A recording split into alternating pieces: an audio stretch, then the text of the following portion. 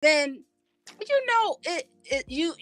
it's what do they call it, the honeymoon phase. So of course we going out to eat, we're Mm-hmm. doing little things, we're just enjoying each other's company. And then when the other shoe drops, I'm in debt. I don't make that amount of money. And then looking back at when you're more in, then you can see certain things of how many women he dated, all of the thousands of monies he done put into that relationship, left that relationship, put thousands of thousands into that relationship. Then he meets you, and he's repeating his cycle. Right. The heavy dating, the expensive restaurants, the trips. Mm-hmm. So behind me is 5, 6, 7, 8 other women that he's in debt for trying to, all the lies and the perpetrating and, playing Big Willie. And you're not that. Right. and Right. and and this man moved into my home. This is my home. I bought this home on my own. I didn't A man didn't buy me this home, so he moved into my home. So there's a lot of us out here that have our own. I'm not looking Right. to scam anybody. I like Right. sex. I like sex. I As you enjoy, should.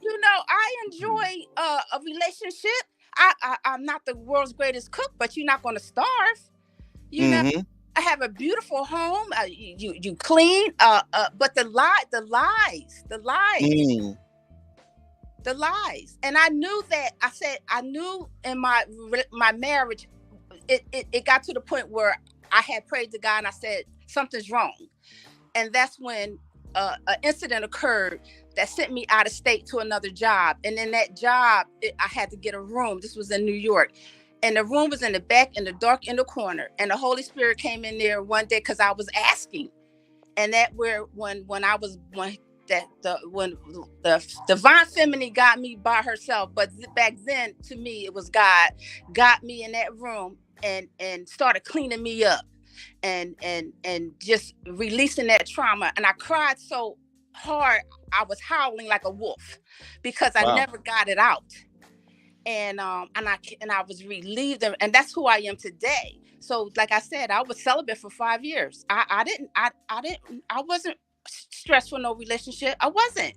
So when I started dealing with dude, and here we go again. And so what Sharon was saying, that I was drawing this negativity. I'm not gonna bypass that. I probably was. That's why it probably took me so long to deal with dude. But when I dealt with dude and it lasted 9 months, I said I'm out. So it wasn't like I was with my husband for 9 years. It wasn't 2 years, 3 years, 4 years. It's, Right. 9 months is enough to show that this is not going to change. Correct. I would agree, actually. After a while, if somebody doesn't want to show that they are not capable of being a better person, then eventually you got to cut them off. You got to cut ties with them because we in this space to be better people. We're not in this space to to attack people. And not just in this space. Audrey, you're talking about real life. Good morning, Queen Maker. Good morning. Audrey, you want to say good morning to Queen Maker? Yes, I do. Yes, Mhm. I do. Yes. My pimp. Ah, Shout out to what's Queen up, Maker. Priscilla? We definitely appreciate you guys. I'm working Excuse on me, yo, what? My pimp. Pip, you heard it. You heard it from her. You heard it from her, from the horse's mouth. Her pip, you heard? If you guys type in Queen, the Nightbot should be working soon. Extreme Elements worked immediately. Oh, Nightbot, you back. You back, baby. You back. The Nightbox, y'all know what it is. Y'all type in Queen. Queen Maker is there. Y'all can find the website there if you want to go buy the 48 laws. Sorry, the 48 Shades of Men. I'm tripping. The 48 Shades of Men. And 41. did I say what, man? I'm tripping. I'm high as hell. Forgive me. The 41 Shades of Men and the 5 Components of Love. Please forgive me. It's all out there. I'm gonna make sure I get B Taylor back in there. Audrey, if you have a channel, if you have any business that you want to share, anything like that, let me know, ladies. Send me an email or something, and I'll put it in the Nightbot because I want to, Queen Maker has blessed me. Audrey, as me and you talked about a few days ago, right? Yes. So wouldn't it be important for me to bestow those blessings upon other people? Yes, definitely. Of course. because we create an environment of love and peace. I'm not really into the whole beef thing that's going on, and I appreciate the fact that you are sharing your testimony with us, because let's be honest, what you just said was rough. It was hard to listen to. And Lee even said that it was black man. You know, he asked you, was it black man? You said, yeah. That's crazy. So I appreciate you for telling your story to us and telling your testimony of how Queenmaker actually came into your life and made you make better decisions. You feel me? That's Yeah. very, very, very important. Definitely appreciate it. You're welcome. But let's go back to the video, man. You're just having a chill day. Get some content done, Queen. You know, starting off fresh, no beef. Just gonna react to some content. Yeah, no beef, no beef, no beef. I do this shit every day on Facebook, and I have males that always come on my shit. Hundreds of them. They always got an excuse why it's the female's fault, why they can't do a goddamn thing. And my whole objective is to point the accountability to everybody who owns it, because the Negro female got accountability in this shit, and Negro males do. But every day on my shit, all of the males always point the finger at the female and white supremacy. This is their whole objective. You go online, you will see videos. The black woman destroyed the black community. You don't find that shit about the black male. I promise you, the finger is always pointed at her. Y'all fucked up the kids, but y'all can go out here irresponsibly with your dick and fuck a female without no goddamn condom, and then get mad when you get her pregnant and then say the bitch crazy and put me on child support. Y'all do that stupid ass shit and then blame the female. Can somebody else speak besides you? It's not like we know somebody that recently happened to, do we? We might. I don't know, man. So, did she say anything wrong? Because, listen, as a man who has children outside of marriage, I have to blame myself, right? I have to say I was the one that got them pregnant. That was me. You know what I'm saying? I was a teenage parent. That was me. I'm 33. My son about to be in high school next year. A lot of people, I say this all the time. I got a 14-year-old. I'm a grown ass man. Yo, as a dude, to speak on that, Dorelli, as a dude that had a kid at 16, I don't blame it. I never blamed it on my baby, the mother of my kid. I never did. I always understood that she a woman. I'm an attractive male, and that's her nature to want to have a kid by somebody. Like if you have sex with a woman and you do that, right? Where I don't want to, get the chance to say anything crazy. You gotta assume that she's going to think about it. Mm-hmm. You gotta assume at least, and if she just be like, "I forget you, I don't want to have your baby," that she must really not rock with you. But come on, bro, like every time a woman has a baby, it is the man's fault. Like, or it's his dad's fault for not teaching him, but you can never blame it on the woman because that's her nature to want to have a kid. So it's just such a crazy argument that they make, trying to make it seem like it's the woman's fault. Like I said, Lee, even you up here talking about how, and you told this story before too, how you was a teenage parent. I was 19. My son was born June 22nd. My birthday is August 27th. I was 19 when he was born. A few months later, I turned 20, right? So we all do crazy stuff when we're young. You know what I mean? And let's be honest, I can't speak for you, but me, I was sexually out of control. Nah, that was my first time ever having sex. You got a woman pregnant on your very first time? I swear to God, bro. That was the first time I ever had sex, bro. God down. Yeah, but Lee told this story before, how he got his girl pregnant when they was, in high school or whatever. but he didn't blame her because it was on him. He was the one who should have wore a condom. You know, I could have pulled out. I could have, you know what I mean? I could have, did a million different things. I'm the leader in that situation. I'm on top. You know what I'm saying? I'm the one, you know, so it's like at the end of the day, it's, you know, it's on me. I never ever had ill will towards my kid or the mother of my kid. Never. Hey, by the way, I was a goddamn teenage parent too. 18 when I had my first child. So 18. See, so like she saw something in you, and then once y'all did that move, it was like she looked at you and saw a dad. You feel me? It is what it is. Cause I don't think the mother of my kid. I only got one kid. I said kids, but that's the only kid I ever had. Cause I never made this mistake again. And this is why I be like, dudes, y'all wildin'. Oh, not a mistake. No, I'm saying like having a kid so young. I do feel like even though I was in my daughter's life, I'm still in my daughter's life. I feel like I could have gave her a lot more, but that's a different story. Whatever. But yeah, it's not a mistake. But I feel like I've never done that again. You know, because I believe that you should have a kid with a woman that you marry. Period. Like a woman that you down for and is up and yo, we doing this for life. Because what ended up happening was a year after we had the kid, you know, the mother of my daughter, she was like sexually, like she came home with a hickey on her neck. She was liberated. It was, yeah, you know, so she still wanted to do her, so that's why we kind of separated.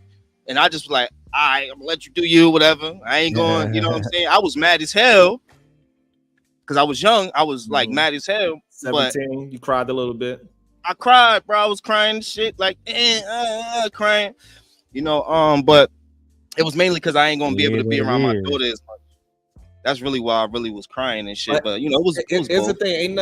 No matter what you was crying for, it doesn't matter. Like it's okay because for some reason they act like us men don't have emotions. Even though in this video she referenced that we are emotional beings, so I do respect that part. She said both genders are just emotional human beings, and it is okay if you at 17 you cry because your first everything, first sexual experience, and your first child, and you lost that human being. It is okay to cry for that. It ain't nothing wrong with that at all. It's okay to be that we have emotions. It's not okay to be emotional, but it's okay to show emotion.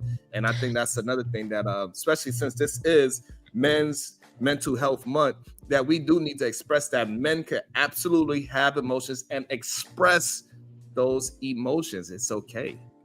I just wish fathers especially, would stop perpetuating that narrative that in order for you guys to be true men, you can't cry. Your emotions can't be exposed to anybody. You have to stay stoic and hard and all this. Pause on the hard shit. But yeah, you can't do anything. And it's like creating like a robot. I believe the word Priscilla used was alexithymia. Yes, yeah. Alexithymia. Like that is one of the reasons why we even develop alexithymia is because we suppress our feelings from a young age. That's one of the symptoms of it. Another one is that we go through stress. So stress and PTSD is something that produces this alexithymia. And it's something that we need to address as well in this day and age, especially in Men's Movember month. So, you know, I'm glad that we are here, and I'm glad the Renegades is here watching with us, because, you know, we are rebelling against the remedial rhetoric that be going on in these goddamn YouTube streets. Oh my God, so ridiculous. My man Lee is going to be a part of the Rebel Renegades with me. Oh yeah, the channel will be up. The channel, yeah. The channel will be up this week. The channel, so you know, so I think we just got to be more aware and be healthier with each other, heal each other. Yeah. Can I ask a question? 100%. Agree. I don't understand what happened to the other. How did Darrell lose his subs? Like I said, I'm very new to all of this. Oh, we're not going to. He just created a new channel. So yeah, he just created a new channel. He wanted to just, you know, bring some more positive energy, get the negative energy, the negative subscribers away from him. So he knew that the people that loved him was going to follow into a different channel. So that's why he created a new channel. Okay, great. Mm-hmm. Okay. Man, I'm about to finish getting Nightbot and everything together. I got to get my shit together. I got to tighten up. Is there a way you can make Nightbot not a sniper? That is Yeah, like, yeah. I turned off the It shouldn't be time about. Yeah, I turned off the what you call it, the spam protection for today. He is a marksman. Jesus fucking Christ. Yeah, I turned off the I turned it off for today. But nevertheless, let's get back to and the angry bandit. Because you're spewing a lot of rhetoric. So you're trying to tell me, Miss Clark, Miss Clark, Miss Clark, Miss Clark, you're trying to tell me. Whoever is complaining. I gotta run and grab the DoorDash real quick. Sharon, hold it down for me. Lee, hold it down for me. Yeah, copy that.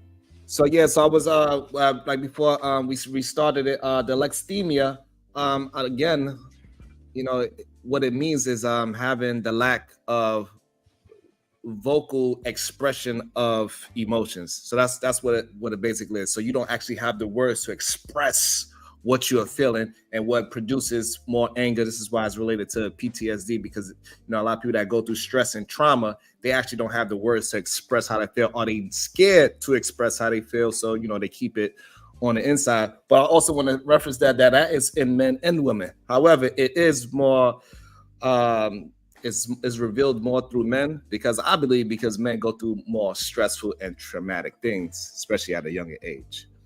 What you say to this new word that you probably heard of today, alexithymia? Go ahead, Lee. I'm so sorry. Go ahead. No, I was just going to piggyback off what you were saying, Jay. Men are perpetuating this by, again, she said she wished that fathers would stop like not allowing their sons to have emotion. And I can relate to that. When my dad was around, my dad passed away, they were married. But when he was around, he wouldn't let me have emotions. So like he'd be like, "Yo, don't do that. That's gay. Don't do that. That's no." Like I remember my dad doing that and shit. So she, I kind of want to speak to that. Like ask Jay, how do you think men should go about that? That's a very it takes, if we're going to talk on a more micro level with individual households, if you have a son, it takes you as the father to be like, I'm not going to continue this. Granted, my father did this to me, A, B, C, D, but I don't want my child to grow up and become and go through the same hardship I had to get to where I am. So you just got to do it differently. Treat your children the same. Let them know it's okay to have your emotions. I just want you to be able to understand why you're feeling the way you feel and be able to communicate it rather than resort to unhealthy ways, like being violent and stuff like that. That is the only way I see it improving, is if we teach both the girls and the boys the same. Right. And to kind of like piggyback off what Sharon was talking about, do you think that like beating your child, right? Because he spoke of boys having it harder. And I think at the youngest age, with the thing that I kind of saw not happening to my sisters that happened to me more was getting hit. And could you kind of relate to that, Bracy? Yeah, that's part of the trauma that helps suppress your vocabulary for expressing your emotions. This is right. Why when I do have these conversations about parenting, whenever I do, I always promote not to put your hands on your children. You need to understand and help your child through expressing frustration, through expressing anger. Let them understand you are anger. Like I just had a situation with my middle daughter. She was just going through some anxiety, so I had to explain to her what's going on, why you change your breathing, why your chest is puffed like this, so she could understand what's going on with her in real time, and so she could start taking control of it for the next time it happened, and she would get better as this anxiety hits her. She'll be able to control it because now she understands it. Because the reason why we explode and we emotional, we start crying, is because when we get scared or nervous or anger, we don't understand it, so therefore we don't have the words to express it in our own mind so it can calm us down. So it's very important to pay attention to how you feel, how you breathe in. So some people don't even know how to breathe properly. People think that just because they think, you know, they are true. So You know what I meant was teaching them the same. I mean, teaching them the when it comes to their emotions, teach them the same thing instead of perpetuating, oh, the girls get to feel, the boys don't. That's what I mean. I don't mean like teach them the exact same ways. Obviously, children are different depending on the gender sometimes. So that's not what I meant. You gotta teach them the understanding of those emotions. Why you feeling angry? Explain to me why you're angry. I'm angry because you took my toy away. Okay, let's talk about sharing or whatever. You know, I'm just throwing out an example, but you know, so they gotta have an understanding of their emotions without a doubt. Yeah, I've had to do that with my nephew because my brother, he's perpetuating that, you know, he's a boy, he needs to get rough and whatever. He's a toddler, right? And when he gets upset, he likes to hit and throw things. And everybody in my family finds it cute because he's, you know, he's a cute little kid, cute little chubby kid. But with me, I'm like, well, no, he shouldn't be, y'all shouldn't be like rewarding this behavior. Y'all should be trying to figure out why he feels the way he feels and let him know it's not okay. Instead of being like, oh, it's cute, he'll grow out of it. Or, oh, he's a boy, it's fine. That's what I mean.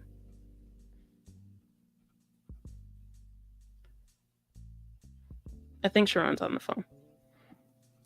Oh, you on the phone? Okay.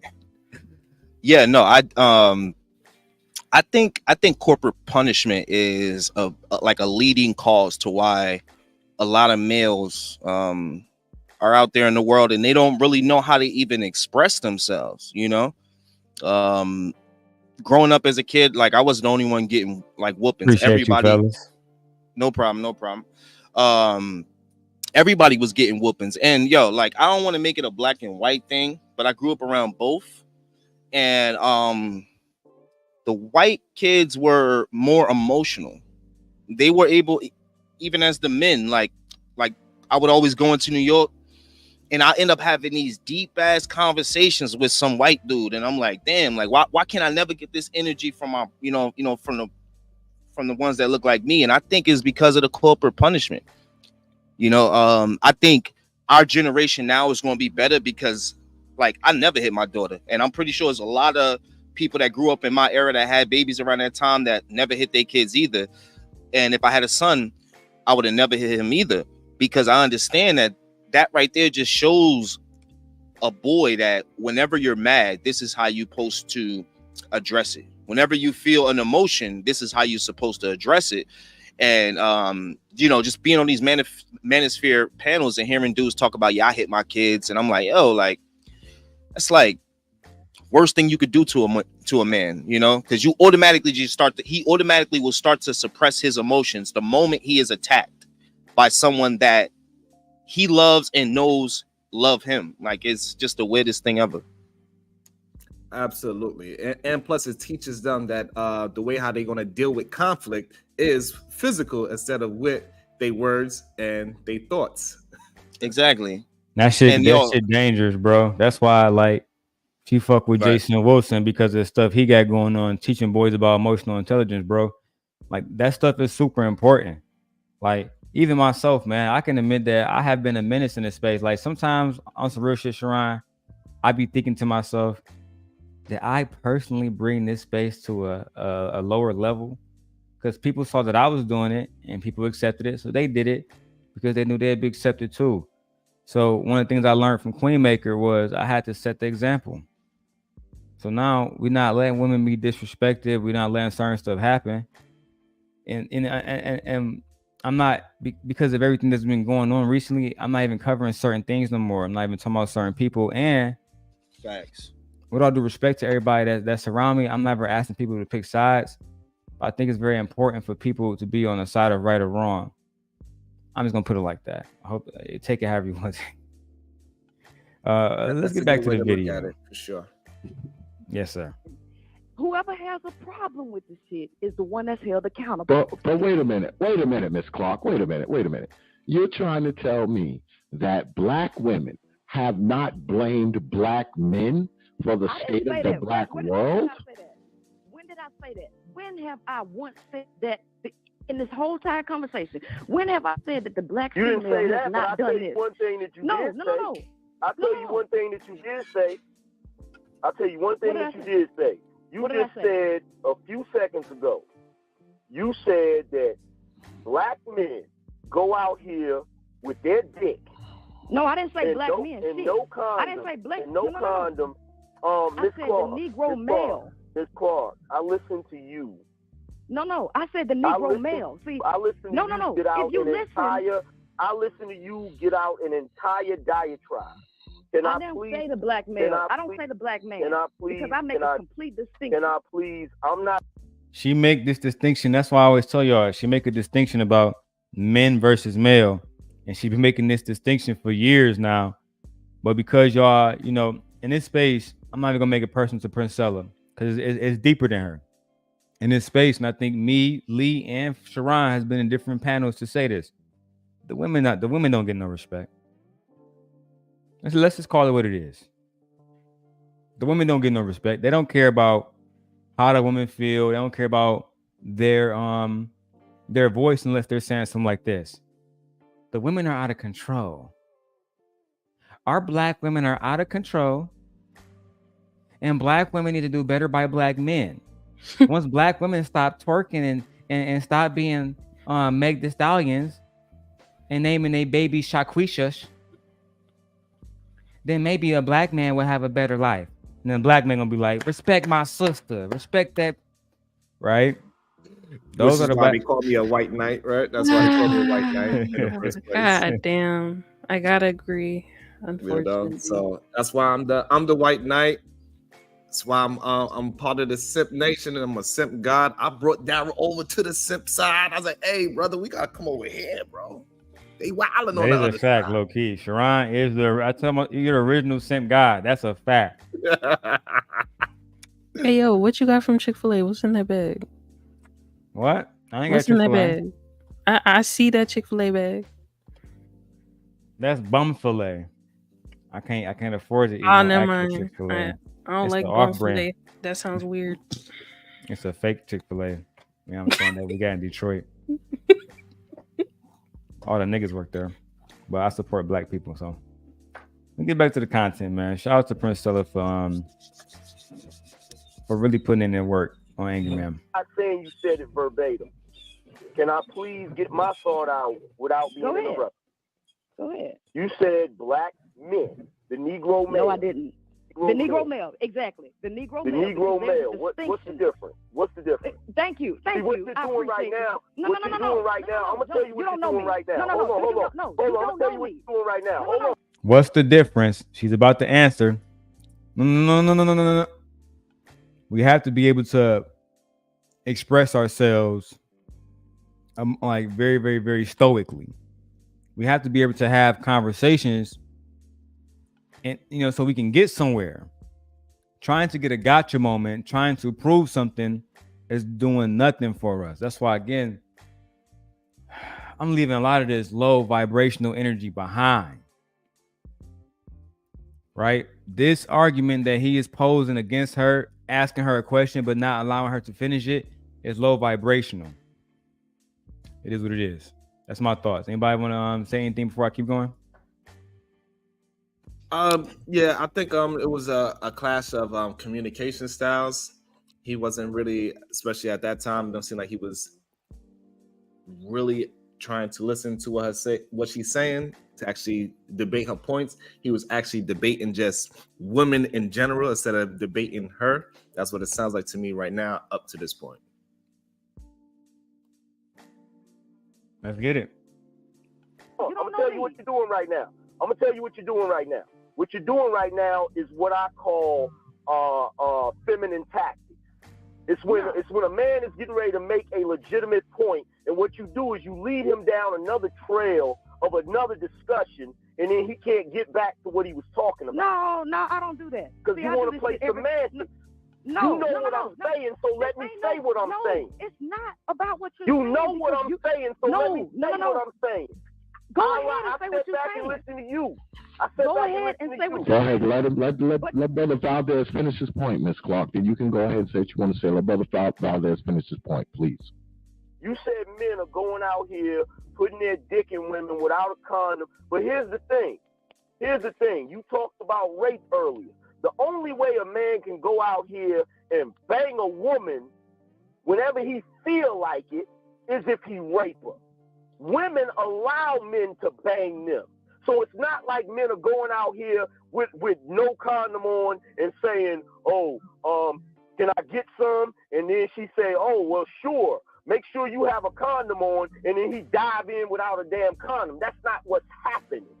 What's happening is these dudes that are stupid, if they banging without a condom, are given permission by these women to bang without a condom. But here's the difference between the two. The men have absolutely no right over their reproductive organs, which means if they have a child, if the woman gets pregnant, he has no rights to say to her, you know what, I'm not ready to have this child. I'm not financially stable enough to have this child. You need to go get an abortion. He does not have that ability or that right. However, that woman, hold on, I'm not finished. However, that woman does have that right. She can say, you know what, I'm not ready to have this child. She can go get an abortion. Even if she don't go get an abortion and she decides to take that child to term, she still has the option to take that child to a firehouse or a damn church and give it away or give it up for adoption. Now, and if she doesn't do that, she still has the ability to go to the state and have the state help her take care of that child because she's not able to take care of that child. When a man is not able to take care of a child, his ass goes to jail. So what are you talking about? So you pause it. Yeah, please. This is Pause interesting because it's interesting to see his progression. Because with Destiny, he was using the welfare system as the reason why Black men were taken out of the home. However, in this clip, he's saying that women should go and get assistance for the baby instead of looking for the father to help. And it's a crazy ass progression that he's done. And then it's like when you say the welfare system got the men out the home, are you saying that the majority of men were dumb enough to keep having sex with women that they really didn't want? Like you're just making us seem like fucking idiots. Like do y'all see what I'm saying? Not only that, Lee, we was too broke to keep the welfare system out of our household at that too. Right, like damn. So we were just terrible men back then. Is his excuse? And what he's asking hold down for, your household, so this way you don't need this system. And he's essentially asking for the government to be able to give men control over a woman's reproductive decisions. Like, are you kidding me? Like, do you not know the after effects of what an abortion could do to a woman? Do you not understand that? They don't care. Men like this don't care about you. All they care about the only thing they care about is going like this with it. When the sex ed came up, they went to sleep. They ain't really care. You know what I'm saying? Like guys like that. I was watching sex ed. I was curious where I came from. I was like, hey, this was home.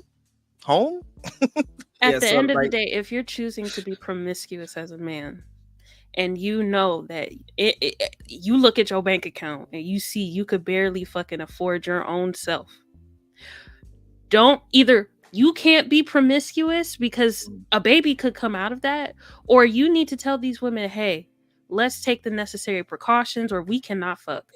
It's simple. Right. If you can't do that, then I don't know what to tell you. Accept the baby. Accept the truth. You fucked up. Right. And also what they the part where he's saying that she could just drop it off at the firehouse and all these other places. Why would she be compelled to not drop it off to the father in the first place? Because you can have rights as a father. It's just that most men don't choose to have rights as a father. Most men don't even know that you can have rights as a father is another issue. They just out here just putting how Queen says, the Peter Whacker, Just they just fucking put a suck. Peter Whacker anywhere and they busting nothing in anything, and then they want to put the blame on somebody else and saying that it's her choice. No, it was your choice first. It was your choice first. You had the original choice. You had the first move. You were player white on the chestboard. You were player white, man. So and stop with this argument. How I said it before. Some niggas don't give a fuck about that shit. Boss a nut in her, and now you upset that she chose to eat. Hey, yo, how you gonna get mad? Yeah, they talk about mid-nature all the time. Yo, it's our nature. It's our nature to do this. Well, it's their nature to want to have a baby. If you have sex with a woman and you orgasm her, she gonna be like, I'm a mom. I'm a mom. Okay, so truth. Here's the problem. You guys do have full autonomy. We do. You have full autonomy, and it's the problem that we have full autonomy. That is what he's arguing. Why do women get to have full autonomy whether they get to keep the child? Well, because we have to carry it, sir. For 9 months, and then their body transforms. Yo, you guys are weird. I'm so glad, bro. Every month something happens to a woman that never happens to us. Y'all gotta relax and really look at who y'all talking to, bro. Like it makes no sense. And plus, I'll be there kissing my girl toes, rubbing her belly, buying her chocolate, doing everything to make sure baby girl happy, because I understand what women go through. A lot of you dudes just, I don't know what's wrong with y'all, man. Yeah, it is kind of insane that they don't realize that they actually gave up their fluid. That they allowed their fluid to go inside the other human being, and now that person owns that fluid. Now it's theirs now, and they got control of their body because now it's a part of them now. So it's kind of strange. It's like, bro, it's naive. We're naive. Me now. You don't have. I know, as a young lady growing up, in my circle or in my bubble, or looking at my family, we're naive. So when we do allow a man through the pearly gates, we thinking that that's the man. That's it. You know, that's my. And you know, we that's it. We're not trying to move on to the next dude or the next dude. I'm looking at all of my aunts or my friends, my girlfriends, my high school. We think that's the guy. So yes, out of ignorance, out of naivete, we allow men to not use condoms, because I know I have, out of naivete, because I'm thinking this is going to be my dude, not knowing from what I know now in my 60s because of the Queen Maker that that's what a man's biological nature is to do, is to F. Yep. Not knowing that, because as a young lady, we're looking at it as love. This man loves me. So a lot of young single mothers, I believe, my own opinion, is due to that, thinking that that's going to be my man. This is our future. This is who I'm going in the future. So you saying that young women confuse sex with love? Yes. I don't think that's true in this day and age. No, I'm saying back when I was growing up. This is the 70s, the 80s. So that's how I felt. Like, because I know, to me, I didn't. And apparently, you know. But to say that it's just man's nature to have sex, and like women want to have sex just as much as men. It's not like it's not a distinction in that. No, I don't think that's true. No, it is absolutely true that men and women both have sexual desires. There's no like. I'm not saying that part of these conversations got to stop. It's natural for women to be horny, and it's natural for men to be horny. Mm-hmm. That is just human beings. I'm not saying that. I agree with that. I agree with you. We're saying that we're thinking that the man is going to be our man. That's going to be my husband. You know, a lot of us, I know back when I was moving, that was my thought. If I'm going to allow this man we're going to have sex together, this is my man. Mm-hmm. Not knowing that it's going to be a hit and run. I didn't know. And not having a family or a surrounding that have the education to show me better, because my family, I saw that in my families, my aunts, my all of the female cousins, there was a tribe of single mothers. I think when it's the decision of having children, women should be more selfish. Like, I get if you see a man or you're with a man that shows you that he could be potentially a good father, that's great. However, you need to personally decide if this is what you want to do, minus him, because that could always happen. Something could happen to him. He may want to walk away. He may be medically. He who knows? Are you able to take that shit on by yourself? That should be the decision, not if he's a good father or not. That obviously, y'all get what I'm saying. Fuck, like, be more selfish. Shit. Yeah, I agree. I think women be should more definitely. selfish. Yeah, me too. I think women should be more selfish. I think they should like drop their percentage of good men down to like, yo, there's only about 25% or 10% good men, and realize that most men are going to lie to you and try to tell you things to get into your pants, because that's what men are going to do. They understand that. They understand the game. Men ain't stupid, you know, but you know, so it's going to take you being. Disagree with you. I disagree. I think what I think is that people got to start choosing other human beings for good character, not just because they are a male. So if you just want to go generalize males, I disagree. I think most men, they want a good solid relationship. A lot of the men that have good character, they are overlooked for whatever the reason is. They are overlooked. They are not seen as relationship worthy, because the one that is focused and going to school and he's doing all the right things, that is not deemed as cool in society today. Most men that is out there trying to get that cyber security degree, nobody's like, yo, that's what's up. No, that's not what's happening. Everybody's talking about. Yes, they are. If he's attractive, look. Let me ask you this question. See, this is why with attractiveness. I ain't talking about. No, I'm saying like even if beings looks decent enough for. Well, decent. I mean, attractive is decent. If you're a 5, you're attractive to me. I don't go up to like you're an 8 or some bullshit that people be saying. I call myself a 5. It's like, liar. So look, this is what I'm saying. At the end of the day, they are going at those guys, but what those guys are doing is lying to them, telling them this, that, and the third. I want to be with you, having sex with them, and then starting to change. And I would ask you, and I know your answer is going to be no to this, but so Sharon, have you laid down with a man? No. So we don't know the true nature of the man.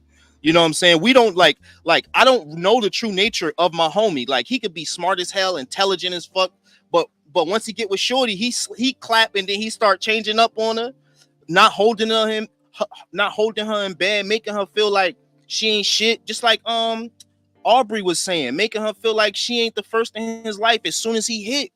And I've met, and I know guys that are solid dudes, could do it all, getting bread, but they slide.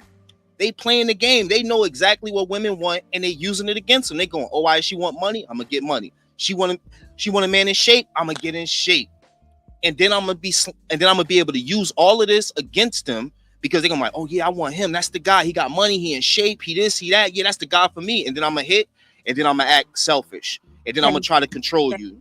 Facts. So because the men that I have dated, it was not about looks. I was going on the character, and the character was a bunch of lies. And I'm just saying, how relationships that I've been in, thinking that I'm going in 100, but when you get in, like Lee said, it was about the sex, and then the character change. Then I got to do this, I got to do that. You this, you can't go here. Who's that friend? I don't want you to. I sat on the edge of the bed and cried because my husband said that he didn't want me to go see a particular friend that was in need of help. No, you can't go. And this was not the person that presented themselves to me when I got into this relationship. When I'm all in, and then they're going to tell me what I can and can't do, and then find out that he's talking about going to the gym. When I met him, this nigga had on gym clothes, and every time I was going to the gym at the time, and every time we would go to the gym, we wound up in the parking lot because he didn't want to go in the gym. He wanted to go. We wound up at the barrel. we wound up at a restaurant. So the perpetration. So, but we stick in there. We didn't have the tools. We didn't know and I'm walking on people with red flags that was on fire. I don't have the tools to know what to do, because the society is telling me I need to be in a relationship. Society says I need to be married. Society says I need to have children. Society says I got to cook for my husband, make him a separate pitcher of Kool-Aid in the refrigerator. So the thing, Audrey, is that you probably ignored the bad characteristics. Like, for example, if he said he want to go to the gym and you in the parking lot and he don't want to get out the car and go to the gym, that's a character flaw that you just didn't recognize. And I'm sorry to hear that you didn't have positive males in your life to say, hey, you know what, this man, he's not moving how men are supposed to move, because another man can recognize another man from moving in a certain direction. We start talking to him, we know right away who's a BS man. Like, just like how Darryl, he can understand that us three right here, we're gonna always be objective and we're gonna have real conversations. We see it within each other, and we see within other men that we can have, even if we disagree, we can actually have communications, and we can have a verbal disagreements with each other. But however, now to say that you gotta have somebody that is doing the thing, so this way he can recognize, because it's why they have that term, real recognize real. So a great man could also recognize another great man. That's why we gotta go off of character. That's why when Princella hit hard, it was like going to a Harvard Ivy League school, listening to this to the Queen Maker's videos. The information just kept dropping. That's why the situation that I was in the last time lasted 9 months. I'm like, okay, this isn't going anywhere. I'm seeing the red flags. Some of them are on fire. Some of them, some of them are pink. Some of them are purple. Let me put all this together. Let me add up all these 9 months, and what I've seen in this 9 months is time that last conversation had put a period, and there was no arguing. I didn't argue with him. I didn't fight with him. I didn't call him out his name. I didn't do any of that. I packed my stuff up and I rolled. So I want to address what Sweetie said in the chat, if Darryl doesn't mind. What she said? You good. She said, Sharon, the way they act around men isn't how they act around women. And so that would determine on the men that they're around, because men are going to hold other men accountable, because I'm not going to be able to, if I'm around my other married friends, I'm not going to be able to treat my wife a certain way, because we'll be able to see it. Like, we know when a spouse is not happy. You can see it. It's plain as day. We all hanging out, we can see something is wrong. And we are I see what Bracy's saying. And then we all gonna have a conversation as men. We're gonna be drinking, smoking, playing pool, whatever we're gonna do. We're gonna have a conversation. That's gonna change the whole dynamic, because we can see it. So when great men are around other great men, we see each other. We know our dog is going through something. Right. So I kind of see what Bracy's saying. So are you saying that when a woman gets a man, she needs to have a let's say like a fraternity of men, right? Like a group of men that she could place that man in front of and see how he responds, and let them be the judge of that man as well. That's what you're talking about. Okay. Correct. So I'm trying to be the judge of men when you are not a man. The same way how we bring some chick that we think is cool and we bring her around our dope ass aunties and cousins, they gonna let us know. Who you find that fast ass little girl at? That's a good point. What you mean? I ain't gonna hold you, because I do that every time. I ain't gonna hold you. What you mean? We be completely befuzzled. What you mean she fast? She seemed like a nice girl to be, but they know, because they got their antennas differently than ours.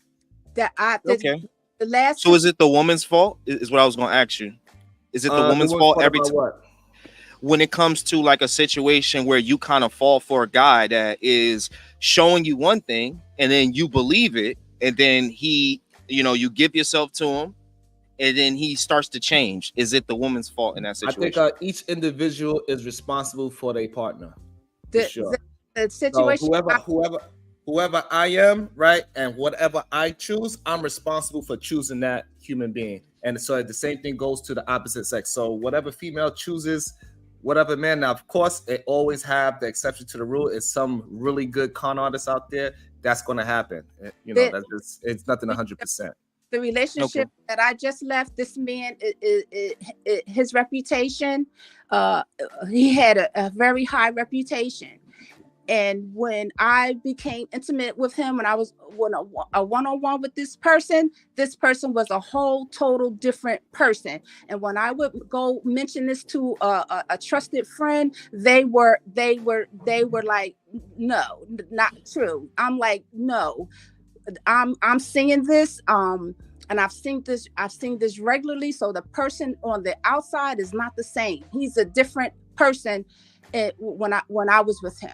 Not and that was one of the things that was a shock to me, because like I said, it took me 5 years. So 5 years I seen this person work on the outside, and I'm thinking, this is a great man, this is a wonderful person, this is a giving person, he's this, that, and the third. Then when I get into an intimate private relationship with this person, this ain't I asked him, I said, where is that person I met? Where is that person? Where is he? Yeah, man, I think men wear masks, and I think that a lot of women tell their stories of confronting the other mask, and a lot of us men, we can't understand it, because you know we not getting that type of energy from a man, because I think like once a man is around a woman, he's in like a different type of state of mind that we can never understand, because they're not trying to, like, he's not trying to fuck us. Like, I gotta say it just like that. I'm sorry, Darrell, but you're good. I mean, like, I don't know what else to say. Like, so I can never speak for a woman. I can only listen to them in these situations, because I mean, it's just like how so many guys get away. You know, like there's like dudes that went down in history as like I think his name was Wayne Gacy or something like that. He was like a mayor, and he was doing wild shit. But everybody was like, no, he would never. You know what I'm saying? So it's like when they're not, you know, when you're a man and you're like, we can never, I don't know. It's just, it's so crazy. But I just like to listen to the women's story and just try to understand it and take it for what it is, because I do know that men are going to wear different masks when they're interested in a woman, and when they're talking to men, it's going to be way different. They cover it up in the community, because he would give monies, and because he was well off, they could come to him for this. He would buy a car here. He would pay for down payments on rent there. So he built up this facade in the community. So they're not going to go against him. Like, it's like me going up against the army saying, your leader is not who you think this person is. So the community is not going to back me up. That's why I said I'm out. It's not like I did tell a trusted friend about my experience, and they went and had a little bit of a situation, and they called me and they said, I can see what you're talking about. So I didn't go around bashing him, to the community, but I did tell a trusted friend. And they called me and they said, I can see what you're talking about. So I think that what you're saying, Sharon, is correct. There's a lot of ways to say, yeah, you're right. And how to vet a person, but I can't vet you if you're not telling me the truth. Right. It's just like if I cheat the test and I get A's and you never know how I cheated, how can you know? How can you know? So it's just like, man, like, guys are saying like there's a lot of good guys out here, when I think guys should be saying, yo, it's not a lot of good guys out here. It's not. It's a shortage of good guys. And women need to love themselves. Women need to, like Sharon said, get that coalition of dudes that are there to support you, and not just try to be there and be on some sexual activity with you, but that group of guys that could vet that guy once he come in. Because I definitely agree with that. Guys, we could definitely, I would have been able to tell that John Gacy was on some wild shit if I saw him. I was like, get this guy the fuck out of here. So I definitely agree with that. But yeah, we got to stop making it seem like a lot of these dudes are good. Because I walk around and I'm outside every day. And I'm telling you, a lot of these dudes be on some weird shit. It just be what it is. That's why a lot of us be online having conversations, because we gotta go online to find somebody that just think normal. Most like bro, I used to go to the clubs out here in Miami, and I would meet dudes because I go out by myself. Like I like going out by myself because I knew the type of energy I could pull, and I'd chill with dudes, and it'd be weird dudes like just looking at women like, yo, like a flesh of meat, and I never address women that way. You know what I'm saying? I want to dance with you. I want to buy you a drink. I want to chill, and I'll just let you go about your business. I'm not even going to try to chase it. Oh, you got to come home with me. Nah, I'll chill with you for 15 minutes, buy you a drink, have a little conversation. All right, mine was nice talking to you, and be out of there. Because I just want to make the connection. But that's not what I was seeing. I was seeing guys like, yo, I got to sleep with her tonight. I'm like, bro, relax, bro. So most of these niggas don't even give a fuck about sex, man. Like, I swear to God, that's what I'm saying. I swear to God, bro. I used to go out every day, bro. For 4 years, I was out in Miami bugging because it was so much fun. It's always hot. It's 79 degrees outside right now, and it's always somewhere to go. So listen to me when I'm telling you, these dudes be out here on some, I just want to have sex. Yo, we got to run the numbers up. Yo, it's a scorecard. How many you getting? And that's why I'm like, I'm going out by myself because this is not the energy I want. And I don't want to bring women around this energy. I agree. And that's that character flaw I'm talking about. But us as men, we can recognize it right away. And that's why you do got to have some kind of form. If you want to be married, you need to hang around some married people. That's it. And then when you got somebody that is successfully married at that, because it is a difference.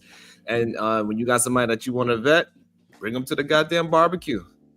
And tell the men to observe them from a distance, because we'll be able to see them. We'll see it. I agree with that. Ayo, Dorelli, C. Cook got a question for the men on the panel. If you could just highlight that for the young lady. Let me go and get to it. Question for the men on the panel: do you know any single good man in your life right now that you will hook your homegirl up with? I know a few good men. I'm not sure if like they would want to be in one relationship. You know what I mean? I know a few good dudes in Detroit. I know a few good dudes around that want to be in relationships.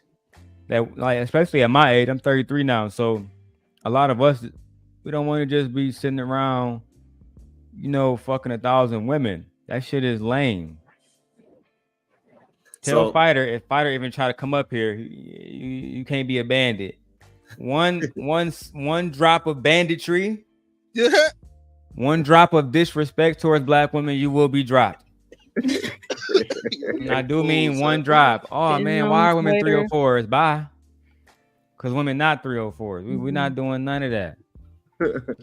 So my answer to that is that I do not do no hooking up of any sort. You got to go find your own person. I'm not the person to go find your person.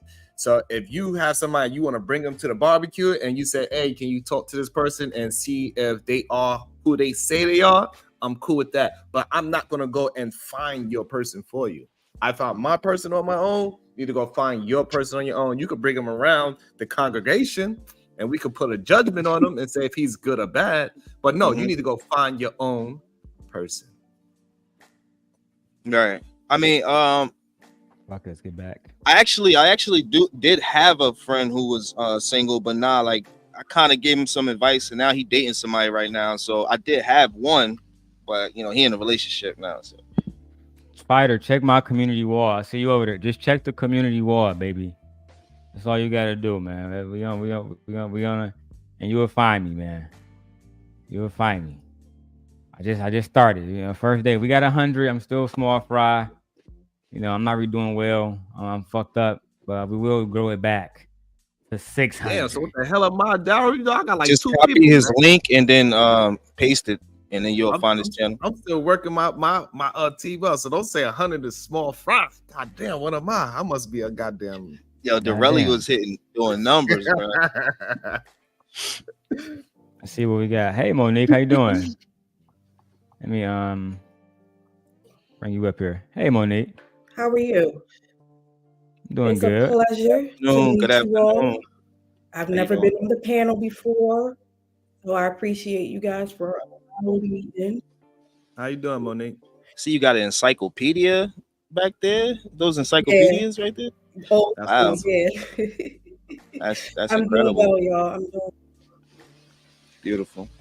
Did you have very, anything very that? beautiful today? Shout out to Lady Monique, and I'm gonna bring up. And I have a girlfriend now, guy. I'm not flirting with her. We just having cordial conversations. What's up, Omni? What's good? You've come here to respect Black women, right? I always respect Black women. Tell him to say the woman is God first. He's lying. Nah, you're not gonna do that. Jesus Christ is Lord. Oh man. All right, Omni. So it was real good having Omni here, but like I said, no disrespect. Hey man, look, when we go to heaven and you gotta look at the nigga, I'm just saying, listen. It's gonna be a woman. It's gonna be a big ass badge. Jesus the N-word. A big ass badge in your face. Keep playing. Larry just said you gotta look at the nigga. Shout out to Jesus Christ. All right. Anyway, let's get back to Let's get back to Valdez versus fix that shit real quick. Shout out to Jesus Christ. That nigga. And this is exactly what I mean by accountability and responsibility. Now, you just sat up here and spewed out the whole damn thing. So you know how this shit is set up. Wait, hold on.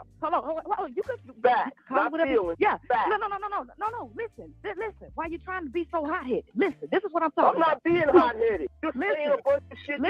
Listen. God damn. I just sat up here and listened to you. Now, I'm gonna use an elementary school goddamn analogy, and maybe you can get it. Okay? Have you ever seen? Yeah, that was a cute jab. Check this out. Before you. That was a jab, but it was worth it. Yeah, it was a cute jab. I enjoyed it personally. Bro, haven't made no good arguments today. None, not one good argument. Shout out to Toxic Avengers too, bandits. Even go any further. If you gonna talk to me, don't throw little shots at me while you talking. Listen. You talking to me crazy. I am well beyond understanding elementary things. Okay, well then let's. Yeah, well we can talk without disrespecting each other. Now, I mean, there's a group of intelligent people here, so we don't need to disrespect each other. We can make our points without that. I would like to think. Okay. Actually, real quick, have you I don't ever think it seen was the a show jab. Coyote? Talk to me, Omni. Oh shit! It was a jab. I'll be honest. Like we know Anton, right? He always says, I'm going to give it to you from a C student's perspective. You know what I'm saying? So he essentially saying that I'm going to break it down in basic terms so that, you know what I mean, everybody can understand what I'm talking about. I'm not going to make it too complicated. We're going to make it as clear as possible. You know what I'm saying? Break it down so you dummies can understand. Say that. I'm actually, you know what? Now that you mention it that way, and plus, I think he took it as a jab because he was very hostile and he was just so into the conversation that because she said she's going to break it down on an elementary level, that's why he took it as a jab. So Omni might have a great point. She didn't really mean it as a jab, maybe a slight jab. Maybe it was a thing. Maybe it was a thing. Monique, do you think it was a or can I call you Smo? Sorry, can I call you Mo? Mo? Yeah, that's fine. That's All what right. That's what people that don't be called me. That's fine. And shout out to Mo with the natural hair. Thank you, my brother. Was it really like a shot, or was she just simply saying, "I'm gonna bring it down to the level where I know you understand it"? I think it was the latter, what you said, that because she doesn't feel like, based on his answers and watching a lot of her content, as well as the one she did the other day, I think a lot of times, I'll say this first. Mm-hmm. A lot of people, especially men, who believe that they are sometimes smarter than they are, or they're arrogant, I find that they talk in circles. And so a lot of times when women say things, they are expecting or interpreting what she's saying as her talking in circles and or not being straightforward, when actually she's being straightforward, but he's not comprehending the information that she's giving him. And he is not scholared in the areas that she is. And so she's going to have to break it down so that he can understand from his perspective. And I don't think she did it disrespectfully. It might have been a little shade in there. It might have been a little shade. But I think the overall objective, a lot of times with her, and people misconstrue what she's saying and or the way that she presents it. She really does want people to understand. Now, whether you agree or not, that's up to you. It is what it is. I don't think she can say it any simpler or begin to say it any simpler than she's about to from this particular video. I agree. I think that she ended up destroying him in this video, which is why, you know, he had to eventually bow out and say, "All hell to Queenmaker." Let's get there. Shout out to Angry Man. We'll see. Maybe not. Mm-hmm. Yes. Okay. Yes. Okay. So the Coyote's objective was what? To catch the Roadrunner, right? Mm-hmm. Yes. The Roadrunner knows that the Coyote is trying to catch his ass, right? So if the Coyote catches the Roadrunner, the Coyote is going to be pretty happy and satisfied with the result, correct? Mm-hmm. He's going to be happy. So can you blame the Roadrunner for catching can you blame the Coyote for catching the Roadrunner, or do you hold the Roadrunner accountable for falling in the traps that he knew would be there? Yeah, I understand what you're saying, but okay, so all I'm saying, listen, let me finish. All I'm saying is if a male knows that this system is set up against him with that, okay? If he is a man, he is going to assess this shit, and he is not going, regardless if a female open her legs and say, "Here, you can have it." Who is the one that's going to be bitching and complaining in the end? You are going to be the one bitching and complaining. That analogy, that Roadrunner analogy, let me make sure I understand this correctly. So in that, my fucking God, at the end of the day, if you understand that certain traps are going to be there for you, for example, you don't want children, right? You say she's going to trap you potentially, right? You know it's there, right? But Yeah, you still fall for the okie doke. You put it in there. You skeet inside her. She say, "I'm pregnant," and you say, "That's your fault, my lady." God damn. This is what I've never understood with men. This is what I've never understood with men. I'm like, the dumbest thing. Oh, go ahead. Nothing else happens if you don't stick your raw dick in her. Nothing. Child support doesn't. I've never seen a nigga that never stuck his raw dick. I've never seen a virgin man. Actually, that's not true. There's this one case out in Michigan. They need to change those laws in that particular area. But in large part, let me change it to I rarely see, you know what I'm saying, a virgin man that doesn't have his life ruled entirely by vagina. Damn. You know what I'm saying, in these situations that brothers keep complaining about. Never seen that. Hey, it's hard to argue that fact. Can I add a point? And this is why because I tell the truth on both sides, Sharon. This is why people, you know what I mean? Go ahead, Monique. I want him to finish his thought. I think he's done. Yeah. So I wanted to add this point because I have experience with wealthy men, and regardless of race, nationality, or creed, the difference between a rich man and a poor man is not necessarily the issues that he has, whether his biological nature, his business, his workplace, whatever the case may be. It's how he deals with said situations. And the difference that I see from a man operating at the lowest nature possible, maybe not broke, but not poor, somewhere in the middle, the average middle class man. Again, it's always about how said person deals with the situation and how they respond to the stress of said situation. And so if we're talking about basically dick discipline, right? Okay. I think both parties have to be held responsible because it is up to the woman to decide what she wants for her life and what she wants that to look like. Okay, now if you don't believe in modern medicine and taking birth control because of the adverse effects of hormones and such, which I have experienced, and I was diagnosed at 29 with infertility. Okay, I've never been pregnant naturally and gotten pregnant after coming off of said birth control. Okay, but before that, I got on birth control at the age of 18 and I remained on it until I was about 25 years old. And so, what we have to realize as individuals, not as a collective, but as individuals, we have to realize that it is up to you. Nobody is coming to save you. Nobody is going to want to hear excuses. If it happened because one or both parties didn't do what they were supposed to do. A woman should know her cycle in and out like she does the makeup in her kitchen, in her bathroom. And a man should know his body inside and out. And so what is his options? As a man, you can use a condom or you can have a vasectomy. Those are your two options. Women have more options. So as women, we have to take matters into our own hands and not let our sexual desires and pleasures dictate the outcome of our lives. This is the problem with indoctrination and such, because we believe in these sky daddies and shit, right? But we don't take responsibility for our lives. Take responsibility for your life. Don't leave it up to a woman and don't leave it up to a man.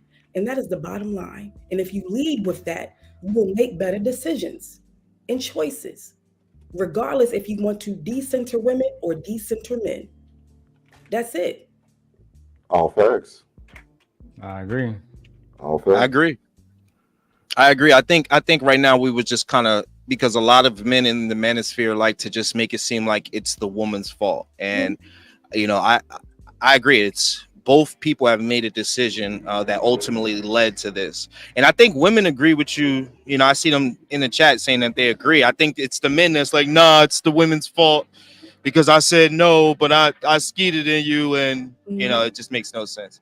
Yeah, but I think when you, again, like Princella says a lot, and she, and I had heard of a lot of the principles that she talked about, but studying it the way she did, I didn't begin studying it like that in some areas until I came across her channel a year ago.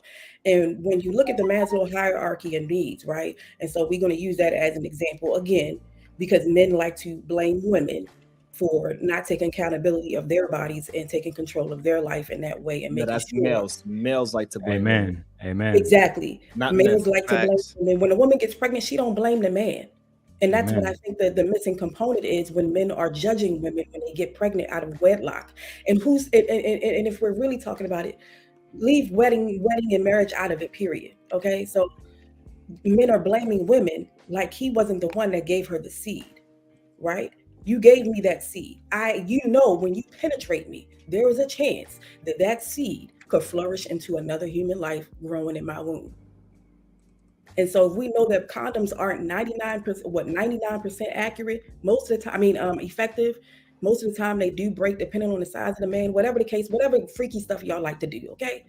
We know this. And so there has to be a discussion taking place. And that's why I feel like a lot of this just sleeping around with people, we like to do in our 20s. We are immature in our 20s and stuff like that. But when you get to a certain age, you got to take control and have discipline. That's why a man is supposed to be about his purpose and not chasing no tail. That's the difference between a rich man and a poor man. The rich man took his life more seriously, and he got busy with his life and building himself up. I have a son. He's 6.5. I will never encourage him to chase after no booty. Never. Be about yourself, son. Be about your purpose. And anything that is supposed to come to you will come to you. If that's what you want. I don't even encourage you. I don't even like me and my husband, we've been married for 13 years. And we had a conversation 2 months ago because my son is very intelligent beyond his age. They're thinking about skipping him a couple of grades. You know what I'm saying? And so he's very smart. And he said, Mommy, you and Daddy been married a long time before I came, right? I said, yeah, long before you came, son. And so then he said, okay, well, marriage seems kind of boring to me. I said, it might be a little boring sometimes, son, but it keep us out of trouble too at the same time because of who we are as people. But I said that you don't have to get married, son. That is an option. It is a choice. It is not a requirement or a prerequisite for anything. I don't give a damn what patriarchy says we should be doing out here. And so, again, stop blaming women when you made the decision, even though sometimes you can't think straight when that blood get to flowing. I understand. However, It's just so many nuances to this thing. It's so many nuances to it. It's hard to control your sexual desires as a man. I know this, not having been a man. I don't know what it feels like, but I know that it is difficult because I see I wealthy men understand the doing impulse, the same brothers. I thing. do. Wealthy men behave the same way. They just go about it differently. I'm trying to tell you. So it's not really a difficult thing. No. That's why me on my channel, when I be having conversations, I talk about being bored is a great thing. Like, I don't think being bored with your spouse is a bad thing. It should be promoted because as you know, you've been in a marriage for over a decade, that sex is the least thing that you do in a marriage. No matter how great it is, when you do have it, is the least thing that you fucking do. It should. So if you really want to be with somebody, you got to learn how to be bored with them. We should be able to be in the house and not have a conversation with each other. And that doesn't mean that you are mad at me just because we're not talking for the whole 10 hours that we're in the house. I'm sitting here, you sitting there, I'm reading my book, you reading your book or whatever, scrolling, and we are perfectly fine. There's nothing wrong with being bored with each other, sit on the goddamn beach with each other, don't say nothing. That's the person you need to be with, not the person that you got to always create some kind of excitement for that person. You got to always create excitement for your partner. That ain't your person. And I think the other thing. Oh, go ahead, dear, because I've been talking a lot. Go ahead. It's okay. Not because a lot of people have like a serotonin trip every goddamn day of their life. Like, they're always on a high. They're on social media. They're on a high. They're happy. Like, they're seeing everybody doing their thing. They never have any type of downtime where they're like, I feel plateau today. I feel chill. Like, they always got to be doing something. They can't just sit down and just exist. So they need that in a relationship too, which is crazy to me. I can't imagine. And I also believe that's because a lot of people they look into these content creators that say make a man desire you, make any man want you, and the same thing for the men. You got to be mysterious for the women to be intrigued by you, and you got to hold back some of yourself so they can be interested in you. You got to be the most interesting man in the room, all that other bullshit. That is cool if you're just trying to be a pickup artist on either side of the spectrum, whether you're a male or female, right? Because both sides have their version of seducing the opposite sex. Now that's cool if you just want to have sex and that's all you want to be. But if you're trying to build families and communities, then the best way to do that is find somebody that's been successfully married, that is not trying to create this facade of excitement and all this other bullshit that doesn't matter in a relationship. I think the other issue, Go ahead, Mo. No, I was going to say the other issue is that the strongest issue in patriarchal marriage, the nuclear family, right, is that our desires and how that evolves over time also changes significantly as individuals, whether that's man or woman. I feel like, though, in my experience, my desires are a lot different than they were when I got married at 27. Okay. And so I think when you're talking about men and women cohabitating together, this is why if you love somebody, you have to set them free sometimes. And setting them free means maybe you don't need to be together anymore. Especially when women come to a place in their life where they become asexual. And it happens a lot more than most people want to talk about. And that simply means that a woman finds fulfillment in other things. And so her sexual desires may diminish as she gets older. And then that's why a lot of women and men break up when they get into their 40s, especially when a woman comes into menopause. But in relation to the conversation, biologically, women don't need sex to survive the way a man does. And that's okay, because that's the way your body was created to be. And so I think we all just have a lot of learning to do and unlearning to do, honestly. I disagree with that. I think men and women both have the same sexual desires towards each other. I do not think it's a distinction as when a lot of women, when they get older, they desire sex more. That's why, the whole movie Stella Got Her Groove Back came about, is because women that got older and they still feel sexy, they still feel like they can still do the same things as they did when they was young. So both parties still want to have that sexual attraction and the feeling of being connected with another human being. That's just a natural thing. We are naturally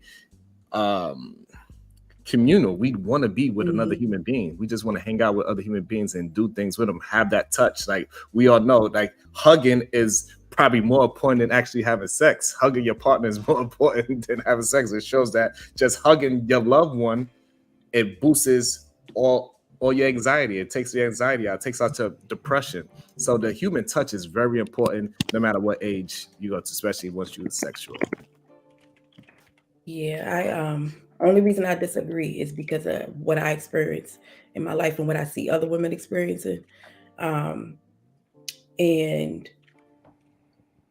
I just leave it like that. You know, everybody's experience is different. You know, it's a lot of nuances. It's a lot of things that happen in life, medically and or not medically, and or just how you evolve as a human. But yes, of course, for the most part, you know, we all desire some kind of intimate connection with someone. What that looks like, though, I think is where it gets really confusing and can get really can create dysfunction in a family unit or just in cohabitation and such. Yeah. Hey, Monique. So, like for example, my wife, she talks to my children's grandmother, and they be talking nasty stuff still. I'm like, hey, man, listen, go in the other room. I don't need to hear. I don't need to hear that part of the conversation. I don't want to hear. I don't need to be having that vision of old people doing nasty stuff. I don't need that in my life right now. So you know, so that goes to what you were saying too. Like, so you have experience of older women on the opposite side, and I have experience on women that is still very active. And she is well past her 60s, and she still wants to do nasty things. So you know, So it is about it's an individual path, but at the end of the day, I think that it's a lot. It's a lot, and I think women's views and men's views of intimacy, while there are very much a lot of similarities, there's also a lot of differences, and what they find fulfilling and what's enough. So I just think it all depends. It's very nuanced. It's very subjective, you know, and it is. Yeah, but it is definitely some grandmas out there, Mo, that still drop it like it's hot. Indeed, absolutely, absolutely. But it's also that's why I like to have these conversations, like, because even though we disagree, we was able to hear each other out. This is what people need to have experience, that we can, grown human beings can have complete different oppositions, but we can still be respectful and just have a conversation, because everybody's experience is different, and that changes different people's perspective on things. And maybe my perspective could give you just a different insight, like, oh, it is another side. Not saying that you would agree with me, but at least you're like, oh, so maybe it is other people that experience that side as well. That's what we're trying to do. Is to keep the conversation moving forward, because you know, that's why I think reading is a great thing, because I could get somebody's 50-year experience in this book. Now I got that same, if I could comprehend what that person is communicating, I got 50 years of experience, whatever that book was about. Now I have it, even though I'm only 20 or 30 or whatever age that I read that book.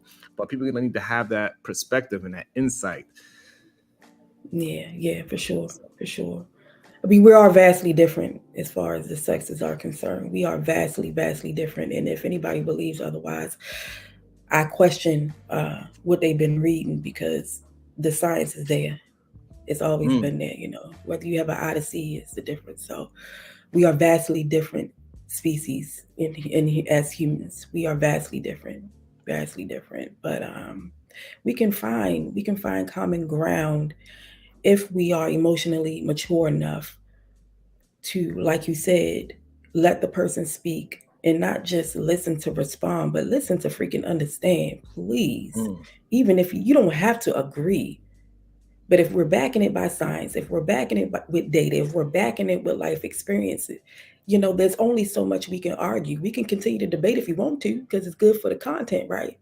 You know, give the people something to talk about. But at the end of the day, it's about having a broader perspective of what's outside of your ideologies and morals.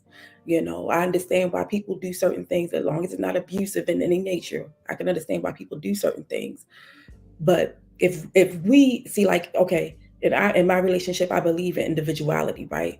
And so if I'm working on me and I'm becoming a better human, Whether that means that we continue to do this life together or not, doesn't mean I'm going to hate you. Doesn't mean I don't love you. It just means that who we are as people, we have evolved and we have grown to be different. And so maybe living together or continuing to be married is not suitable for each individual's mental health. Now, it may be good for you if you want to stay in the relationship, but if it's not good for me as an individual, then if you love me, set me free. And I think we have to learn to set people free. That's a tough one for me. I always say this. Go ahead, Ami. I always say this, and majority of the time, both in my personal life and on the internet, I get pushback or whatever it may be for this. But exactly, if you actually love a person, then you should want the utmost for them, even if that isn't with necessarily you, which is why I let my girl know on a regular basis that she's free to go whenever. If the road I'm headed down, if something becomes too difficult, most of these bandits are selfish. Most of these bandits. Yeah, I came back right on time. With it. Yeah, I mean, I guess so. Yeah, that definitely makes sense. Like, if you see a flower, if you actually love it, you shouldn't pick it, because once you pick it, it's gonna die, right? You should let the flower keep blooming in the grass so it could grow and water it. That's what you should actually do to the flower. You should water it, not pick it up and say, "Oh, I love it so much, let me put it in me," and because it's gonna die. So I do agree with that as well. I also want to talk to Johanna. So Johanna, I get what you're saying. However, all these books like 51 Shades of Grey, or whatever the name of that book was, that book 41 Shades of Men. No, the book where she got the title from. 5 Components of Love. 51 Shades of Grey. I think that 50 Shades of Grey, whatever that book was created because women do have sexual desires. It was a bunch of women that bought that book, that they bought it so much and they was interested in that sexual Sir, women have always had sexual desire. This is nothing new. You're not saying nothing new. That's what I'm saying. Right? The bandits just don't understand that because they have low IQs. Let's just be honest. We all understand that we are humans and we are natural. We desire sex. We desire intimacy, right? Not like sex is, what's crazy, Mo, is when they talk about intimacy, they only talk about the physical. Yeah. When women, like, I think a lot of women today are asexual. I think a lot of women care more about the mind than the physical. They like, women only want man that's 6 feet, 6 figure with a 6-pack. That's not true. It's not. A lot of women will settle for not settle. A lot of men will accept a man at his mental best. Yeah. If he still, look like Angry Man. Yeah. I hate to be honest, but like after a woman has been with multiple men and she isn't experiencing this like wave crash of an orgasm, you kind of start to be like, fuck sex. What's the fucking point? I'm not getting anything out of it. I'd rather be with someone who's intelligent, who understands me, who's intimate and shit. Like, hey Jay, have you ever read 48 Laws of Power? Yes. Awesome. Audrey, have you read 48 Laws of Power? Not completely. I just bought it. 62. And Monique, have you read 48 Laws of Power? No, I have not. It's on my list. I'm working through a historical patriarchal book right now. So that's next. But I've read bits and pieces, but not in its entirety. No.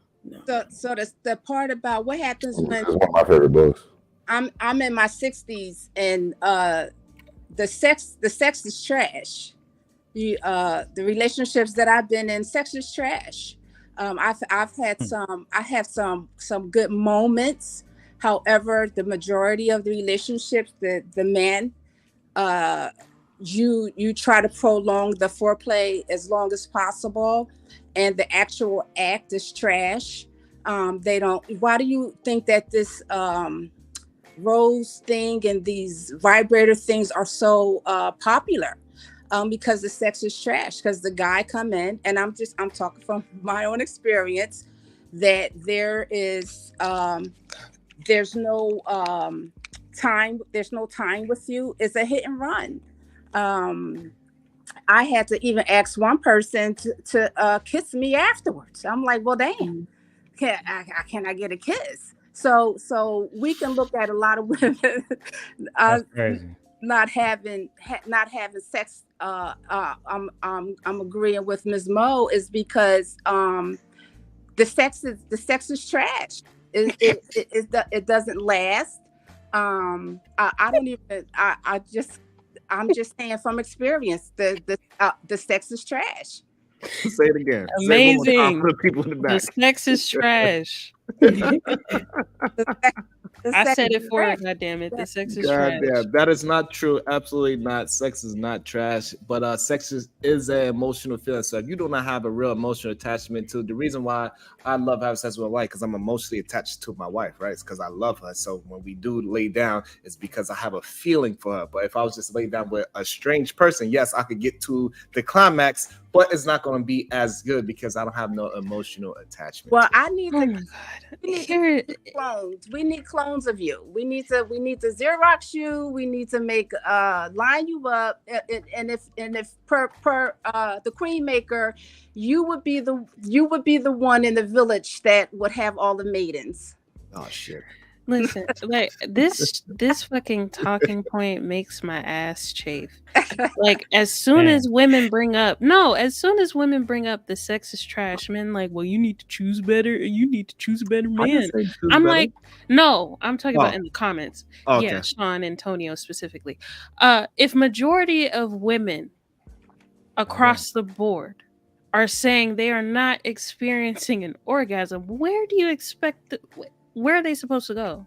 There's only so many men on Earth, and if they're all saying the men that they've been with don't do it for them, where are they supposed to go?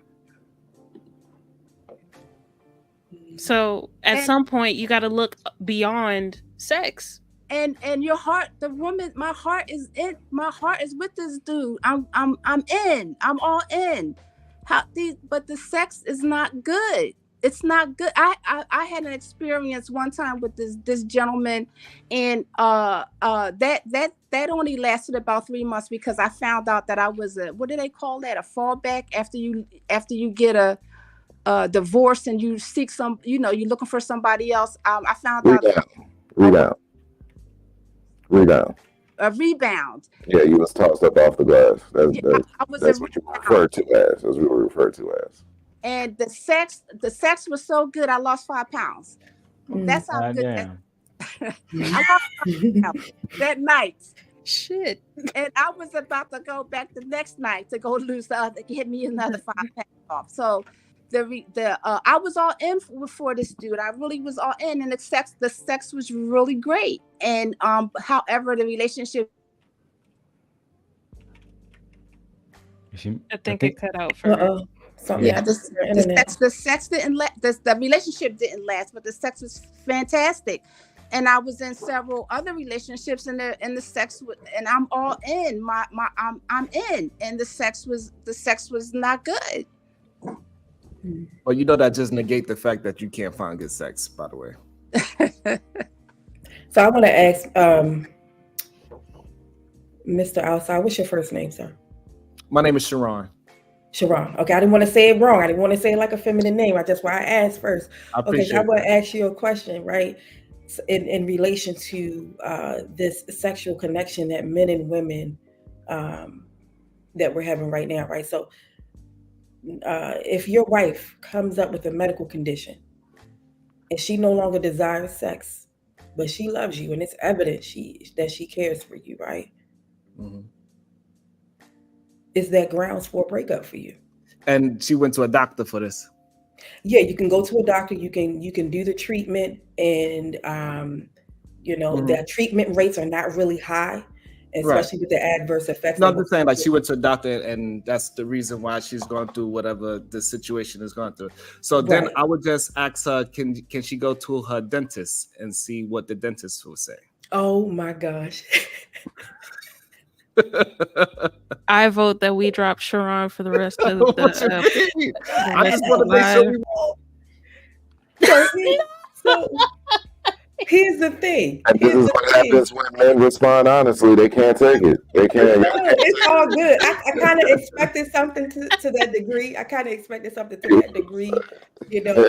that's fine. No, but but no. I'll be perfectly fine with hanging out with my wife. We'll be fine if something was to happen. And like I said earlier, sex is the least thing that you do in the marriage. So we'll be able to figure out something and to make it work for both parties, where it won't be so uncomfortable for her or uncomfortable for me. We just have to figure it out. Because the reason I ask that is because what happens to a lot of women, more than people know, is that this happens to women.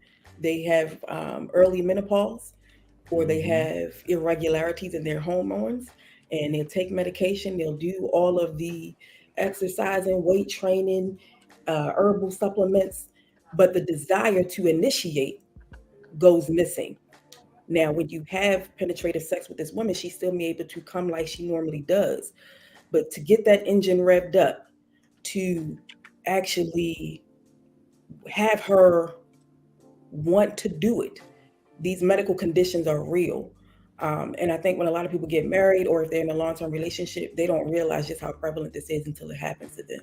And so I asked this question just to put the bug in everybody's ear, like, what would you do if that happened to you with a long-term partner or wife?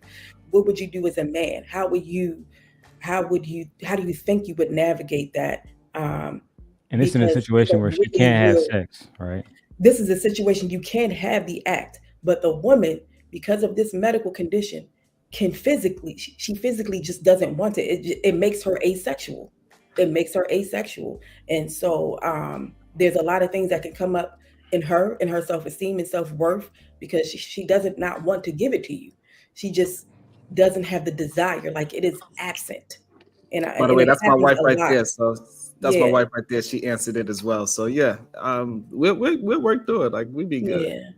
And I think if you actually really enjoy your partner and you understand your partner and you understand they're going through something, and hopefully I get the same. And when you got that love for the human being, man, you just got to get through it. Have a conversation, talk to the person. Y'all be able to get through anything as long as y'all on the same mental path. And visit a dentist. And definitely we would be going to the dentist. Shout out to my brother Leonard, man. Let's keep going, man. Sean Antonio, welcome to the show, my bro. I appreciate it. It's a great topic. I just wanted to, Jay, I'm not a talking point guy. I'm not one of the guys that's a misogynist. I'm a guy who's fair. Just in my opinion. First off, we have 3 guys up here, and I'm sure all 3 of us would say that, we are not terrible at sex, that we are attentive to our mates. So I'm just saying, like, just overall in general, if we're not getting the results we want, then shit. Most relationships we have in life are going to be unsuccessful, which all of us, men and women, we have to keep trying. You go to the next person, you try to find the next connection. So what I'm saying is not just as a man saying that to a woman. I'm saying in general, period. If you're not getting the results you want, you have to choose different people. You have to keep going. That's literally what we all do. Put yourself in a position to choose from a better pool. And that goes for men and women. What I'm saying is literally not most of the things on YouTube with these discussions I hate, because we try to make them gender exclusive, and they're not. They apply to all humans. So when I say that, I'm not just attacking women. I'm saying in general for everybody. And I don't think that's something that should be refutable. I think it's refutable when we're talking about if on a macro perspective, if a huge pool of people are saying that they aren't getting something, no matter how many times they change the variables, they change the person, it doesn't matter. They're getting the same result when it comes to sex. They're not getting an orgasm. How many times should you expect them to keep switching, keep trying other people for them to just be like, okay, maybe you'll have to sacrifice the sexual aspect to be able to get the overall person you want? So I understand what you're saying. So what you're suggesting is that that overall, that most women are not going to have an orgasm, and that you need to temper your expectations as it relates to that. Is that what you're saying? That's a sad reality. Yeah. Okay. I mean, just to be honest, right? I don't know how we would quantify that. how we would quantify whether or not, because I'm sure most women have not been polled. I think a lot of these things that we talk about online, like it seems like it's the majority of people, but the majority of people have not even been polled. And then me saying right now that I'm not having an orgasm doesn't mean that I have not had them in the past, if I'm a woman, or that I won't have them in the future. So I think once again, these things that we cite as numbers, how are they quantified? What is it based on? But overall, if you feel that way, if you feel like that's true, then I do think those people should temper their expectations. But I don't know how that's quantified. Like, yeah, and I think a lot of times these at conversations they are talked about with the worst of the worst people too. Absolutely. It's never with the majority. Put a name on it. You know what I mean? Like, put a name on it. I'm just saying, Audrey, for example, today, she just said how she had horrible experiences, and then in the same breath, she said she had an awesome experience, but she still would attribute to like most women don't have pleasure in sex, even though she had pleasurable. I did. That was that moment, and when I was in a relationship, like Jay said, the expectation went down. So I focused that's not what's going to happen here, with all of the tricks or reading the books and trying to inject different things. You know, the whipped cream, the honey, the whole, just trying to make the. You talking about breakfast, or are we talking about? Trying to make the experience it can't be breakfast. Yeah. And I'm not and the women, I'm not shy in the bedroom. I can speak for myself. I'm not shy in the bedroom. However, if my partner isn't motivated or willing, it didn't become. I think as women, for myself, I just put it to the side. This is what I'm going to get. Most of these bandits need a honey pack. Damn, that's our problem. What is this honey pack shit? I'm sorry, I'm doing this right now, but that just triggered because I know dudes in their 20s doing the honey pack thing. I'm like, the fuck's wrong with y'all? Like, what's going on? The sex is trash. Oh damn! The fuck, like let's really have a conversation. The sex is trash.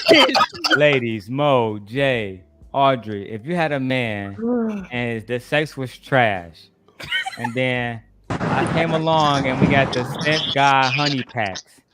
Right, we got the Simp Guy honey pack. Somebody got background noise. I think it's Sharon. That's me, my bad. Oh yeah, my bad. I'm tripping, Sharon. Sharon, like, nigga, I'm literally sitting down in my house. But I give him the Simp Guy honey pack, right, Mo? Next thing you know, he shit up for the whole weekend. Stone Rock. Exactly what the honey pack is. It's a supplement that's going to help him. It's like a erectile supplement, like Viagra, Cialis. Okay. Why are men not willing to use these different supplements if they have Limp D and they providing Limp D? Would you ladies be mad about that? I asked my partner to use the Viagra. I even said I take a half of one, and that's some brave shit. Yeah, Audrey. Audrey still putting it down. Hey, Monique, I told you, even in older age, it's still women out there willing to put it down. Yeah. So I knew he took it one night because I was, I don't know if I said something or underhandedly said something to him, because I know then one night he took it. I knew it because it was a big difference, and I could tell. And then from he wouldn't take it because he was scared. Big difference. He was scared he was going to have a heart attack. That's why he wouldn't take it. God damn. So he wouldn't take it. So like I said, when I'm in a relationship, I'm in 100. I get my pleasure from other things. You turn that energy into something else. So if my man, we in the bed and the sex is not good, I'm okay, because the rest of the relationship should. That's not my focus. My focus is not that. because then I have to pull out the roles. I got to pull out whatever I got to pull out to, take care of what I need to take care of. Audrey.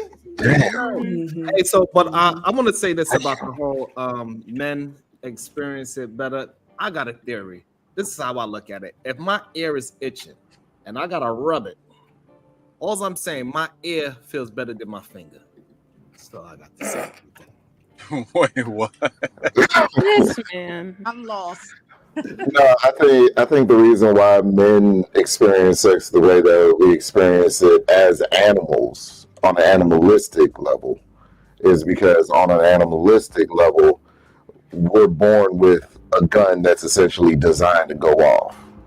It's designed to go off as quick as possible, as many times as possible, so long as we live. That's what it's designed to do. Now, the higher levels of sex is when we're outside of that animalistic nature, and then you do all types of shit like play, have fun with it, have her leg up in the air, you know what I'm saying? All that other stuff that we use our higher levels of thinking for, you know what I'm saying? Because if we were just animals, we'd just be dry humping all day. Hey, I want to shoot the ladies some bail. When I was younger, like for a long period of my life, I never even thought about like prioritizing a woman. Like I never thought about like paying attention to their bodies and how they react to things like that. I don't know how the guys feel about this, but I feel like, I was never taught that. Like nobody ever said like make her the primary focus. You know what I'm saying? Before you know what I'm saying? Like nobody ever taught me that. It's like over the years I had to get to the point where I started paying attention and literally make it a challenge to myself to make sure that, the woman was pleased more so than myself. You know what I'm saying? Like, were y'all taught that as men? I grew up watching shows like Sex and the City on HBO. So I knew it was like a thing. Like if, I saw how dudes get treated if they have bad sex. I saw how dudes treated if they was, putting it down, if she was satisfied. So eventually you just learn. Plus, who want to feel like the loser?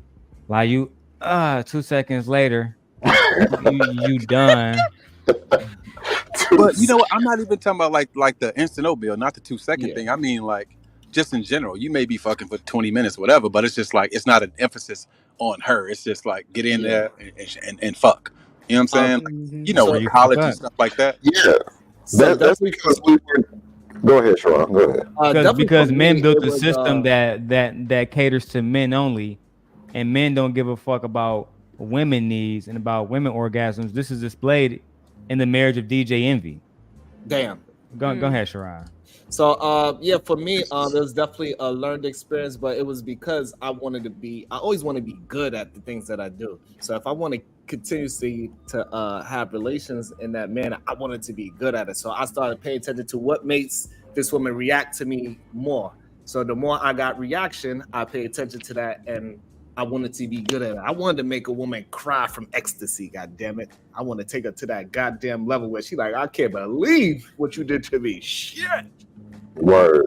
So so that was definitely a learned behavior, but that was my own competitive desire for me personally. Word. And but I think when we're being raised right as young boys, and we start getting into the pussy conversation, it's not even something for us to enjoy. It's never presented as something for us to enjoy. It's presented like we're at a game and we gotta run the numbers up and get as many numbers on the board as possible. That's what it's presented to us as. That's how we're introduced to it. It's like, oh nigga, you need to get this pussy, you need to get as much pussy as possible. Oh man, you ain't getting no pussy. You know pussy getting ass, nigga. You ain't getting no pussy. Like that's a fact. Like we weren't taught I mean, not speaking for every man. I'm not saying that. From my experience, I wasn't taught intimacy. I wasn't taught connection. I wasn't taught that. I was taught exactly what I just said, run the numbers up. And it becomes formulaic.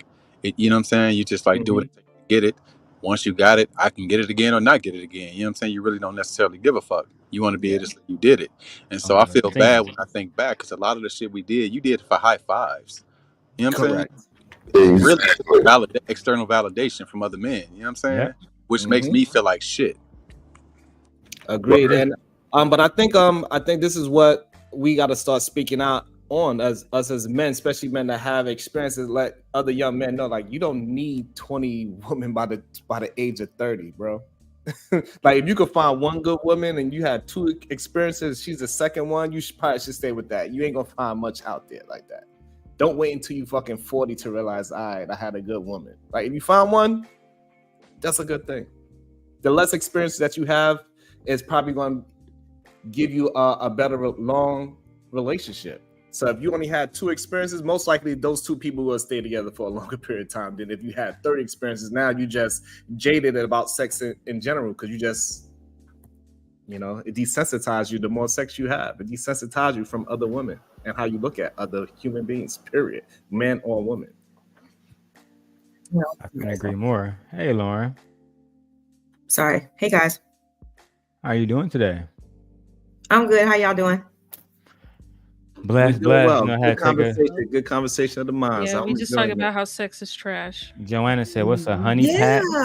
Yeah. I was actually tuned in on Sharon's page, and I noticed something was very interesting. Where'd Sean go? He probably was in his car, so he probably hopped back in. Yeah. Okay, because he probably back.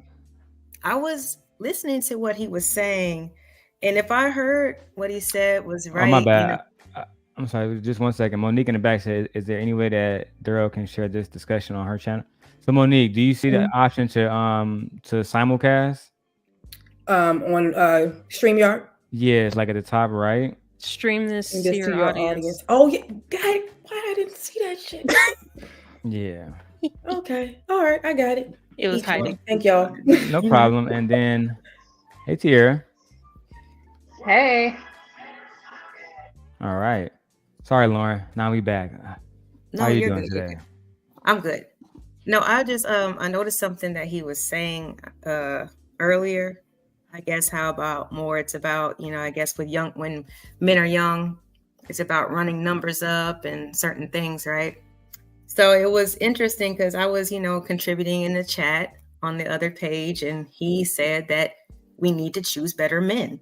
So I just wanted to ask him exactly how can that happen when the mentality of the average young man is what he said, but unfortunately he's not here. Girl, I can help you out with that. So that's what I said, Lauren. I think you agree with it, but that's what I said.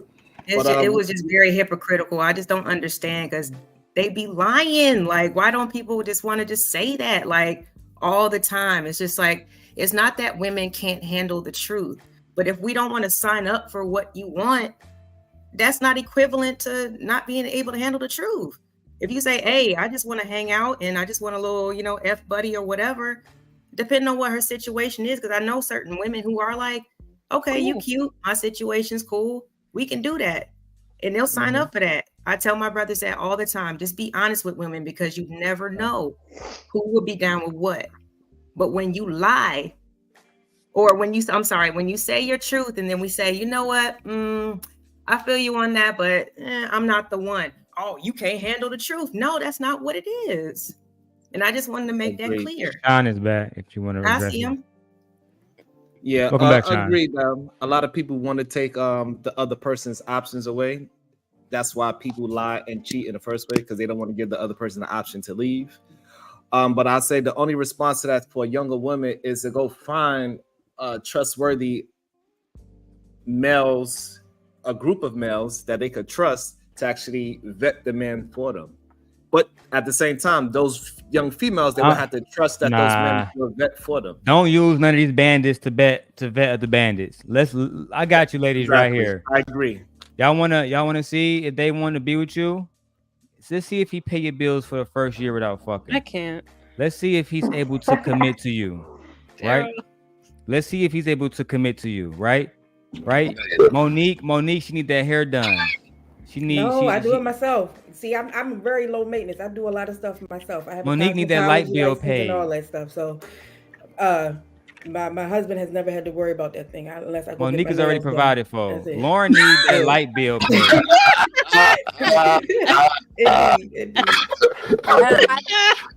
Pay Lauren light bill. Y'all see how we switched over real quick?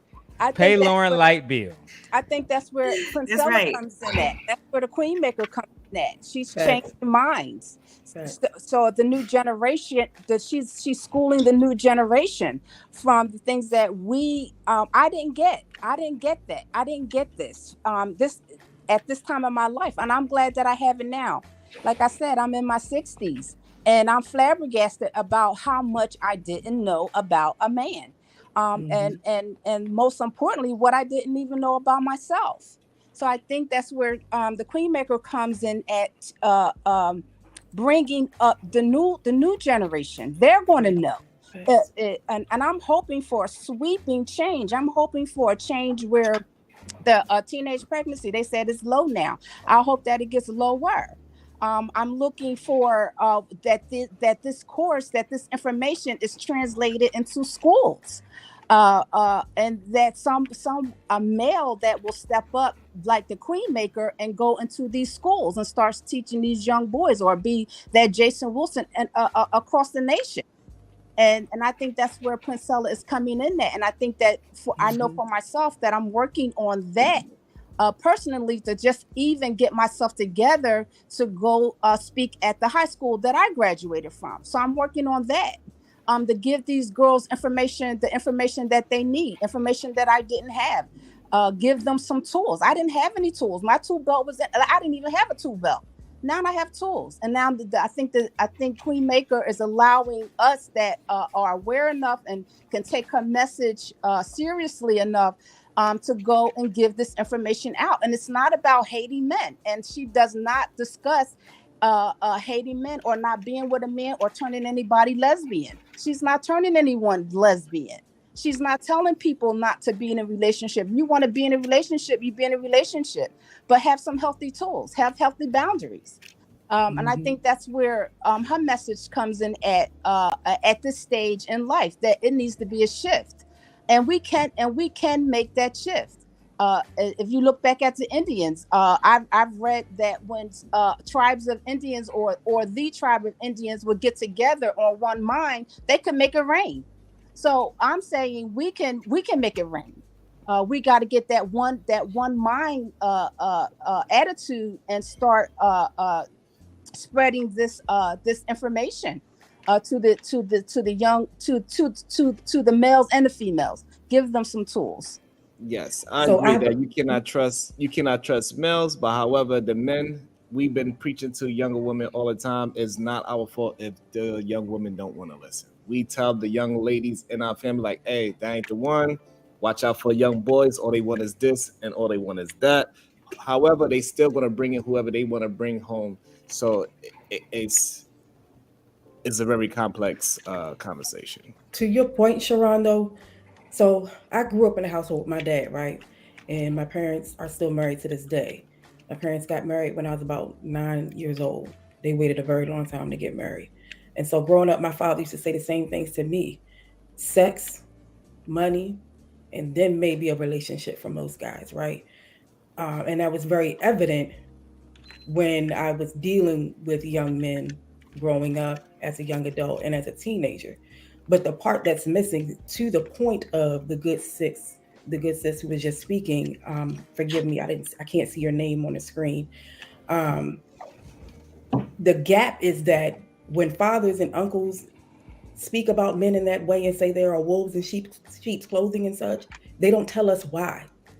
And so I think that's why the science that Princella is teaching, basically most of her videos are like lectures, because she comes in with scientific research and social behaviorists and all kinds of things to show the true human nature and how basically the man has been domesticated, much like she speaks about on her channel, and like an animal. Men have been domesticated. And so my issue, again, to your point, Sharon, is that you tell women, you tell young girls, and you tell your nieces and your sisters and whoever that don't mess with this dude. He's about this, that, and that.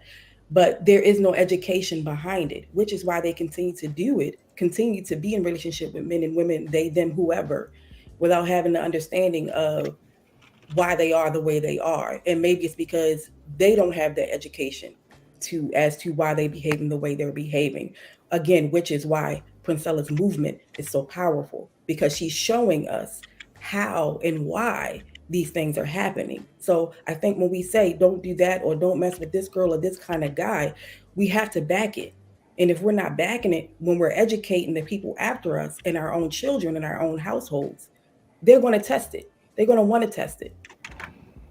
So my only pushback to that is so when you're talking to younger people, you're not going to be able to have that scientific conversation, right? It's just not going to happen, because they're like, okay, grandpa, okay, uncle, and they're just going to walk out the house. They're not going to be willing to say, so why do you think that he's not a good human being? Why do you think that this man just want to do this with me? And then uncle, father, or whatever, they will be able to express it more. But most children from 12 to 18 are not interested in older people's thoughts on relationships. They feel like they know better. I feel like that's not true. So it's not an easy. Yeah, I disagree with that. A lot of So we young saying that people, we here saying that everybody at the age of 18 had grown conversations on how to choose a mate. What I'm saying is that if you have grown, I'm sorry, Darrell, go ahead. Go ahead, Darrell. No, I'm let the ladies go first. You go ahead first, my lady. So I the only reason I disagree is because when I had these conversations with my parents collectively and individually from both perspectives, my mother was one who would bring out a book and show me biological things. Our children are very intelligent. I don't care how old they are. I don't care if they ain't 25 and the prefrontal cortex has not finished developing. I don't care about none of that. If you set your child up in a way from the very beginning of them being able to understand the human language, that this is it, this is the cause, this is the reaction, this is the consequence, whether negative or positive. Because I do this with my son. And so I was a stay-at-home mom for his first 5 years of life. And so I know that it's possible to sit a child down and have them read the information. And now it's to the point where if he needs to know what a word is, he'll be like, Mommy, can you look in the dictionary and tell me what this word is? Right? He's 6.5, y'all. This is not a game.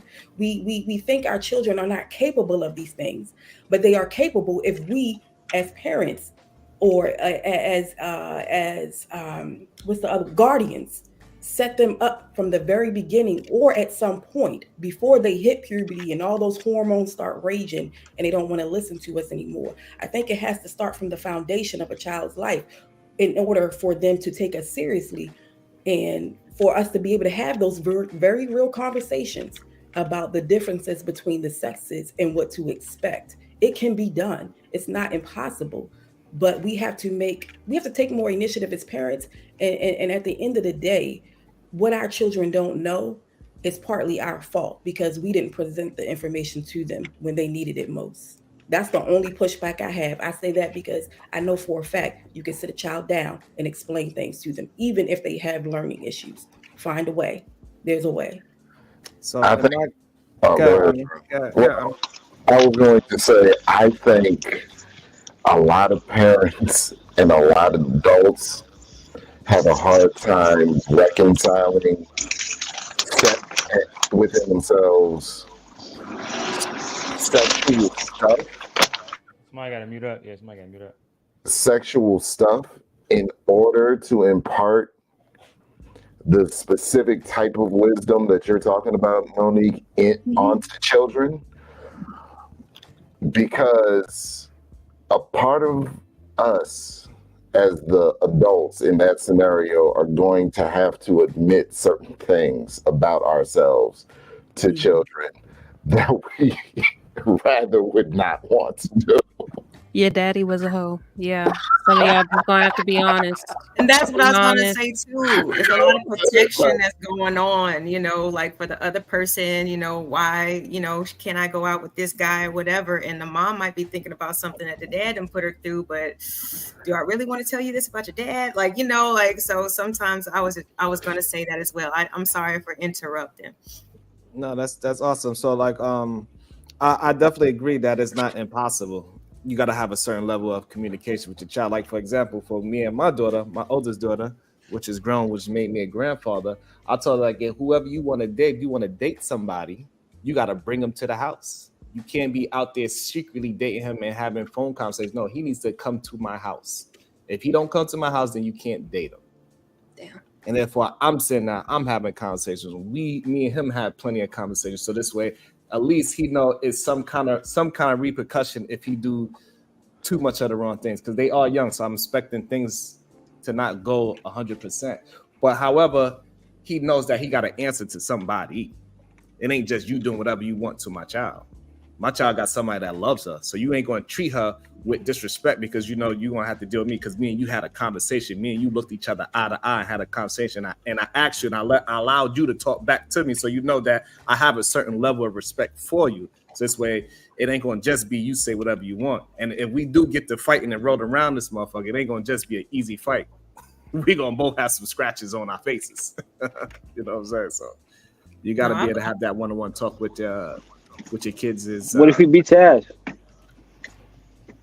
What if he beats your ass, Sharon? That's what I'm saying. It doesn't matter if he wins the fight or not, as long as he knows we're going to be in a fight.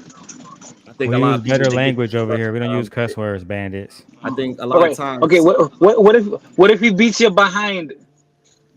Right, so like just like you understand what fighting is. So it doesn't in a street fight, it's no real winner. My hand's gonna hurt, your hand's gonna hurt, my face is gonna hurt, your face is gonna hurt. So we're gonna be tussling around, we're gonna have a certain respect. We don't condone violence against women. But we talk about the man on man. So it's gonna be a certain level of understanding after we tussle. And see, there was fine with man on man violence. He's okay with that. Fine.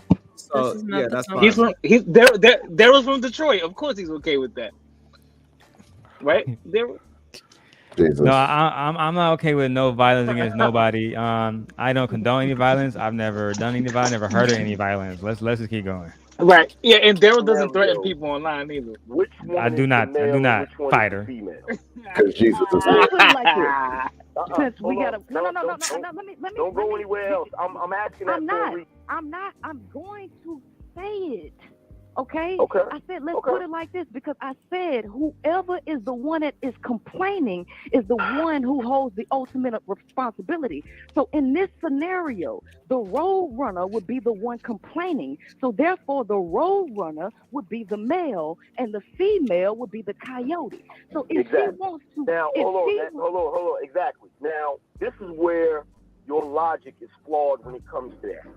In that analogy, actually, the coyote is the male, and the road runner is the female, because the coyote is driven to catch the road runner based on his need to eat. The same way. No. Hold on. Listen to what I'm saying. Go ahead. Listen to what I'm saying. The coyote has a biological urge to catch the road runner. Okay. To eat. He has a biological need to do that. The man has a biological need to fuck women. See, the thing that we're... Wow. Shout out to Bino Nation. Man, let's hear it again. I'm back, man. My synth energy was down for a second, but now I'm back. Leaving out.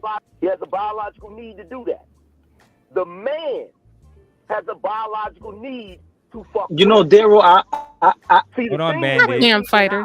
The thing that we're leaving out of all of these discussions that we have about male and female is the fact that for the past 50 years, we have done nothing but examine the psychology, the ins and outs, and the needs and wants and the desires. I thought you were gonna say something important, so he didn't. So guys, do men have this biological need to fuck women, not make love, not make sure that we are intimate and we care about them, to fuck women and nothing else? Was Angry Man lying? Nah, I've been trying to defend y'all and say y'all want to do more than breed, but y'all man said something different. Jalen, are you a man? Listen, I was trying to help y'all. I was trying to say no, they're human beings. They do more than that. But then you got this man saying y'all don't do nothing more. We're all human beings. Men are your car is loud. It sounds like you're driving to the moon. I'm not in the car. I'm in the truck. That's me. Yeah. You gotta mute. All right. So spider always working.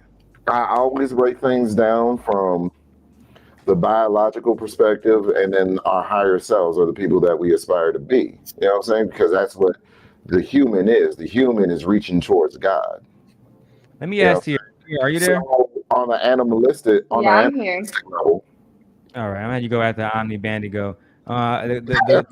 The question is going to be: are men that for the most part that are men biologically wired to just fuck women? Was the angry man right?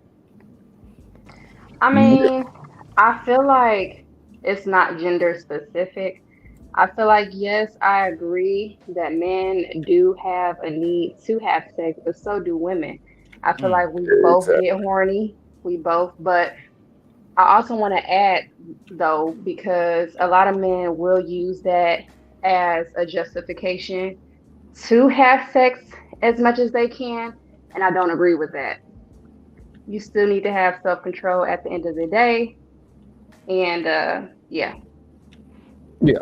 So I never understood when Angry Man made that statement like men are biologically need to have sex.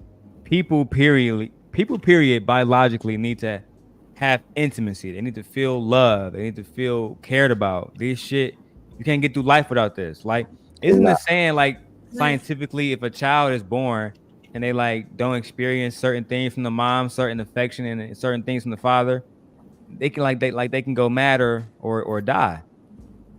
Y'all niggas is weird. Y'all only care about women's vagina. I think the difference is it's like one group actually feels empowered to take it. I don't think women are actually like in need that much where we're going out taking sex. I spoke about that, Lauren. We was on Israel channel and they was trying to question the queen maker. I told them y'all need to call her the honorable queen maker. Bandits. Right? She is the Muslim. What? Quiet, Bandit. Yeah, she was a part of Muslim. You know that? Her? Yeah, I'm not even joking now. I'm dead ass serious. She was. But and I hope it's not disrespectful. Shout out to Farrakhan. But at the end of the day, Lauren, I asked Israel this. I said, Israel, when was the last time when you was about to go out, right, Sharon, going out for the night, about to get turned up? And I asked the men here, Sharon, when was the last time when you went out, your wife or somebody around you said, Sharon, you can't wear that shirt, don't wear them pants, don't dress a certain type of way because you might get raped. They might take booty from you. Has this ever happened to you, Sharon, when you went out? No, that never happened to me. Ladies, let's start with damn, Mo. But because let's be real about it. Like I'm in the DMV, born and raised, right? DC, Maryland, Virginia, East Coast, right? And so when it was not uncommon when we went to the club back in the day, okay, to have your booty grabbed on when you dancing with your girls. You may not even be dancing with a man. You could be dancing with your girls in a circle, and a young man will come behind you and grab on your booty, tap you on your butt to let you know that he wanted to dance with you. It was not uncommon. And the effed up part about it is that the indoctrination of our society, to a certain extent, we knew it was going to happen, but we continued to effing go there. That's what was so crazy about it. Like, it was just the norm. And that's how we saw it. And we just dealt with it in that situation. Be like, don't touch me, yada, yada, yada. Men get a little bit older. You go to a bar, they don't do stuff like that as much. But it still continues to happen. Now, to the relation to the video with Angry Man and stuff like that, the one thing that I didn't hear him say was intimacy. He was strictly talking about sex. And yes, every man every man cannot live without sex. But a woman can. A woman can go years. She can go from 40 until the day that she dies without having sexual penetration by another human being. Male, female, they, them, who the heck ever. I don't believe that men can live without sex unless he has erectile dysfunction. I don't think they can. Well, I mean, I kind of want to add to that. I was seeing all that in the other chat. Thank you so much. That's why I'm like, vindication. Let's let the ladies add to that. I think that's here. I kind of want to add to what Monique said. I do agree, but then also I feel like the reason why a lot of people might feel like men actually like need and maybe can't survive without sex is because of what we're used to their value system being. I feel like, across the board, even in the different cultures, like all men, they have similarities, but they can also be the same. I feel like a large determining factor in that is how they were raised, how their value system was cultivated. In our community, we see a lot of the value being placed on sex when it comes to our young boys. So I feel like if over time that changed and more fathers were able to instill a different value system in their boys when they grow up, I think that we would see such a change, because then they would have better self discipline. I mean, they just would have a different value system. And then also the music that we listen to, So I don't think that it's a biological thing for men. If they didn't have sex, they would just die. I think that it points more to the value system at a young age and how it's cultivated. I think that's a good point. I don't think there's a need. I think we have a strong desire for connection. Now, what comes along with that connection? Maybe we equate that to sex, but I think Daryl said it. I'm not sure. I'm kind of multitasking, but I think connection is the thing that we desire. I can't go. I definitely can't say we need sex. I'm not going to say that. I'm not going to say that. I think the proof is in the data and the science. We can deny science if we want to, but at the end of the day, it is what it is. However, Monique, it's more men that are not sexually active than it is women. Women are more sexually active than men in this day and age. Yeah, it's more male versions than it is female versions. So right, but why is that? It's good but that who y'all said? say- But then why is that? Are they that, but selective? however, Are they I don't believe that. celibate? Who said? I think Or it's are all they about not able to intention. have access to women? Who said something about science? Who said something about we can't deny the science? I did. Monique. I did. Oh, Monique, what's the science on it?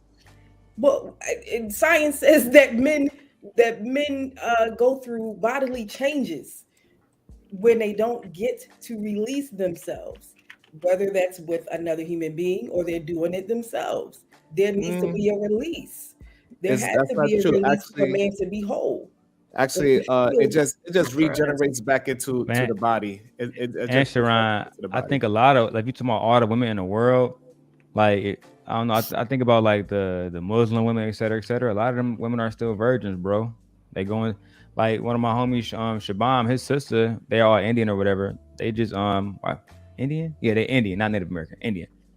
His sister just got married. You know what I'm saying? And apparently they was betrothed, right? They had like a young married type shit going on. But they had to wait, bro. Like apparently the parents was watching over them the whole life and shit. I think it's just different cultures. Maybe in our culture that shit might be more prevalent, but Yeah. a lot of times the women are protected, under the doctrine of religion. Monique, I think we got to be careful talking about what you said about science, because once again, as a scientist, I got to keep stating that the things that we keep saying are not quantifiable, and there's no scientific, no. What the fuck are these people doing? I'm sorry. Yeah, there's nothing scientific that we can point to that would prove what you're saying. And I'm not trying to talk shit. I'm just saying a lot of things we say, men and women, these are things that can't even be quantified, and we can't attribute those things to what you just said. And I'm not trying to be disrespectful, just for the record. No. Yeah, we've been having a great conversation for the last whatever time, but these young men that the data says are not being engaged sexually with their preferred females, right? In terms of heterosexual men. And they are celibate, I guess not by choice. So basically like your incels, right? So is it because it's the woman's fault that he is not getting his desires met by another human being? If women are the ones who control sex. But that's not the conversation. The conversation was that men need sex, but it's plenty proof that men are living sexes. We got a brother. His name is Cheeky Banter. He's over 30 years old. He never had sex, and he's perfectly fine. And we speak to him almost every day. So what I'm saying is that we also have, like how you have your proof of that men cannot deal with not having sex. We have somebody that we actually talk to that is a 34-year-old virgin. And he speaks fine. He communicates with women fine. He doesn't hate women or none of those things. But Cheeky also don't believe in love. So but what I'm saying is that we cannot say it's a scientific fact that men need sex and they cannot survive without it. Where it is proof that men are living without sex, whether they do it on purpose or not. And Cheeky, I agree, Queen. Cheeky is a small minority of bandits who are virgins. Most of these bandits, they are knee high or pinky finger deep in some pussy. So wait, y'all agree with Angry Man? It would be y'all agree with Angry? I'm sorry. No, I can't agree with that because most men aren't having sex. No, for the gentleman that's practicing celibacy, it would be also interesting just to know like what else is he doing, like that's helping to support. How did he get to that? He's in the military, Lauren. He's hardly around women. He's literally on a fucking base every day. He streams from his base. He's not around women all damn day. Also, no, that's not true because he does music. He's in the studio with plenty of women all the time. He was at a meetup. He was at a meetup with plenty of beautiful women at that. I'm just saying, like, if we're going to highlight this one word out of like a whole book, another man that is a virgin that is also waiting to get married, to have sex, that is in these spaces, and he speaks very well and he could communicate and he doesn't hate women as well, and he's also in these spaces as well. I forget his name right now, but he is on No Captivities channel all the time, and he's talking and he's communicating. He's a virgin. He's like 30-something years old as well. So those men, sir. All I'm saying is more than one instance. I'm giving you real life. Sir, what you're not gonna do is be disingenuous, sir. Sir, what sir, what you're talking about is a small minority of men, sir. And the fact that you're talking about this small minority of men as if it's all men shows your degeneracy. At the end of the day, these men, they want vagina, and it's represented because these men will say, "Aren't you a baby mama?" Well, somebody had to get them pregnant. Somebody wanted sex from them, and they didn't want commitment, and they more than likely had a bandit that told them it was gonna be okay. Not Sharonda. Yeah, it's a whole community of people that's saying that's okay for men to walk away, and it's really sad because, like, what if the message was, well, women can walk away? What would people have to say about moms who said, you know what, I can't deal with this, I don't want this? To comment on the original thing once again, wait, are y'all saying y'all think that men need sex? Is that what I heard y'all say? That's what your original question. That's what you heard. Yeah, I feel like we should all disagree that any human needs sex. It's not on Maslow's hierarchy of needs. No, yes, it was. It was. Do we agree or disagree with Angry Man? Right? He said that men need sex. I specifically had a original question to ask you. So I was trying to see exactly what question you were talking about. I'm sorry. I'm multitasking. I'm sorry. I missed what you were saying. I think they need intimacy more than we need like physical sex, Sean. Like, I think like we can go, I can be in a relationship, and I am now, and not have sex, right? Like that's actually the plan for me and MJ is to wait out to marriage because, and trust me, the girl is fine as fuck. But at the end of the day, like, there's much more that I would like to get to know about her before, we start to really sexually just tear each other the fuck down and start going crazy. I really want to get a chance to get to know her. You know what I'm saying? So I think men desire those things before we desire sex. But totally agree. I know for a fact, Sean, had I been like 10 years ago, 5 years ago even, that would have been the first thing I would have thought about. Is busting, is having sex, because that was my natural way of doing shit. Now that I'm older, I have children. I'm going into I'll be 40 in 7 years. I want a wife. I want to settle the fuck down. I don't want to be out here just busting her down Monday, bursting her down. That shit is a waste of time, and it's energy draining, bro. So I think it's just like an age and maturity thing, to be honest. I agree. I think you said the key word. You said desire. You said the word desire, and I think that's completely different from the word need. He said need, which is why I completely disagree with what Angry Man said. We don't need shit like women don't need, you know what I'm saying, need sex from men. I just disagree with the word need that he said. That's my complete contention. And Lauren, I missed your question. I'm sorry. No, when I first got onto the panel, you were saying how I guess the mentality, I guess the what young, this is way off topic now. You had some technical difficulties and I understand. It was more about, I guess, like how men, young boys, young men are taught to handle relationships with women, you know, as many quantity, right? Quantity over quality. But when we was in the chat over at Sharon's page, you was telling me that women just need to choose better. So I was confused with what your real opinion was, because if the mentality of young men is get them, get them, get them, get them, you know that you don't care how you get them, and you know that y'all lie. So to tell a woman that they need to choose better, how are we supposed to do that if y'all's mentality is that off the gate?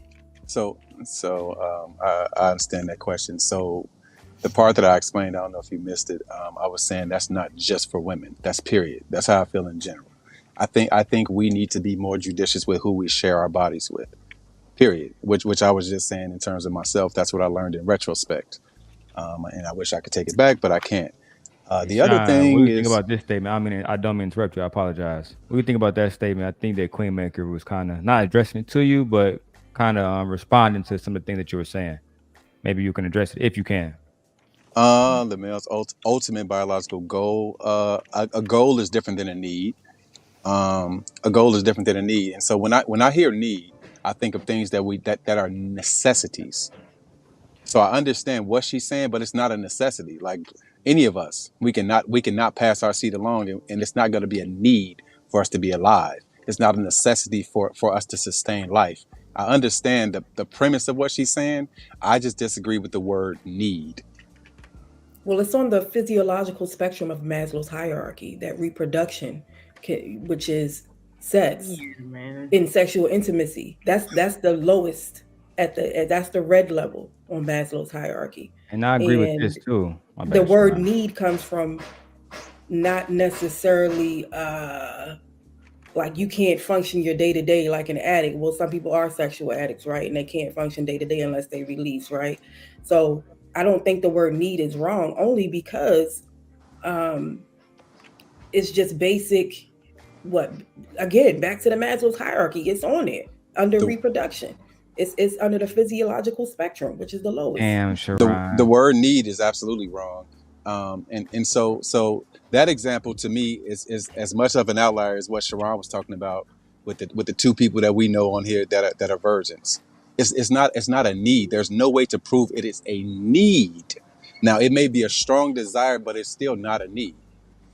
So one thing about science is based on accepted truths, right? And so things in science are disproven all the time. Maslow's hierarchy of needs is just something that one human came up with. It's not something that's been proven. It's just something that we accepted, and we accept some of the things, not all the things. A need is food and water. A need is oxygen. You'll die without those things. Can we honestly say, and this is going to tell me if this is a genuine or disingenuous conversation. And once again, I'm talking about men and women. I don't do the gender war shit. I'm not trying to disprove anybody's theories at all. I don't care what anybody believes or preaches. I don't care. Do we truly believe that if we don't have sex, that any of us will die? Truly, do we believe that? Yeah, well, the humans will die, period. No, I mean, as a human, as an individual, us as individuals, do we truly believe that in order to not die tomorrow, that we have to have sex? No, I get it. Like, as a male, today I can live my whole day and not have sex, right? But I think, Fighter, you gotta mute up, my brother. I think that a lot of men, like Fighter said, I'll mute you up, Fighter. I got you. A lot of the men, they want to pass their seat along. I mean, a lot of men who just want to have a kid, bro. Yeah, I gotta drop side. Yeah, there you go, Fighter. A lot of men, like, bro, I can't tell you how many men that I went to high school with. They was like, man, I just wanted to have a baby, bro. I got her pregnant. Fuck it. You know what I'm saying? Now maybe because I grew up around degenerates in Detroit, that's how it was. But I'm pretty sure everybody up here, the ladies, know one woman who didn't want to have a baby. She was with a man. She was getting pregnant, and and now they got a baby that they didn't plan it or nothing. To me, that's just the black community, bro. But I do think that when Angry Man is saying about men, most men need sex, that's bullshit. Like that's like if T, I'm not sure if you I'm not sure if you have a boyfriend or not. But let's say if you had a boyfriend, he told you, I need sex every single day. I don't give a fuck if you're on your period. I don't give a fuck about what you talking about, bro. You can't be that fucking sexually like driven. It's one thing for us to like I agree with Queenmaker. If I want to pass my seat to my girlfriend, I don't have to do that with her every single day and force her when she don't want to have sex. Like, hate to bring them up, but on that TV show, shout out to my like one of my other mentors, Queen Sheba. She watched this show and she do reviews. It's called Love and Marriage Huntsville, Alabama. And there's this dude on there named Maurice. I think he have a wife named Kimmy or something like that. And she caught cancer, right? I think she the one with the cancer. And he was like, yeah, you still gotta fuck me, cancer or not. And she did. And she did. And he went online with I think Carlos King is their brother name. Mm-hmm. And he said, I admire my wife for suffering through the sex to make me happy. While she was already suffering. While she was suffering through cancer. Literally, bald head and all kinds of shit. That's not a need. I don't know what it is. Nah, that's predatory behavior. That's not a need. I don't know. That's For him being a weirdo. That's him being an inconsiderate weirdo. And to ask somebody to do something like that, that's like, So Laura, all we saying is that like, well, he was saying, Sean, because that was his wife legally. He was in the first place. Like, what the fuck? And I would call him a whole ass nigga. Pardon my language. So Lauren, what we trying to say is that when y'all say all men, and then I give you two examples, we gotta stop saying all males, all men. Like that gotta stop. Like, because what is being starting to be produced out there is that all men need sex to survive in the world, and it's not true, because I just gave you two examples that they made it 34 years of existence without needing it. So if we're gonna say all, and then I give you two examples, you can't say, oh, that's the majority. No, you said all, and I gave you two examples. So that I didn't let's say just all. make the conversation honest. But that's what the conversation was about. That's why we started to have the pushback. And I understand that. I mean, we can make sex to survive in the world. But we can make exceptions for monks as well, but let's think about how much time and energy and effort is being put into that discipline. That's not what's happening. So that's all I'm saying. That's why I was saying with the individuals that you were speaking of, it'd be interesting to know what prompted them towards this. Somebody make a joke about them being in the military, so not having access. But that's very important, because it takes a lot of discipline and a lot of stuff, just to get to that point. And the average person, the average man, is just not doing that. I talked to Daryl before. I'm a bartender in Atlanta. It was told to me they could have picked any words that they wanted to, but a stress reliever was the most common one that I heard. Overhearing, just serving drinks or having conversations. And as a bartender, I know I'm a woman, but they talk to me like I'm a man. So I hear a lot, and that's exactly what I heard. So it's not just, it's great that two people, but there's a lot that goes into that type of discipline, that type of mindset. So that's why I say, if you do hear most, because I didn't say most, but most of that I've absorbed, that's pretty much what the vibe is. So if that is the impression that you're getting, I guess, from the masses, that's probably the reason why. Because it takes a lot. And the same. Hold on, Sharon. Let me show the ladies this, if you don't mind, because the same way. First of all, shout to I want to just say the same way how you're going to use this as to prove the point of males and how they act. This is what we're doing. That is a minority of men that is willing to do that to his wife. That is not the majority of husbands that is willing to do that to their wife. Well, being the only husband up here, I feel you have the right to say that. Fair enough. But this does speak to a lot of stories when you look at police reports. When you look at police reports that wives have put out, right, et cetera, et cetera. This speaks to a lot of the behaviors, not all, like Queen. We never say all, but it speaks to a lot of the behaviors of some of these degenerate bandits. Shout out to Queen Sheba. That are not going to reel you in and say, bro, check yourself. That sounds real crazy. That sounds real barbaric. That interview was so creepy and chilling and very telling regarding his ideology towards women. And also your struggles, Maurice.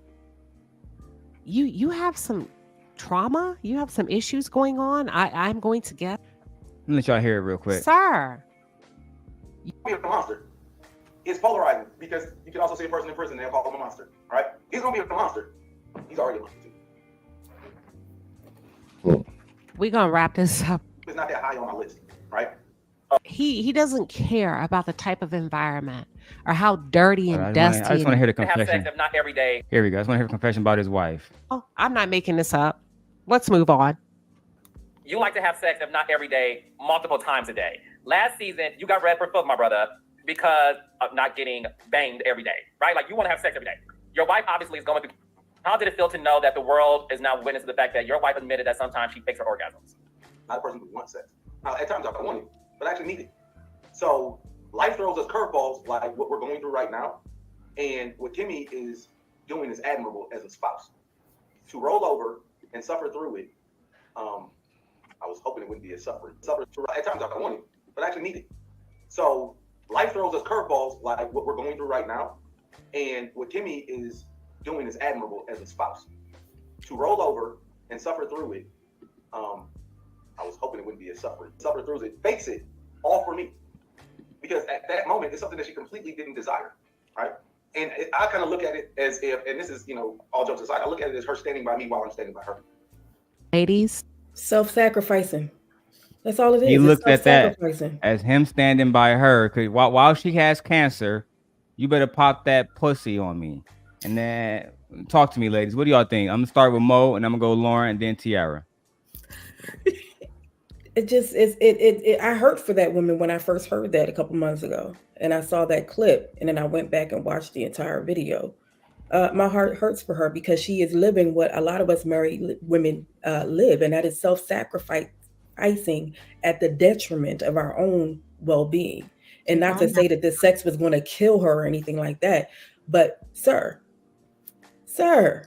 come on. Are you serious right now? And he called that admirable. And I think that the fact that so many men agreed with that, men who don't behave like that are the unicorns that the Queen Maker talks about.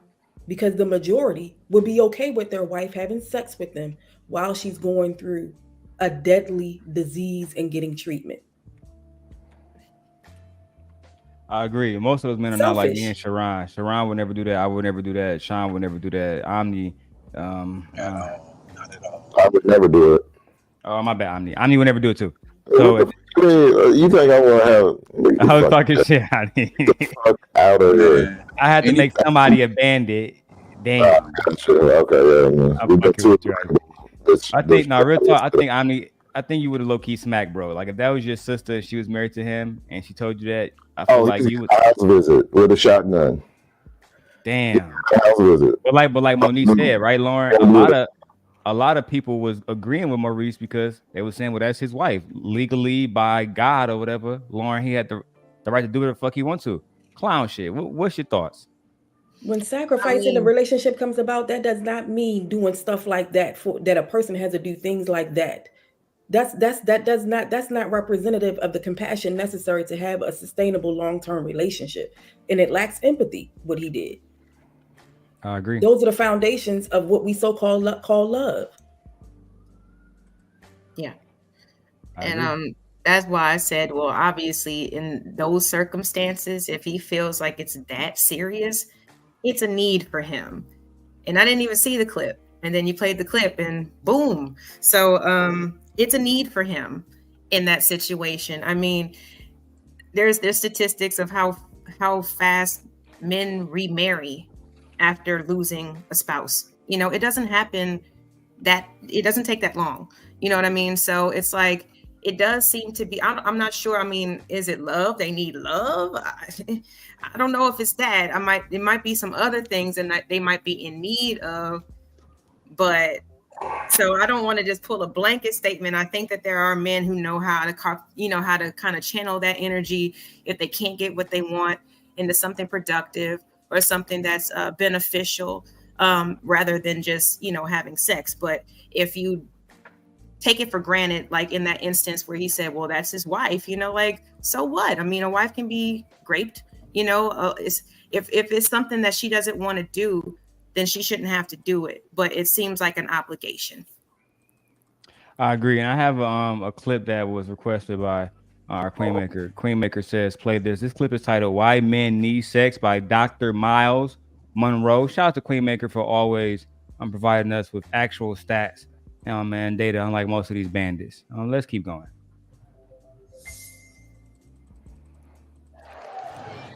So God produced a giver. I mean, all the male is designed to do 24 hours, anywhere, any day, in the kitchen, in the car, on the floor. Here's the gift. You bandits, he already telling the truth. You bandits want to fuck everywhere. And now I remember a bandit. This sounds just like that movie Temptation that Tyler Perry made. That sex was trash earlier. Tyler Perry showed this. Tyler Perry showed that there was a bandit, right, in the movie Temptation, where we had a woman who had a good God-fearing husband, but a bandit came along. I'm gonna fuck you everywhere you want to be fucked. Her husband said, I'm gonna fluff the pillows and lay down. It wasn't good enough. She ended up getting HIV. You see, this is why you got to be careful with these bandits. Shout out to Tyler Perry. So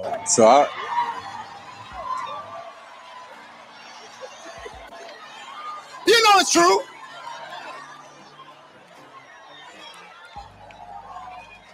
Built to give. Come on, brother, say it with me. Built to give. All right, brothers, you know what I'm talking about.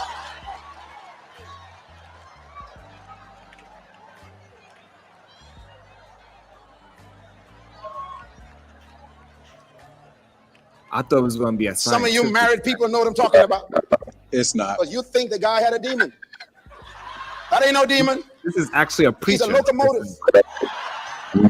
He's a doctor that's preaching right now. Let's keep going. He's a generator on all the time. Ready, ready, ready. Let's see where this goes.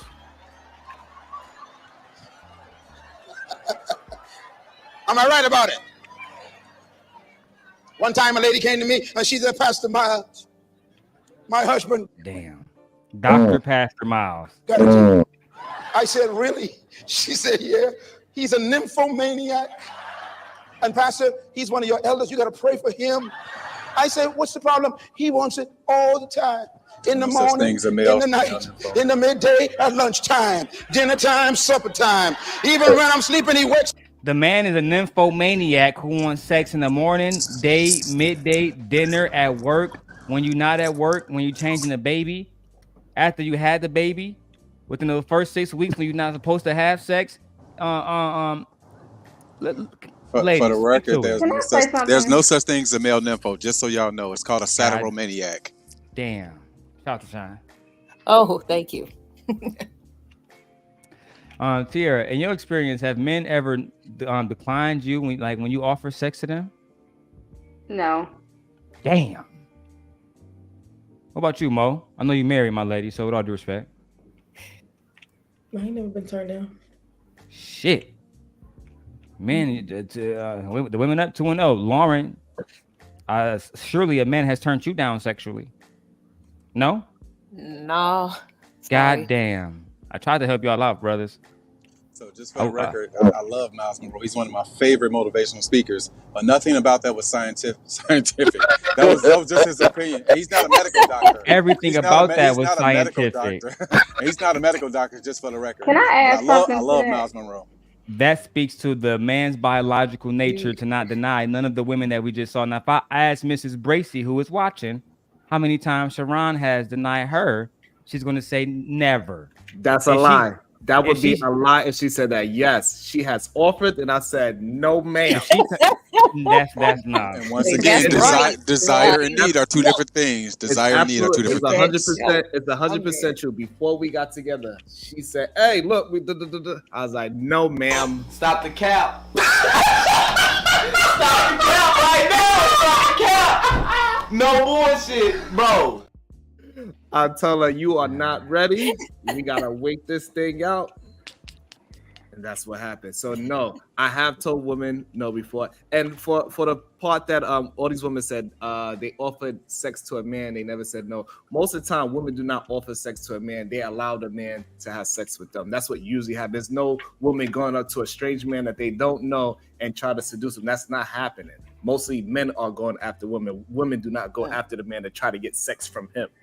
And usually when a woman does, Yeah, you're right about that. come on. But doesn't that prove that? But doesn't that kind of prove though the point to it is a gender thing?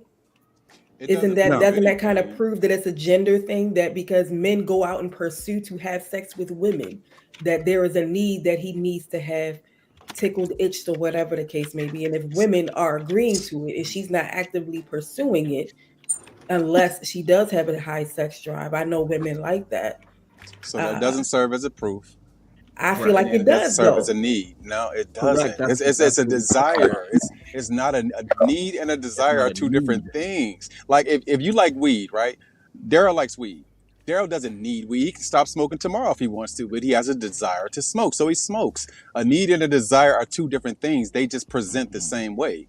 And nothing about that is a scientific proof. And I'm not trying to be an asshole. Damn. I'm just saying scientifically, that's not a proof. It's not representable data that's reproducible. Nothing about that is a proof. Well, what do y'all say about this Mississippi pastor? Because they're teaching this in churches to young men who believe in Christ. This is what they're telling. Kevin Samuel is a pastor. Women, after they get married, let themselves go. Hockey player said, he said, I married a trophy wife, but now she looks like the Stanley Cup. You see what I'm talking about? He reading that straight from the Bible. That's straight from the Bible. That's what I'm talking about. All right? That's what I'm talking about. Now look, I'm not saying every woman can be the epic trophy wife of all time, like Melania Trump. Whoa.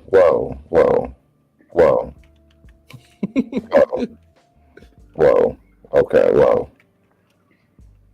Any thoughts? Whoa. That's what I thought. I mean, complete banditry. I'm not saying that at all. Now, most women can't be trophy wives, but you know, like her, maybe a participation trophy. I don't know, but all I can say is not everybody looks like. I'm sorry. Just 1 second. This is the man that's talking right now. It's always somebody that look like that. That's talking like that. Like, can't get nothing. Look at his midsection. I am exactly. Sorry, that body don't go with that voice. Are you wearing a big ass cardigan sweater, It sir? blends in with his neck. Lord have mercy. What kind of jeans are those, sir? Jesus Christ! Why do you have so many guitars? Oh Jesus Christ, man! You fucking music bandits. Look at this nigga, man. Like that. Amen. So it never looks like that. But you don't need to look like a butch either. A sweatpants don't cut it all the time, huh? Wearing flip-flops and pajamas to Walmart, that ain't gonna. Oh my God! Somebody take the microphone from this bandit. Because we need something to look at. Like, come on. That's basically what he's saying. Like, shoot, I don't want to look at that shit. Like, we're not here for you, sir. Yes. We just the want. point, We just Prince want Stella, was they have a preacher talking to women and saying Jesus wants you to stop wearing pajamas to Walmart. Amen. and not look like a Stanley Cup trophy. Damn. None of the ladies here look like Stanley Cup trophies. Okay, that's true. But because you Okay, you just want bandits come have somebody to access to them, you get upset. We just want them to be healthy. That's all. We just want our women our wives to be as Sent healthy as Nation, we calling this Pastor Bandit Babble. Okay, Pastor Bandit Babble at its finest. So I better not ever hear a woman ever again say, I'm talking about all women. I'm gonna say all. I want to hear all. I don't want to never hear any woman in the history of womandom say something about a man with a limp dick. I knew you was gonna say that. Yep. That's true.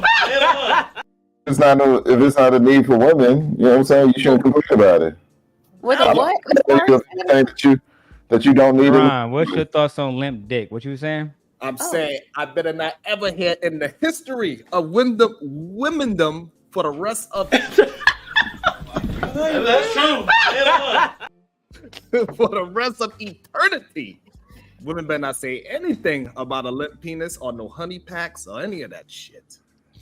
Let his thing be limp and you just cuddle and you sleep on his shoulder. You sound just like this bandit right here. Ain't nothing attractive about that. It ain't. Ain't nothing attractive about that. That was right on cue. Man. Oh my God, Jesus Christ, Poindexter, that again. And when men want their wives to look good at home and in public. Can I get an amen? Amen. That nigga said amen. Wonder what his wife feel like about the way he looked. Oh my God. Like, cause you gotta try. Today we got since we day we got married, you ain't tried. That's the problem now. Like we gotta censor y'all for everything. Literally. Hey, I'm sorry, Monique, say it again. I was just saying that, in a relationship, in a heteronormative relationship, a woman has to censor everything about who she is behind that man. Huh? A man has to The way she looks, the way she dresses, the way she behaves, the way she speaks when he's not around. What everybody says that a woman is a reflection of the man she chose to marry and or be in a long-term relationship with, and she represents him when she goes out into the world. And I'm saying that I feel like a lot of men expect everything about a woman to be centered around him, and that's through patriarchal conditioning globally. Monique, So- you mind if I And ask he you a gets to personal look like question? that. Can I ask you a personal question, Monique? Were your parents married? Yeah, they're still married. Yeah.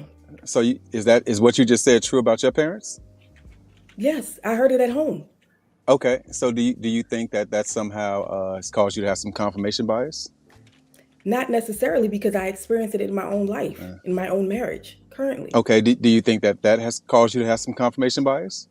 That's experience. So yes, and yes. So to your question, yes, it does Right. have a bias, but I Right. also see it in other people's relationships. And just like this man said, there's many men that we see now because we have social media. We can see what people really think and what their thought processes are and what they believe in. I understand. Too many Welcome. men are just saying the same thing and they're agreeing with each other. That's how Kevin Samuels blew See, up. I understand Hold on what you're 1 second, saying. Sean. I don't mean to cut you off. I just want to welcome Queen Maker to the panel. Hey, how you doing? What brings you up today, Good Queen morning. Maker? Good afternoon. And thank you for gracing us with your presence. Because there's a reason for that I do everything that I do, and it's like I feel like a lot of times people can't connect the dots of life.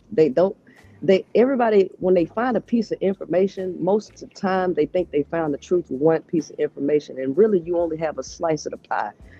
You got to connect the dots to make the whole thing make sense. Okay, first and foremost, when people's like, who cares what a pastor, a bandit pastor got to say? Everybody should care, because for the last few centuries, religion has been the dominant force to brainwash people and influence their behavioral patterns, right? Okay, so the biological program, it all starts with biology. Biology is the foundation first. Psychology is second. Sociology is third. You always hear mind over matter, mind over matter. The mind, if you tell a lie long enough, you'll begin to believe it. So to shift the perception on reality, you have to program the subconscious mind. This is when we get into psychology. The program or the software for the subconscious mind is philosophy. Religion is a philosophy. So the reason why they kept women out the church was to allow men to program women without resistance with what men wanted women to do. So I sent that shit because at the end of the day, it's women who are occupying the churches. Men ain't even listening to, and if they go to church, they're only there for the women. They're not there to learn or do anything. So these pastors get up there and listen to the conversation, listen to the sermons. They all around women pleasing your man, give him sex, this, that, and the other one. There was another clip of a preacher explaining to a woman that was finna marry a dude why she needed to give him sex. The fact of the matter is these philosophies come from male nature, period.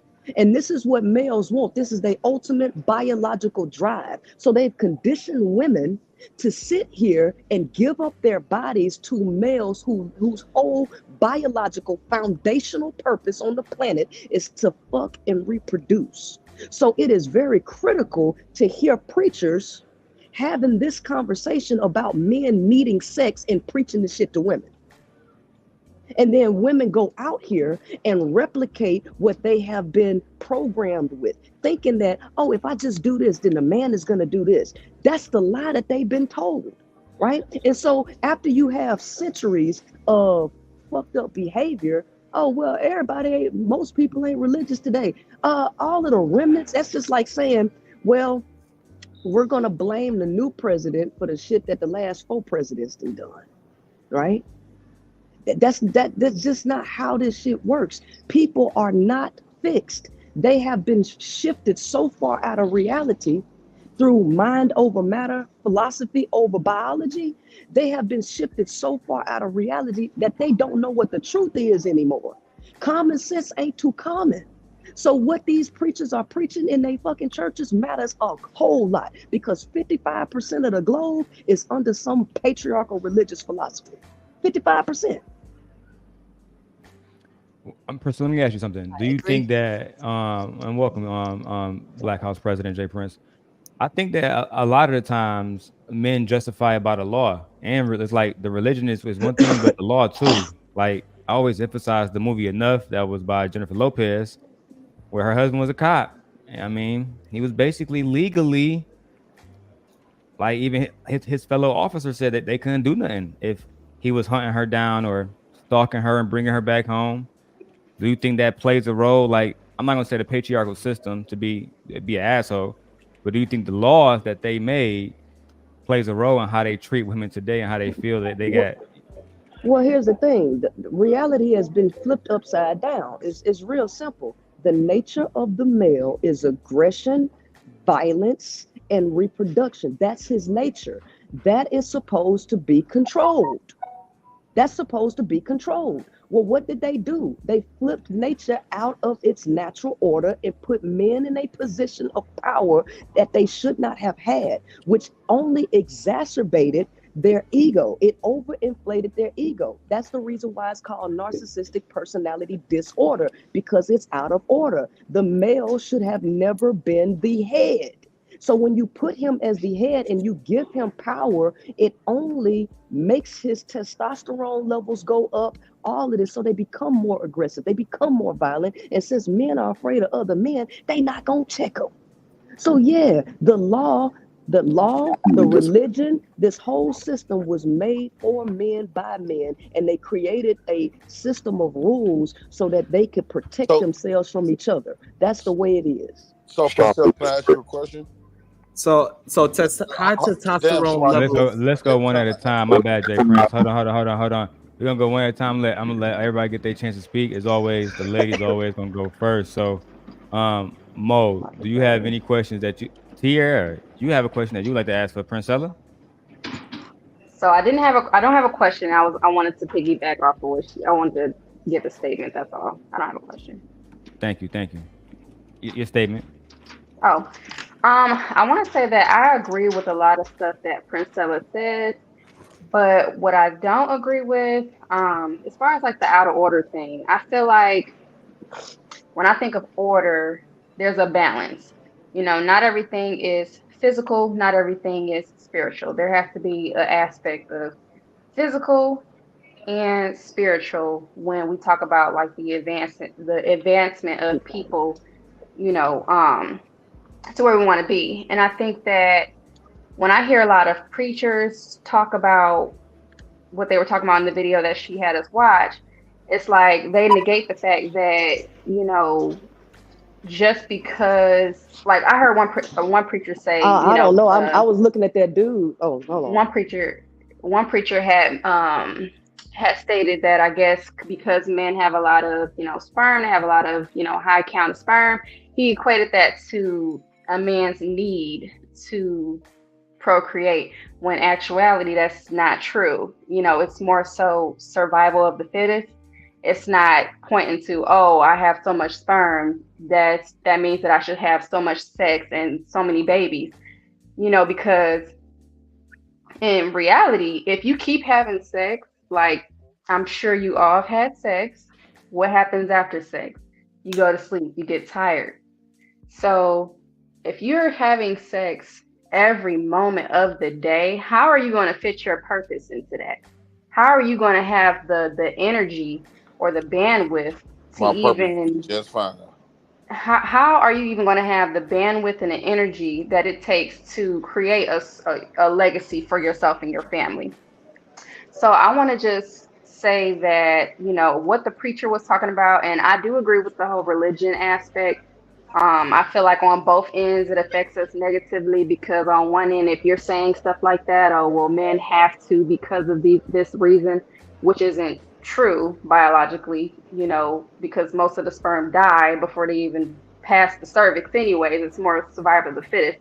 When you're not preaching that aspect of it, then that's, you know, that's where things kind of go off rail. And then to the women, I understand the self-sacrificial aspect of that is also detrimental, but it stems from religion. So I do agree from that aspect. Okay, I wanna reply to that. Okay, so the first thing I want to address is what you think balance is. Do you think balance is equality? It's equal, or what is your definition of balance? I feel like balance is, it can be explained in different ways, because I did also watch I think your other live where you talked about the pH scale. So I do understand that aspect of balance. Like it doesn't mean that both ends have to have equal value or equal quantity. So, but it all works in harmony to keep homeostasis. So I understand that aspect of balance. But then also there's another aspect of balance where if you take a scale, you know, they have to have the same amount of weight, even though you might have, you know, maybe 5 objects of something that's in a certain way, and maybe 2 aspects of something that's a certain way, but they both, it still balances the scale. So I think there's different ways to look at balance. Okay, so let's take reality, because men and women are not equal. So since they're not equal, you can't put them on a scale and use the scale to balance them, because that's just not how masculine and feminine energy works. So if you take, I always love to use electronics because you can see this with your own eyes. You put a phone on a scale and you put the charging cable on the scale, they're not going to weigh the same, but they work in harmony, right? And guess what? That feminine device is always going to be the larger counterpart than the masculine counterpart. So the reality is, when it comes to balance, when we talk about this, we have to look at things for what they really are and not what we think they should be, because we're not equal. So we can't use the scale in terms of male and female, right? Because even when you just look at the male's body and you think about the concentration levels of testosterone in his body as opposed to yours, that's a major difference and has a major impact on who he is. I put in the chat that since the existence of the Y chromosome has lost 1,398 genes out of 1,438 genes. The male is missing a lot of stuff, right? So you cannot expect the charging cable to behave and perform at the level of the cell phone, and you cannot expect the Y chromosome to perform at the level of the X chromosome. Women have 2 X's and the male only has 1, and he's missing thousands. He's missing over 1,000 genes on that Y chromosome that he has.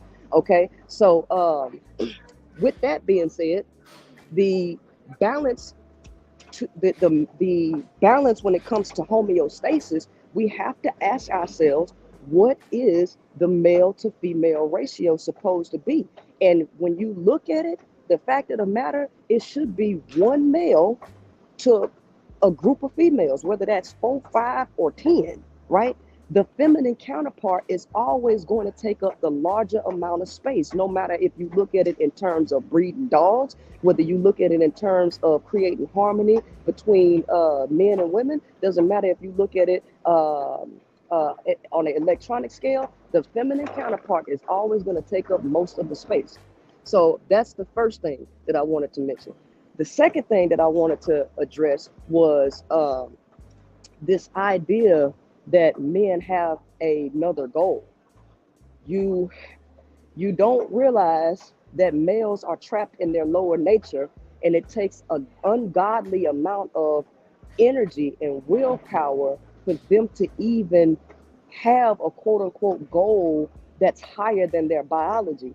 The male doesn't even have the ability like that to really imagine. This is the reason why porn is so big for them, because men are heavily visual with their physical eyes. It takes a whole lot for them to get into an imaginative space. So men, because they're so visual and they're overloaded with testosterone that they have to control, on top of fighting against society's unrealistic expectations, the majority of men do not have a goal that they can focus on because it takes too much energy and too much effort. So most of them fail, they quit, or they withdraw because the system is totally messed up. So a lot of these dudes have sex for stress relief because the standards on them in this fucked up society is too great. And these dreams that they put out in there, these men cannot reach that stuff. That's the reason why Kevin Samuels kept telling women, y'all's expectations are too high. But women don't know that their expectations are too high because they have been taught that the man is the head of the household and you need to look for a provider that can take care of everything, when that's not the natural order of things. So it's a lot of stuff going on. Men are trapped in their lower nature. So they don't have a higher self unless you have a woman that can really pull them up. But because men have devalued women, because of the system letting them devalue women by painting God as a man, they have no real savior now. Instead of being pulled up like they would have been in a natural setup, instead of being pulled up, now they're beating a woman down into the ground and running over her. So the male can never rise. So he's gonna keep fucking. I'm right here. I yes, agree. ma'am. Can I say something right quick, Daryl? I mean. Yeah, go ahead, Jay Prince. I would say, because when I came on, what I was hearing, like when she was talking about, when she brought up that a lot of these pastors like telling these women to have a lot of sex and stuff like that, and which that's true, and I agree. But where's the complaints when they telling us men to just sacrifice and put women first and give women everything? And like it's almost like every time like when men go date a woman, men typically is always saying, I could do this for you, I could do this for you, I could do this for you, I could do this, I could give you the word, I could sacrifice my life for you. And a lot of dudes have done that, and it'll never be reciprocated for the man. What could this woman do for you? Like, why is it okay for men Everybody to been give lied to, women everything, JP. but it's not okay for a woman to give us something. No, everybody has been lied to, JP. They lied to the male about the woman, and they lied to the woman about the male. This is the reason why you both have issues with relationships, because you both have been lied to. Women have sexual attraction too, but they told y'all that it was, oh, you just got to be nice because women only want money and this, and that's bullshit. That's Yeah, total bullshit. I agree with that. So when you say, because I still think it's a balance between men and women. I think feminine energy, women has the same amount of power in her feminine energy, and men has the same amount of power in his masculine energy. I think when the female trying to step outside of that, and when the male trying to step outside of his masculinity, then that's when the power dynamics fluctuates.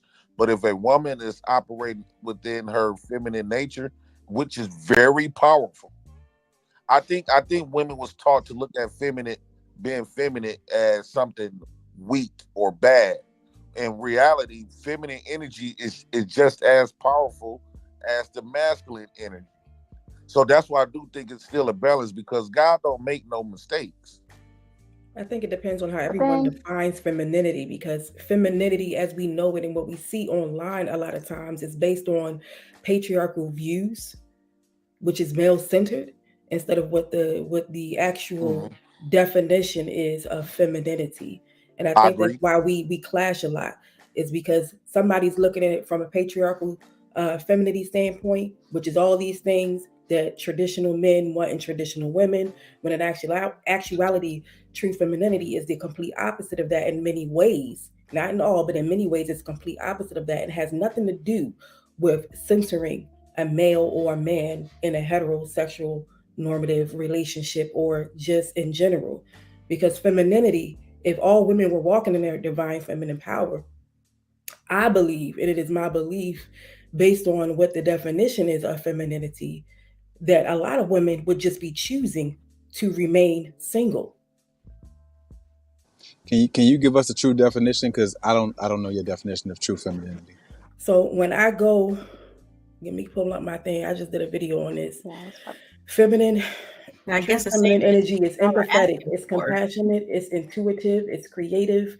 It's all these things that have nothing to do necessarily with sustaining a relationship as far as heterosexuality is concerned. It's a set of attributes, behaviors, roles, can you say those and all again? I'm these sorry.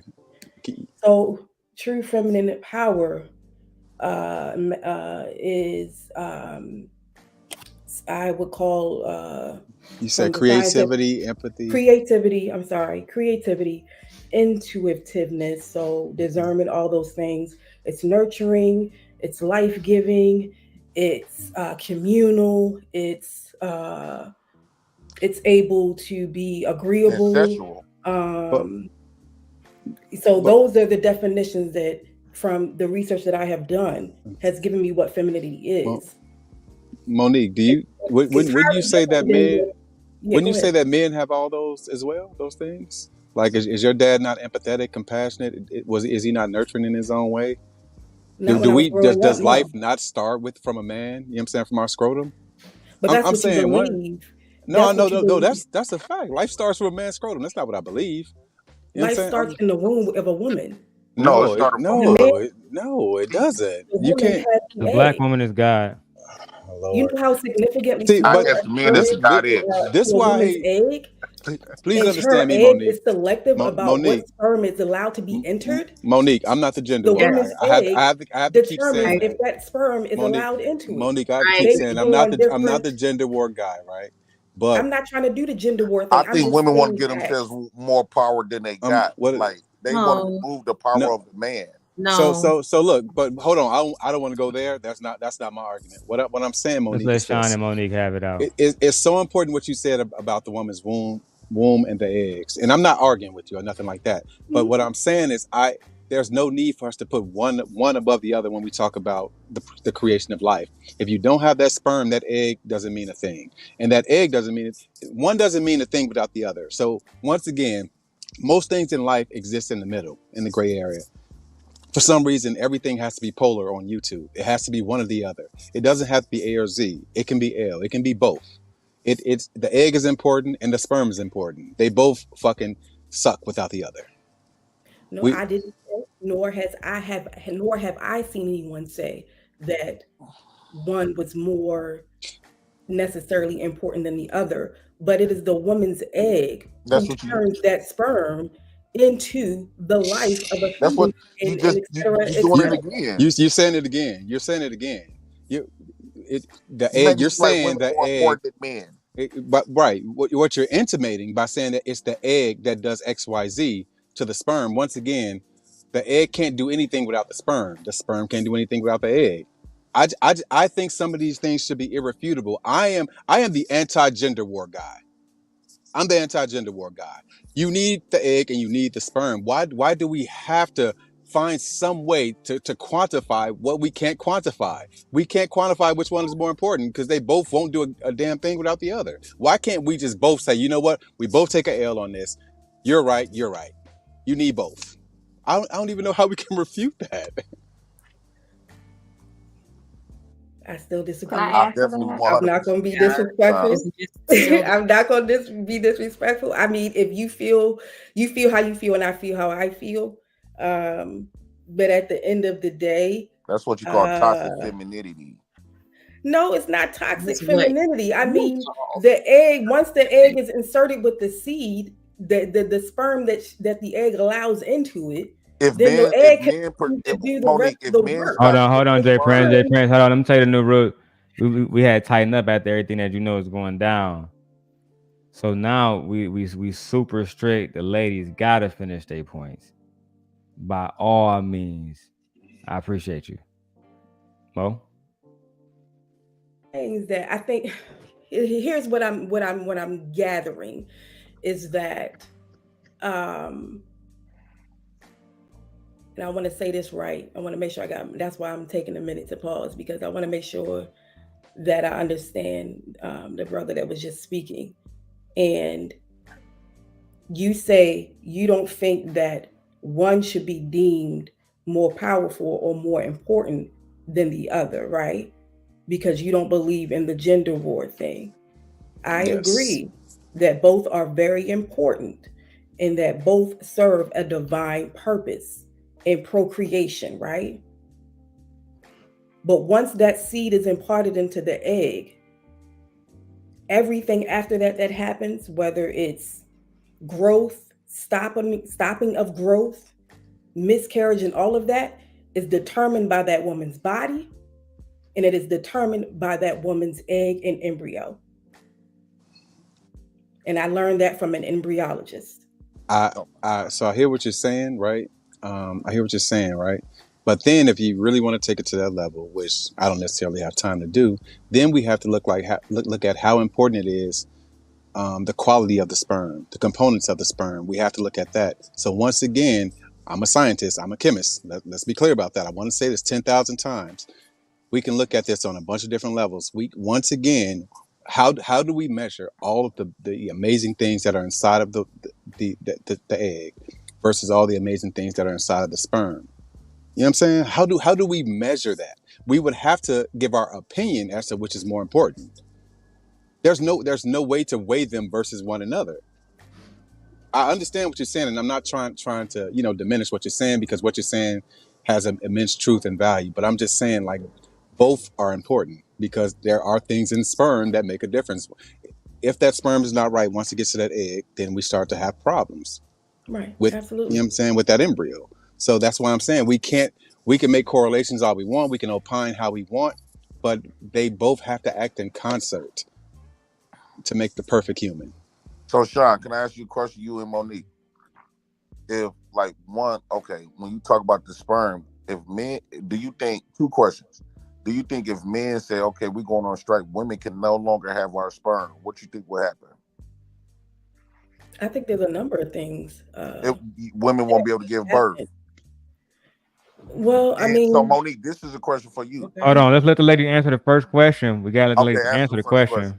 All right. So if we're gonna talk about taking away the sperm and women not having the ability to procreate because men cut off access, right? Basically, is what you're saying, right, Jay? Right. Okay, so then that means that we would have to. So then, would we be closing down all the sperm banks? Yeah, those sperm banks come from men. Right, but what I'm saying is that in relation to men cutting off their access, then would doctors who have vials and vials of sperm stored up in the cryo banks, fertility clinics all over. So are we going to talk about that too, or are we just talking about men and women not procreating at home? Is what I'm asking. Hold on, Jay Prince. Hold on. I'm trying to have a convo with her. I get it, but it's hard to like fully contextualize and understand what she's saying. When you like at the end, you always ask what I'm saying. Me personally, because we all here, not just you, I would like to personally hear every single word she has to say before somebody else responds.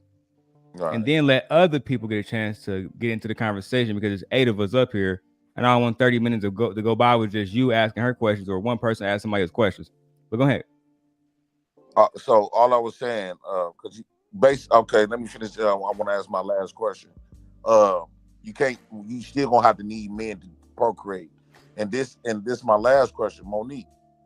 Mm-hmm. So if women basically, because a lot of women try to make it seem like they creating lives by themselves in a way. So if that's the case, why when we talking about when giving birth, they automatically blame the men and say, "Men, well, y'all need to keep it in y'all pants. Y'all the ones going around impregnating these women. Y'all doing this. Y'all doing this. If men nut don't matter." I never said that it didn't matter. I never said that it didn't matter. And what does a man and a woman having sex consensually? Right. And so if women womb was more, and a man is not protecting himself from impregnating her. Right. So if this is why women blame men for not being around. If women womb was way more important, how the way it comes off, like y'all basically saying the woman giving birth is way more important.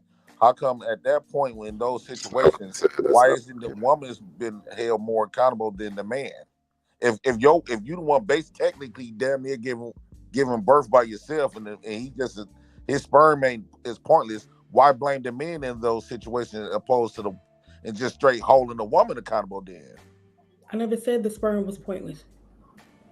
That's not what the argument was. We were debating on where the spark of life comes from. Oh man, the spark of life comes from men, ultimately, because as we stated earlier in the program, nothing happens if a man doesn't stick his dick in a woman. Nothing else happens. Child support doesn't happen.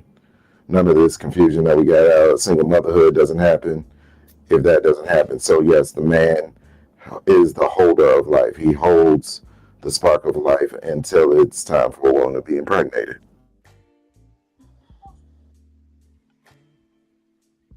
And that's why I'm saying, if men stop giving their sperm, don't donate it to sperm banks, don't do all of this, because they make it seem like, I just don't understand why people I don't understand why anyone, male or female, but especially in these conversations when we're talking about a woman having a baby for a man and they're not married or in a committed relationship or whatever the case may be, you penetrate this woman. We kind of had this conversation at the earlier parts of the live. We did. And we were talking about accountability on both parts, right? And so what is the issue with men taking accountability for the fact that they impregnated a woman? No, I'm with you, Monique. I'm you know with what I'm saying? I'm just relation to Jay in his question just now.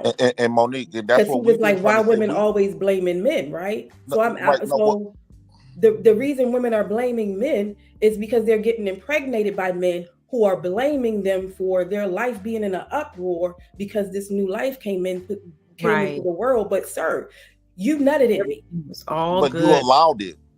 Yes, and I'm taking accountability by either having a that we don't hear, Monique. I'm taking accountability. Hold on. Let's we don't hear women take accountability. Yes, they do. Hold on. Here's the problem. The problem is we cannot allow the lowest of the men to represent all men. Jesus, please. That's my It's only the Ain't no problem. higher than nobody else. I You're don't know just a why we regular even piece of shit allowing thinking like somebody everybody that else. with the selfish Thank you parents for that saying. Jay Prince has, When that he I doesn't said care I'm what Dude, women you a he's whole with. deadbeat to your black children. He don't care How about you gonna who come he on this lays bitch with, talking and we about you trying to have higher? a conversation with him about being. This is a safe space for the ladies. As I said before, guys, we're running a tight ship. Real tight ship. Ship so tight, not even allowing those conversations to happen. I'm gonna give y'all like 1 minute to come back. You know what I'm saying? You're always welcome to stay. Just give me let me go into this Queen Maker versus Angry Man clip. I'll bring y'all back. We can get back to the content. Gracias. Of the female. We have barely scratched the surface of the male. So any behavior that men do is always dismissed as being irresponsible behavior, and it is never viewed as being, hold on, let me finish. It is never viewed as being violent. That nigga go out. Hello. Did we lose? We lose Brother Valdez? Valdez, you still there? Brother Valdez. Damn. I'm back. Oh, okay. I don't know what happened. But we have not touched we barely scratched the surface. Because a lot of times what you guys are saying about men, saying, oh, well, he needs to be more careful when it came to, messing with this woman or messing with that woman.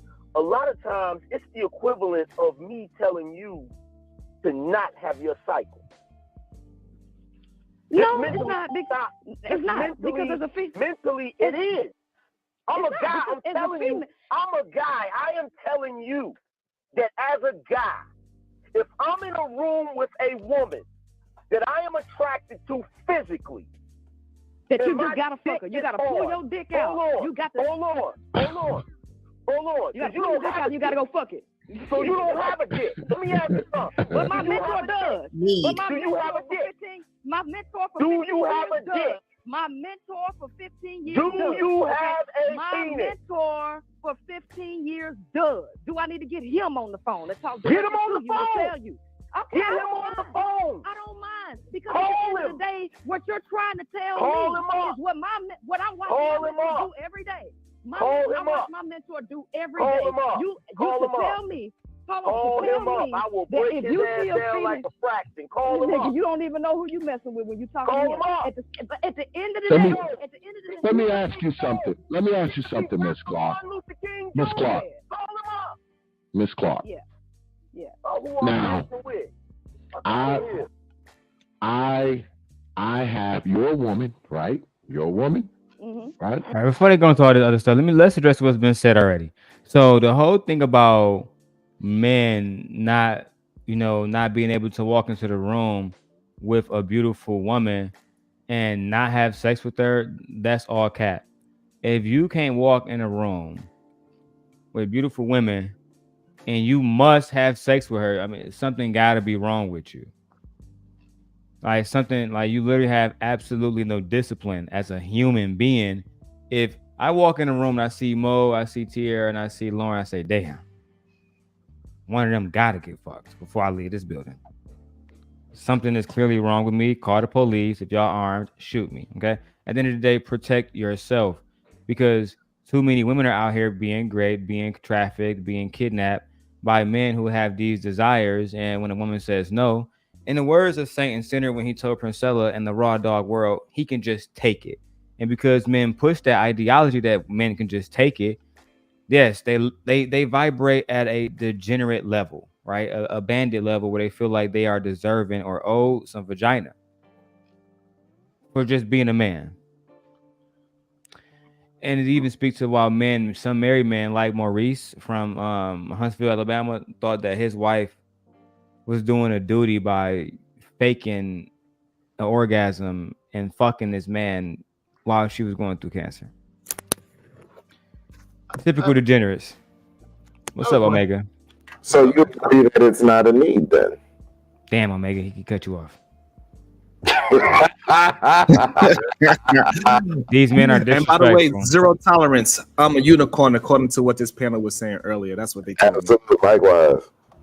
I mean, so I have a question then. So, like, let's say, since men are promiscuous by nature, they have to have sex. What about gay men? So, if a gay man sees another person that he deems attractive, is that person who might be heterosexual obligated to give that gay man some dick because he's attracted to him? Does it work like that?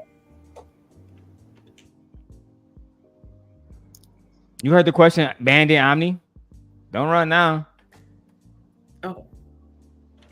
Repeat the question, please. Y'all was saying that if a man has a desire for sex naturally, and let's say if that man is actually, I think Omega said that he is gay, promiscuous, and he wants men and he wants that booty.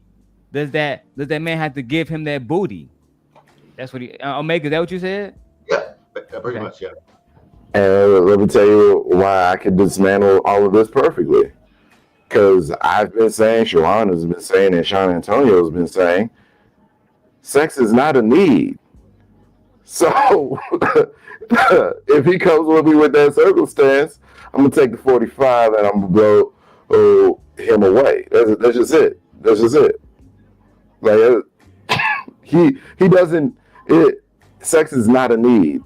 If sex is a need and ladies want to stand on that platform, you can, but it also comes with the added caveat that men will be entitled to sex. You don't get one without the other. Just like I'm entitled to the air that I breathe. It's a need. It's a necessity for me to breathe air. It is not a necessity to get my dick wet. It's a blessing. It's a blessing that I get my dick wet, but it's not a necessity. It's a blessing that you get to make love to a woman. That was cute. I just, with the stats though, when it comes to the R word, just how do you explain that then? What is that about then? If it's not about a need in those situations, then what is it about in your opinion? What is the percentage of men that take it? Man, we're talking about a whole different conversation. She asked, why are men doing it? Right. So the problem is that we keep having these conversations about the minority of men, the small minority of men at that. Why do those men do it? 61% and more. Why we concentrate so much on the negative men? We do not need to concentrate on the men that's trying to be outside and taking it, because most of the men have mental issues. That's number one. That's true. There you go. These men are crazy. Yes. We don't see these men on a regular day basis living out regular day lives. These are the majority of men, not the minority. If you look up prison statistics about rape that's being reported, it says otherwise. It says that almost in every county there's a Felice Johnson. And almost in every county. Almost in every county there's a man that's going to bed, right? 6 p.m. nights go off. All right, dude, y'all have a good show. All right, Jay Prince. There will always be a percentage or something. Go ahead, Lauren. Yeah, let's let the lady speak. Go ahead, Lauren, please. What do you think about these bandits? Those stats only really seem to matter, like really inside of like jail facilities, because it's like against other men. But in the outside world, I'm working on it. I'll try to find it for you. Okay. Find what? In terms of stats. About. Okay. Well, I can rely on you definitely more than I can rely on Sharon and Omni and Omega. So. You gotta take into consideration, like, I mean, if we don't have any stats right now, like rapists can be anyone. Like a person's not gonna wear a T-shirt that says "Yes, I'm a rapist." So rapist, like the most innocent person can be a rapist. Omega hasn't moved for 15 minutes for his reading rainbow ability. The secured, we say rapist. That's okay. I'm playing. We're playing Omega. I'll take it. It's all good. My bad. That's on me. I'll take it. But 1 in 6 women in the U.S. have been raped or has in some way escaped it. That's one of the statistics. 1 in 6 women in the U.S. as far as raping is concerned. That's a lot of people, y'all. That's far too high. That's far too high. 1 in 6 women in every room you go to, in the grocery store, in your workplace. 1 in 6 women in the U.S. alone. We're not even talking about globally. That's because these dangerous degenerates can't say no. Here, it looked like you want to come off the mic and say something to this. Oh no, I was trying to hit the chat button. Oh damn, Tierra about to be messy in the chat. Shout out to her. So, with it being so high, why isn't it culturally normal? Because simps like me make sure that it would never be, right? Because the last thing we need is for bandits to be out here preaching babbleness that's going to make life fucking more dangerous for women. And last thing we need is somebody like Omni coming up here to defend it. No, I'm not defending it. I'm just saying clearly there's no outspoken groups, and we don't know who these guys. You wanna argue? I can't argue with you. You mad? I can't argue with you. No. Look at you. Look at you. You mad? Look at you. You big mad. I'm happy. Leave me alone. I'm happy. Sway. Leave me alone.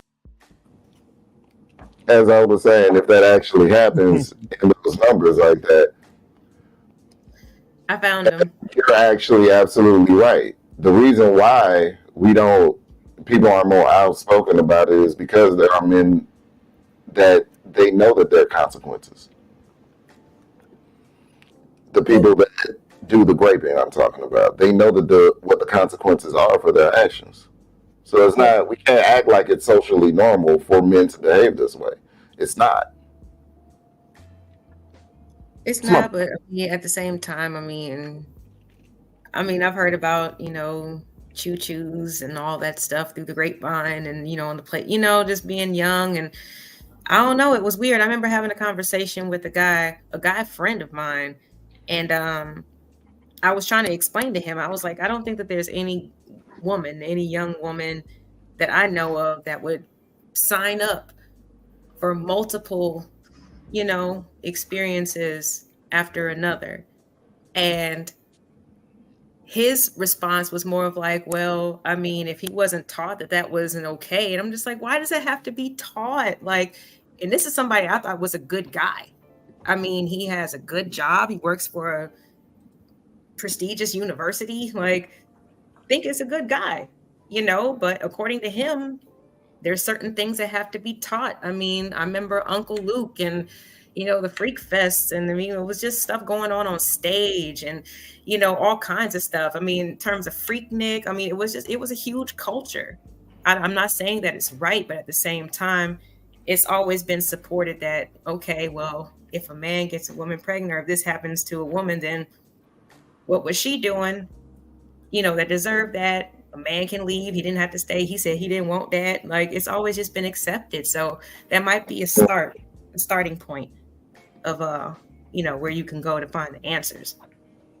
I'm sorry. No, go ahead. I'm sorry. No, I apologize. To me, it's just very socially acceptable. I remember being first mixer down at Georgia Southern University with some of my friends. I'm engaged at the time, to my high school sweetheart. And we're just hanging out. And, this music comes on. I'm listening like, okay, George Clinton in the Parliament. That's kind of funny. That's, it's 2000, but whatever.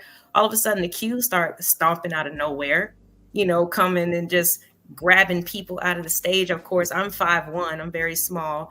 I get pulled up, lifted out of the air to where he's simulating oral sex on me, like with my clothes on, like in front of it. So I'm just pushing, like, it's a That's true. it's a culture. I don't know what was going on, but we were at a university mixer, and in this particular organization, that's just what they did. So I'm sorry to say it, but with a lot of different pockets, it's a culture. I agree. And the reason why this culture is pushed because of bandits like Like the Angry Bird, you know. I don't think it's always been a part of the culture, because I remember a time where there was this thing called shotgun weddings. Again, the patriarchy. I never said always. I'm an 80s baby, so I'm just speaking from like the time period that We're I not know talking of. about when King Alexandra was getting married. Big We're Mama talking and about them. now. Like, Yeah.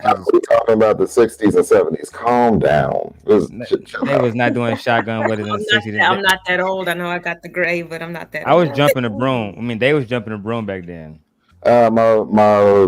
My father's first wedding was a shotgun wedding.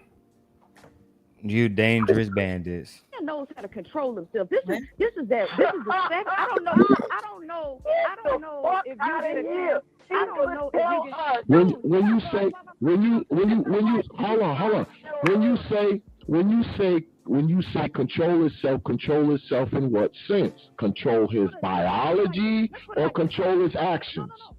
Control his damn actions. You ain't got to pull your dick out and fuck every motherfucking thing that comes to tell me that you a savage ass Negro. No one's saying. I don't think anyone's saying that. That's not even what I said. That's not even what I said. But you know what? This is what. That's exactly what he said. Yeah, exactly. Come on. Anybody else here? Is that not what he said or not? That's exactly what he said. All right, man. What the fuck is going on, Angry Man? That's so funny. This is what's so funny, and this backs up my point. This backs up my point about what I said when I said we barely scratched the surface on male behavior and male biology. We barely scratched the surface because she's sitting here telling me. That's like me telling her, well, you know what? When you get ready to go into labor, you're gonna feel a push. I can't tell you what it feels like to give birth to a child. I wouldn't even dare attempt to open my mouth. Stop all the bullshit gaslighting. Y'all tell women what it means to be women. You're not a wife, but you tell women what it means to be a wife. Let's stop the bullshit gaslighting. Y'all come into these spaces and tell women how to be women all the fucking time in one way or another. A whole bunch of gaslighting bullshit, and really, I'm not here for it. It's fucking bandit babble at its finest. And if they don't, they say otherwise, guess what? They go ape shit. And that's when the whole outbreak monkey thing comes out and starts screeching at them and kicking them. I wanted to say something. The last part of the clip that you played when he was like, but you allowed it. And it's like, I keep hearing that. I keep hearing certain men say that, like, when we talk about, you know, because I feel like it's accountability on both ends. But when I hear the guy say, well, you allowed it to happen, why can't you just be a decent human being to where nobody has to tell you to have integrity? Nobody has to tell you to have foresight. If I do this, you know what? This could potentially happen. Why does somebody else have to tell you or give you the tools to be able to do that? It's like, do y'all, I'm not saying, you know, all, do the men that think like that, like, do y'all just that much lack deductive reasoning? Because it just doesn't make sense to me. Exactly. What is that about? Can the men, can y'all share, like, what is that about? What are you specifically talking about? I just got off. So when he was talking about like the accountability and basically like for the women, it's, well, you shouldn't have let the guy, you shouldn't have opened your leg or whatever. But then the guy will be like, well, or no, the women will say, well, you shouldn't have, you know, came inside the woman. But then the men will say, well, you allowed it to happen. Can you explain why men think that way instead of just being like, okay, well, you know, I understand that because at the end of the day, I am accountable for shooting my sperm inside of you. Like, why do men say, well, you allowed it to happen? And it's not just right, because it's a two-way street. No, so the way I look at it is like this. It's like, if men are going to complain, that like after, she let you shoot in there. Right. But if you didn't want the baby, then just don't shoot in there. Just wear a condom. Just pull out. Protect yourself. Why is that not the first thing that's But how on come men's men? mind? Well, how come men don't have the option, right? Like my body, my choice. They got the women got the opportunity to keep the baby or to get rid of it. The That man don't do literally. nothing but bust. Hold on. Let me put pay a this out. bill. Is that not your body, your choice when you pull your dick out and you come on the floor and you come on the fucking something else and she don't get pregnant? Is that not your body, your choice? That's right. But when you talk about the actual act, it's her body, her choice before she pulled down them panties too. Right? She don't she didn't have to pull down them panties, spread cocking her legs up, scratching her back up either. But that doesn't. These y'all trying to make these women out to be victims. These women be want to fuck just as much. So you basically saying I got a question. I got a question. Like, So man, Jay stop Prince, trying to make these women out to be victims. They not victims. Okay, cool. Jay Prince, I got a question. So if you give me $10, is it now my choice how I spend that $10? That goes both ways. What I'm saying. I ask you a question. After you give me $10, y'all trying your best to make women victims. I'm asking you a question. That's all I'm doing. After you give me $10, is it my choice how I spend that $10? Yeah. Okay, same thing. So you give your sperm away. It is her choice to do what she want to do with that. But sperm. the problem is with that is unbalanced because she got they got a whole system behind they fuck up. You don't got nobody behind us that's defending us. They got that system defending them when they purposely go out there and choose to give their pussy up. They not no motherfucking victim. Nobody said that women were victims. Guys, let's calm it down. Hold on. Let me say that we don't have to yell. We don't have to scream. We don't have to curse to have a conversation here. Our channel already being like strike for no fucking reason. The last thing I want people to do is strike it for abusive language or some shit. Okay, yeah, I got you. I feel like I'm bad. why they're focused on like I feel like I'm just tired of hearing women out to be victims. I'm so sick of that junk. That's what you hear. Here, hold on. Here also, we have to let the ladies speak. I don't like to have like. You talking about the same women? Hold on. Every 5 seconds, I can't hear men just yelling in my ear. This channel is for women to speak. Every time the microphones go, I want to hear female voices first. All right. I feel like you're generalizing, like you keep saying, but women, but women this, but women that, but women do this, but women do that. There are literally a lot of women who get inside of or who connect with men and their intentions are pure. We don't all been there where, we're in the moment. Yes, she did open her legs to you and she has to be accountable for that. But I feel like in those situations, when she's all in it, she's in the moment. Yes, she's having a child, but you don't want to be there. Yes, in those situations, she does deserve to be a victim. But yes, she in that aspect of, okay, well, I thought I had a partner. I do feel like the victim because you're not there helping me. But on the aspect, she also does have to have accountability. I will say that. And then I also agree that there are some women who, maybe want to trap you with a baby on purpose, or, there are different types of women out here. So when you talk about women being, all women want to be victims, like you can't just say that because the experiences of women when they do decide to, open their legs and have sex, and then whatever follows after that is different. So I don't agree with that. So then the question becomes, if you're in the midst of getting ready to do a sexual act and the woman tells you she doesn't want to use a condom, I don't care how long y'all been together, and you don't want children as a man, why then isn't the option to just stop if she doesn't want to use the condom? Why isn't that the conversation? Why isn't that the solution instead of just moving forward with the sexual act? I think I know part of the answer is, but I want to hear from the fellas. These men cannot. Let's make it genuine. These men cannot say no to vagina. Read just that simple.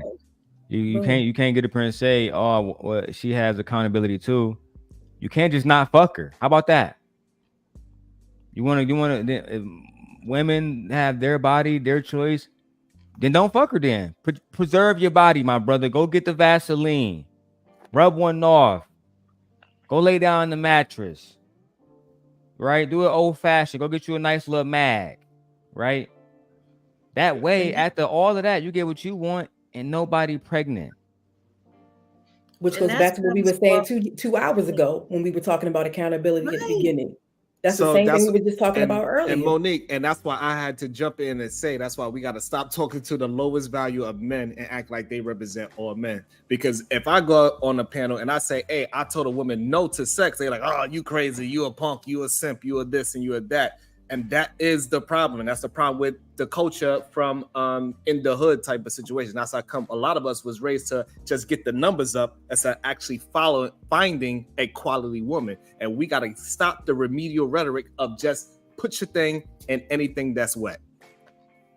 Yeah, it's just disturbing that like. Okay, go ahead. Sorry. I'm sorry, just really quick. So for, like for Sharon, for example, do you think the average guy that's walking around is like you? Or do you think that you're on an exceptional level? I think the problem is that the so-called average guy that is like me is pushed in a corner. We got to be quiet, we got to be silent, and we got to just, because we are so-called too good and we are unicorns. This is what is said about people like me, right? Yeah, I said on this panel, I'm a unicorn. You're not average. You're not this. You're not that. And then, so what happens? Other men that is like me, they are not coming out because I could live my best life and never come on a panel. I'm good. My house is good. I'll never have to come here and give my experience so hopefully another young man could see what another man looks like. I don't have to do this. No, I understand. I just wonder if like what a unicorn, like I think of it as just rare, it's a good thing.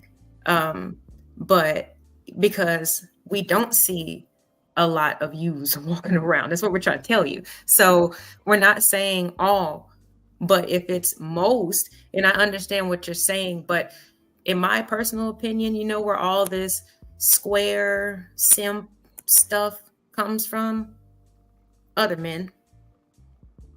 Women don't look at guys like that. We appreciate a lot of different qualities in men. And it's other men. Okay. Well, okay. I think that, like I said, the people who are calling more, you hear those types of, or where men hear those types of words from, is mostly from other men. And they're usually from more, like you said, lower vibrational men who don't have the heart to elevate themselves to where you are. And so they resort to throwing rocks. You know what I'm saying?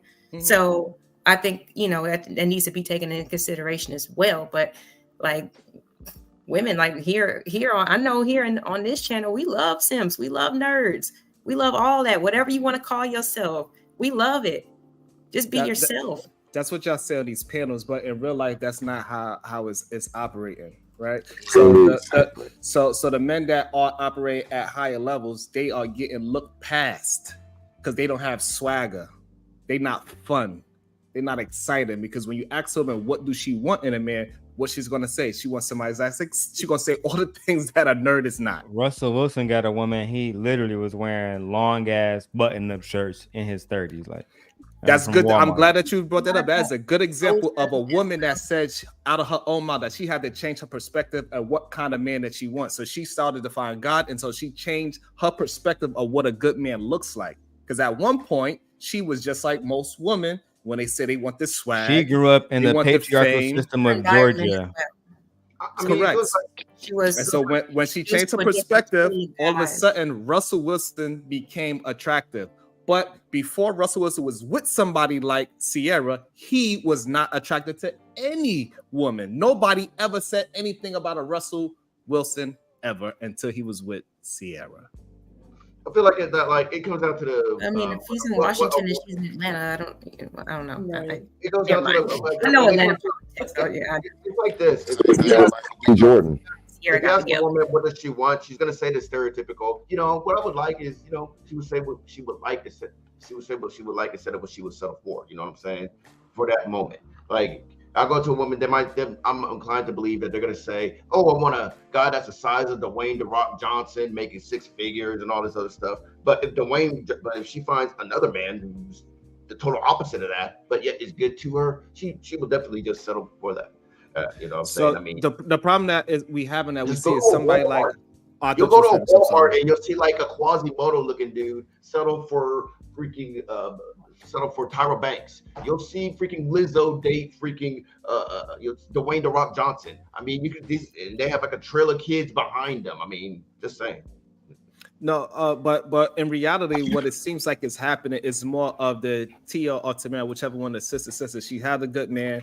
She dated early. He courted her and all that. And guess what? She got bored. That's why she left her man. That's craziness. It was, and this is what actually that's what happens. Hold on, the twins. The one, one of the twins. Yeah, one or the black guy. The one that married the black dude that just got recently divorced about a year ago. Oh yeah, I thought it was other stuff that was going on. It was other stuff that was going on. She was bored. She said herself. But she said she was bored, but it was more than that. Trust and believe it was more than that. That's just surface level. Right. I thought it had something to do with like financial stuff. I thought it had something to do with financial. She was the only one that was really like working for real. A lot of men leave their marriages when women, you know what I'm saying, get unattractive too. Every single time they leave these marriages. Shout out to my brother Bruiser from the Peep Network. Spoke about. Dude started off as actor. You know what I'm saying? It's like you got content. You know, like you should always want to do something else or grow or something. You know, especially if you're in a position where you have, funds. You got a wife. You got a support system. There should have been something else that was going on. Bandit, Bad Wolf, Shrine, lose again, man. Let's keep going, man. How can describe it? But you women are so arrogant that you actually think you can tell a man what it means to have a penis. And as far as you saying, well, my mentor this, my mentor that, let me tell you something about men. There are plenty of men out here that will say, well, you know what? I'm able to do this because of this, that, and the third. And they're full of shit. They're full of shit. Let me explain this. As I was saying with my analogy. First of all, let me explain something to you with my analogy, like I said. First of all, the person who is complaining. You're being insulting. Listen, continue. Let me finish. Whoever is the one that is complaining about the results is the one that holds the ultimate accountability. So at the end of the day, why is that though? Why do you say that? Listen, because here's the thing. If I'm happy with getting A's and school, if I'm happy with getting straight A's, why the fuck would I change what I'm doing? You can point the finger at me all day. You can point the finger and say, well, I can't do this because Steph Curry keeps shooting all the threes. Well, guess what? Steph Curry is happy with the results of shooting all the threes. So guess what? He gonna keep doing it. Listen. You niggas have years interrupted women. Women can never get their point across. Hold on. Put your fat ass up and listen. God damn. She right. If I'm Steph Curry, LeBron James, the most overrated nigga in history, yeah, I'm cool. I don't need to drive the basketball. I'm gonna shoot this bitch from half court, bum. And I'm gonna beat you 4 years in a row. And I'm gonna steal your legacy, stupid. Right? Why you gonna be doing what? Complaining, flopping, not getting your jump shot right. LeBron is the prototype bandit. Overrated. Thinks the most of himself. Has lost more than he won, but still think he's the GOAT. That's not a diss to Taz either. That's not a diss to Taz. Just to make that clear. I mean, it feels like, how come you never see any of those famous dudes saying, hey, I got my advice from listening to Andrew Tate, or I went to the Roy Room, or I watched Fresh a bit, and they changed my life, man. That's how I'd be able to get all these women, If that's the case, if their advice works so much. I'm not sure what you said, bro. Let's keep going. Hold on. I was talking shit, Omega. It's called comic relief. No, You're using, but listen, we got. This argument is kind of getting to me. I just want to say, take a moment out to shout out to the ladies that's here today. Monique, the very beautiful black goddesses that's here today. Tierra, she tired of y'all niggas. Look at her. She is tired of you niggas. I ain't do nothing. No, I'm playing. No, she tired of I ain't do nothing. No, I'm playing.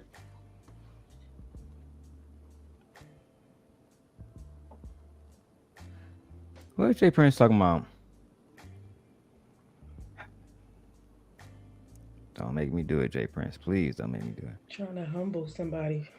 He I always wonder why they brought that point up of, women, we don't have the physical equipment, so how can we know blah, blah, blah about men? But we've been told about ourselves so much about, by people who don't have our physical equipment. So how does that work exactly? I've always wondered that. Not only that, Lauren, they don't even have the proof that they got the woman that they are talking about. Where is this woman? Where is this mythical woman that you keep saying that women should be like?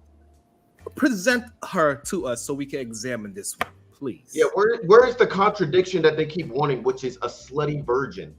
Like, Brother Jay Prince says, Daryl, I don't understand that. I really understand that Princella is growing your channel, but you can't have an honest conversation. How about say, Jay Prince? I'm glad you came back. That's all you have. No, what I was saying, Daryl, that's why I was like, all I was saying is, I understand like Princella and them, they growing your channel and stuff, but it seems as though we gotta for them to grow your channel, you gotta tell them a bunch of lies, or you can't have an honest conversation because women only want to hear what makes them feel good. They don't want to hear. They don't want to have a truthful conversation. They just want to hear you side with them to blame niggas all day, and that's not valid. But that's not true because I haven't agreed with all the women the whole conversation. Yeah, discredit me. Go ahead, because I'm living proof that I disagree with all these women on the panel today. We can't have an honest conversation without pandering and making these women feel good and lie to them. Well, let me say, we've all kind of bumped heads today, but kind of conceded and be like, okay, I see your point, but it's like you got to be at least able to like take in an opposition like opinion, opposing opinion. I have done that.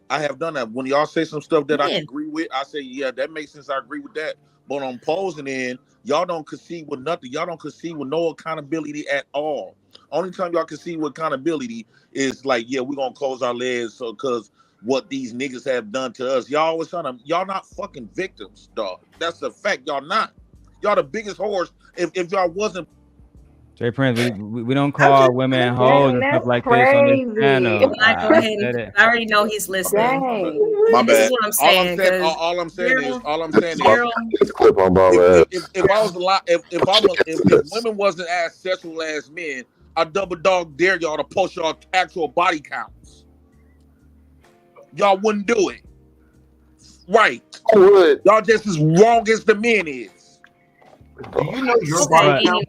Hold on, guys. Hold on. And I'm not mad. I'm not mad at it. You seem like it, but when it makes sense, because like, that stuff is crazy. Like y'all just want to just make guys, when it makes sense that if men wanted to protect their bodies, right? Y'all want me to believe that y'all victims? Okay, y'all victims. That's absolutely crazy. I never said I was a victim. You calling yourself? It's the kettle, the pot calling the kettle black, man. Like we have. I can't argue with you. You mad? I can't argue with you. No. Look at you. Look at you. You mad? Look at you. You big mad. I'm happy. Leave me alone. I'm happy. Leave me alone. But no, like I was saying though, like if men want to be able to protect themselves, and they ultimately gonna feel like a woman should have closed, she should have kept her legs closed. It's gonna be her fault. Why not just not fuck the woman at all? Just go jack off. Why both of them should stop fucking then. They should stop. Like Lauren came up here early to talk about how dude did some sexual stuff to her. Well, I could come up that I've been sexually assaulted many times. Women grabbing my chest, sex without my permission, groping my penis. I had an older female cousin having sex with me. See, they always want to live in this victim stuff because they get to manipulate the world with that victim shit. We know where it comes from now. Yes, sir. I think They it's always want people to feel sorry for this. I'm very aware that young boys, you know, are just as much as victims as girls. But we don't never hear that conversation out of women. And let's talk about it. I mean, Right, I'm open to the conversation But in order for women to have that conversation, men have to be willing to be open about what's happening to them. I guarantee you. Can I say something? Can I say something? All right. So the ladies today willing to have the conversation. So let's have the conversation. Okay. Let's have all it. these women on this panel, I guarantee you, they have sexually assaulted men. Yo, chill, Jay Prince. I don't think so. Hey, Prince, hold on. The ladies here have not? You can't accuse the ladies here of sexually assaulting somebody. Yeah, let's not do that. What? Okay, But I can't clarify what I mean is like I know that was they probably done challenged poked the earlier. man's chest. What I like, damn dude, you got a big chest. Your chest must have touching his arm. I'm quite sure they have invited themselves to a man's space without the man's permission. He probably didn't have a problem with it, but they did it. Nope, This is what happens. Yeah, this is what happens. Walking in front of your kids, damn near naked is sexual. Allow certain people to have concept like he went so far. Dude, Sharon, you ain't no above nobody. You got kids by other women that you don't even see your kids, nigga. How the fuck you gonna claim yourself to be above somebody? You ain't nothing. You ain't nothing. Again, you just saying things. You ain't no better than no motherfucker dog. No, he talking about I'm the Lord, something like he's somehow above. Nigga, I don't look up to you, fool. He just Nobody looks up to Sharon. that we went way off topic. That's all I heard. Nobody looks up to Sharon. Maybe if you did, maybe you wouldn't smoke. You keep talking about we the lower class like you some high class nigga. Maybe you wouldn't be smoking cigarettes in the house. Well, raise all your kids at the same time, then nigga. I'm doing it.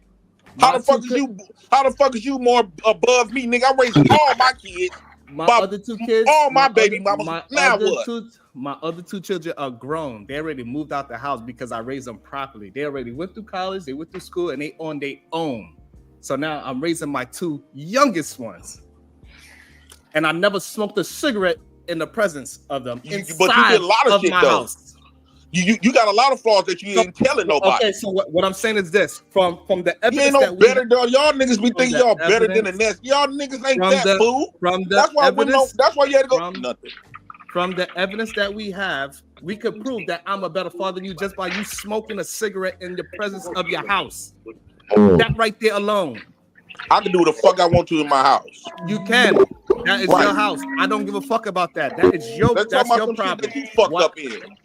What I'm talking about is what I'm talking about. Again, this is the problem. Y'all the problem is that y'all think y'all more better than what y'all is. We was having a good conversation. Here's you wanna argue. I can't argue with you. You mad. I can't argue with you. No. Look at you. Here's the problem. All right, hold on, fellas. Hold on. Queen Maker. Y'all fall for this every time. Queen Maker is back. Why it's loading up? I want to say the reason why we know Seth Curry is the best is because he has record of it. He got proof of it. Same way how I can have proof of certain things that can prove that I'm better than somebody else. All right, we back. I can prove that I'm better than somebody else. Fellas, hold on, please. Cool. Prove it. What's up, Queen? I work for myself. Fellas, hold on, please. Stop smoking cigarettes in front of your children. Sharon, I had to mute y'all. My bad. Queen, how's your drive? Oh, it's good. I'm out of town. I was at the airport earlier. I was there for 4 hours waiting on the damn rental car, standing up the whole time.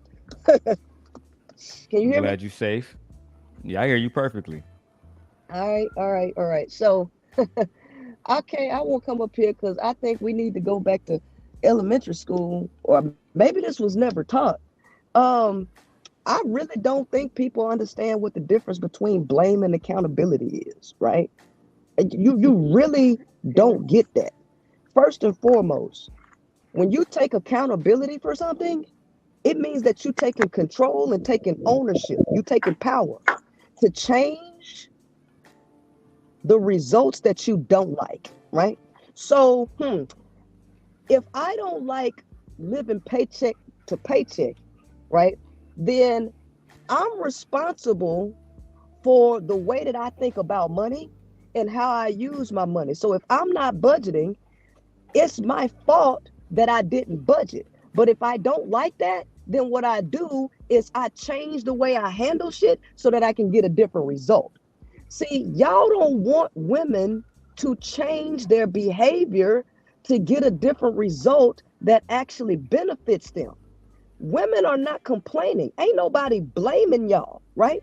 So for motherfuckers that have taken money from me, for every nigga that ran game on me, guess what? I learned something in the process. I learned how to spot game, right?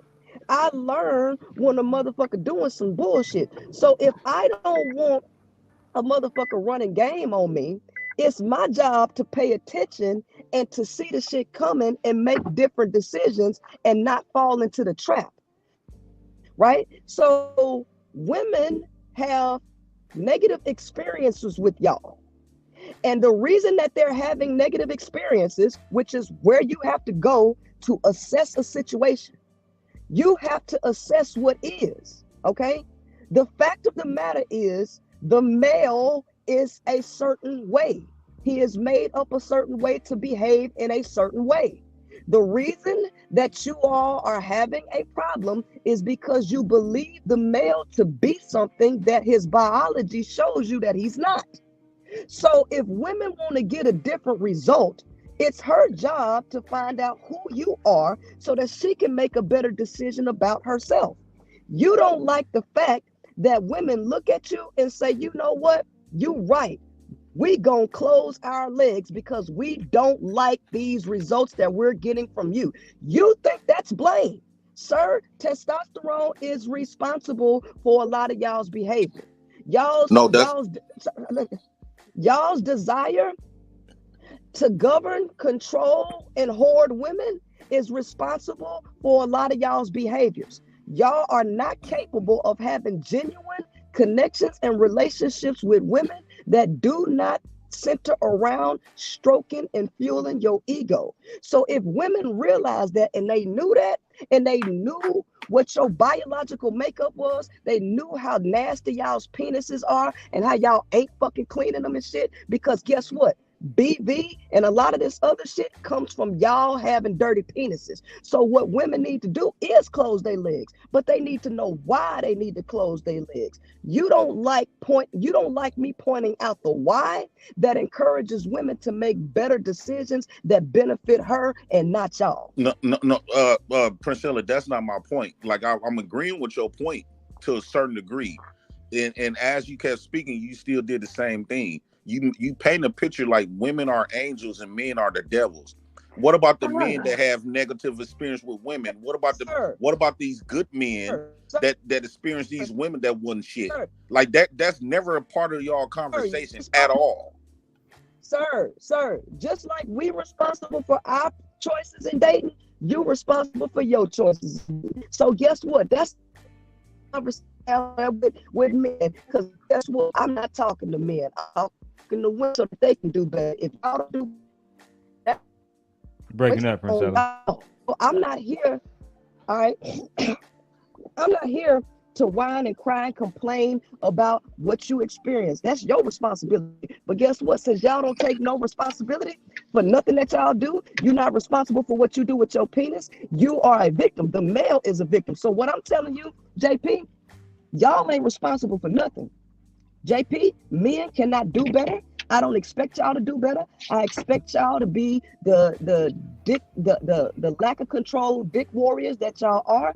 And what women need to do is learn how to maneuver around y'all and stop expecting y'all to be these alpha men, nice and shining armors, because y'all ain't capable, because y'all not responsible for nothing. We responsible. We the ones in control. So what she first need to do is start closing her motherfucking pussy and then stop paying y'all attention and let you cry and whine on your own damn channel. So Priscilla, like for the women that's on here, they got sons, right? Are they gonna automatically believe that their sons are horrible compared to these women? One of these, a lot of times, most of us men became dirty dogs because they said, oh, he was too nice, he too weak, he too simp. So these women dogged those good dudes out and turned these good dudes to a monster. Like it's context why men operate. They operate like, for an example, Princella, when a lot of us men thought that because we was raised by our mama, we thought that we supposed to be nice to women, say all the kind stuff, get them compliments, and women did not want that. They wanted the niggas that come to them rough. They wanted the niggas that have all of the girlfriends, the ladies' man. Sir, all the women wanted to fuck with the ladies' man. And sir, at what point you just sat up here and y'all keep iterating that women are responsible. Women are responsible. You chose him, this, that, and the other one. But you're sitting up here claiming to be a victim. Sir, what are you going to do with your behavior so that you don't have the experiences that you have? Because at the end of the day, everything is the woman's fault. What you want to let me ask you this question. What is your responsibility as a man for yourself? How do you make yourself better? Tell me that, JP. Let me see. Let me keep it real. Stop smoking in the house. It's one. Bit more cautious, like, with my thing, protecting myself and focus on my purpose and all this other type of stuff. So I do, Priscilla, I think you got it backwards. Men always gonna get held accountable, no matter what, because we is forced to be accountable. The world don't hold y'all accountable. That's why women is allowed to live in a fairyland. Women is allowed to live in a fairy tale story, opposed to us, because we get held accountable. Sir, let me tell you a little bit. Not getting held accountable. That's those lies. Sir, let me tell you a little bit. Monique, about cut my in life. whenever you want, Monique. No, Priscilla, go ahead. Let me tell you a little bit about my life, sir. And people can claim that it's a lie all day, but let me tell you something. This year, I have made over $350,000. Okay, from my book sales, speaking engagements, different platforms, YouTube. I have diversified my income. This is the most money I ever made in my life. But you know what? I started out under the ground, right? See, let me show you what it means to take accountability versus motherfucking blame. This is why I don't have no respect for you weak ass niggas. I want you to understand. And this is the reason why y'all niggas out here whining about B. Taylor fucking with me. Because y'all ain't got no goddamn heart. So I don't want to hear the shit that y'all talking about. So first of all, I grew up in a family, right, that was against me, right? Right? There were several times that I had to walk home by myself in pitch black because nobody gave a fuck about me. I got raped at 12 years old, right? I got raped in 2016, right? I had a man take 40 grand from me out of the Nation of Islam, right? Running this black culture shit on me, right? I had another one pretend to be my friend and take $2,000 from me. I had another one steal $1,500 from me out of my pocket and then call himself doing some fuck shit to me at my job. I had a nigga pull a gun on me. I have lived on the streets. I have had an abortion. I have had a lot of shit happen to me. And by living on the streets, I was at the lowest place in my entire life, right? It's like everything went from bad to worse when I left Shreveport and came here, right?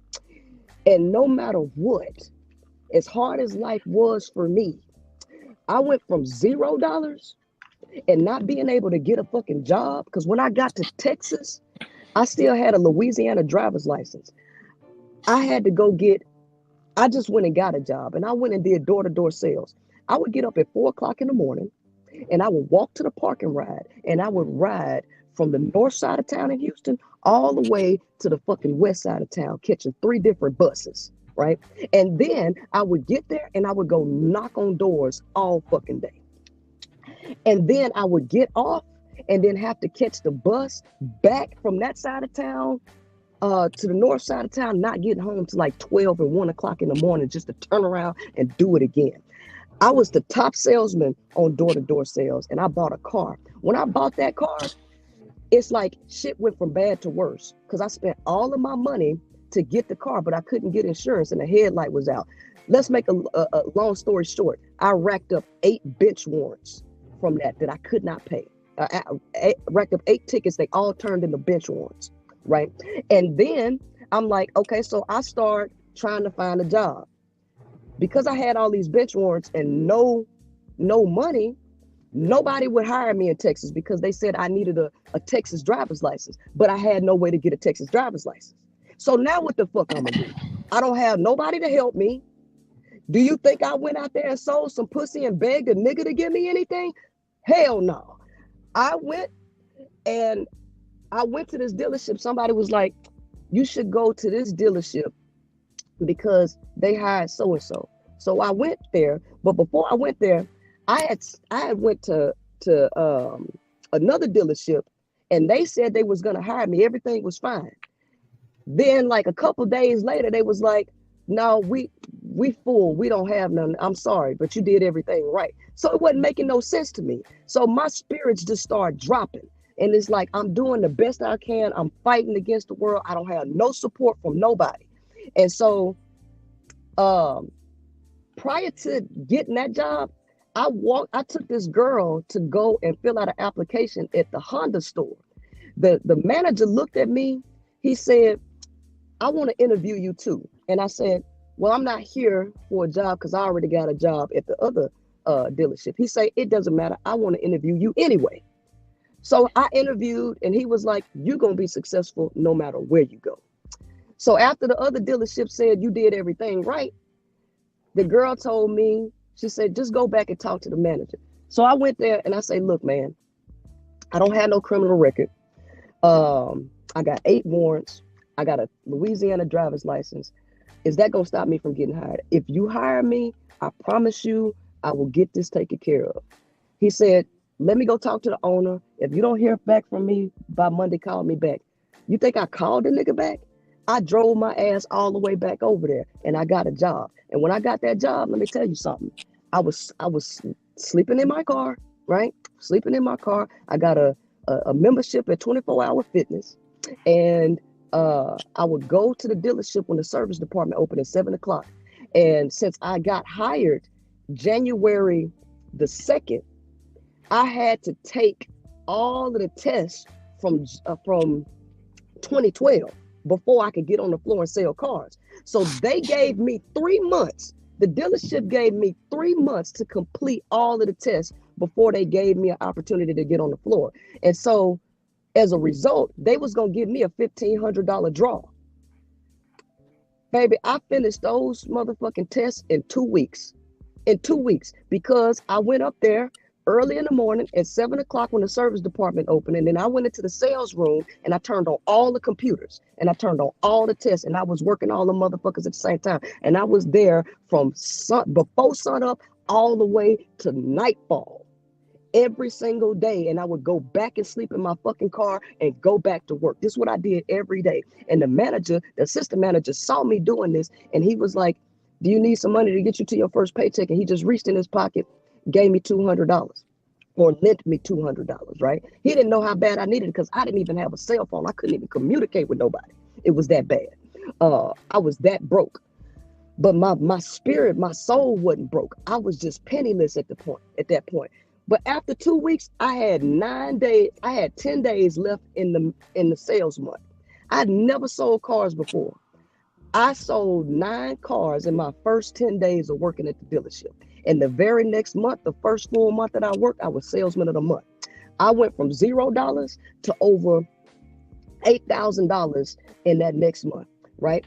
Then after I worked some more, they kept telling me, hey, you getting fucked over here. The pack is too high, blah, blah, blah, blah. So after the lady that didn't hire me the first time at the other dealership, she got fired.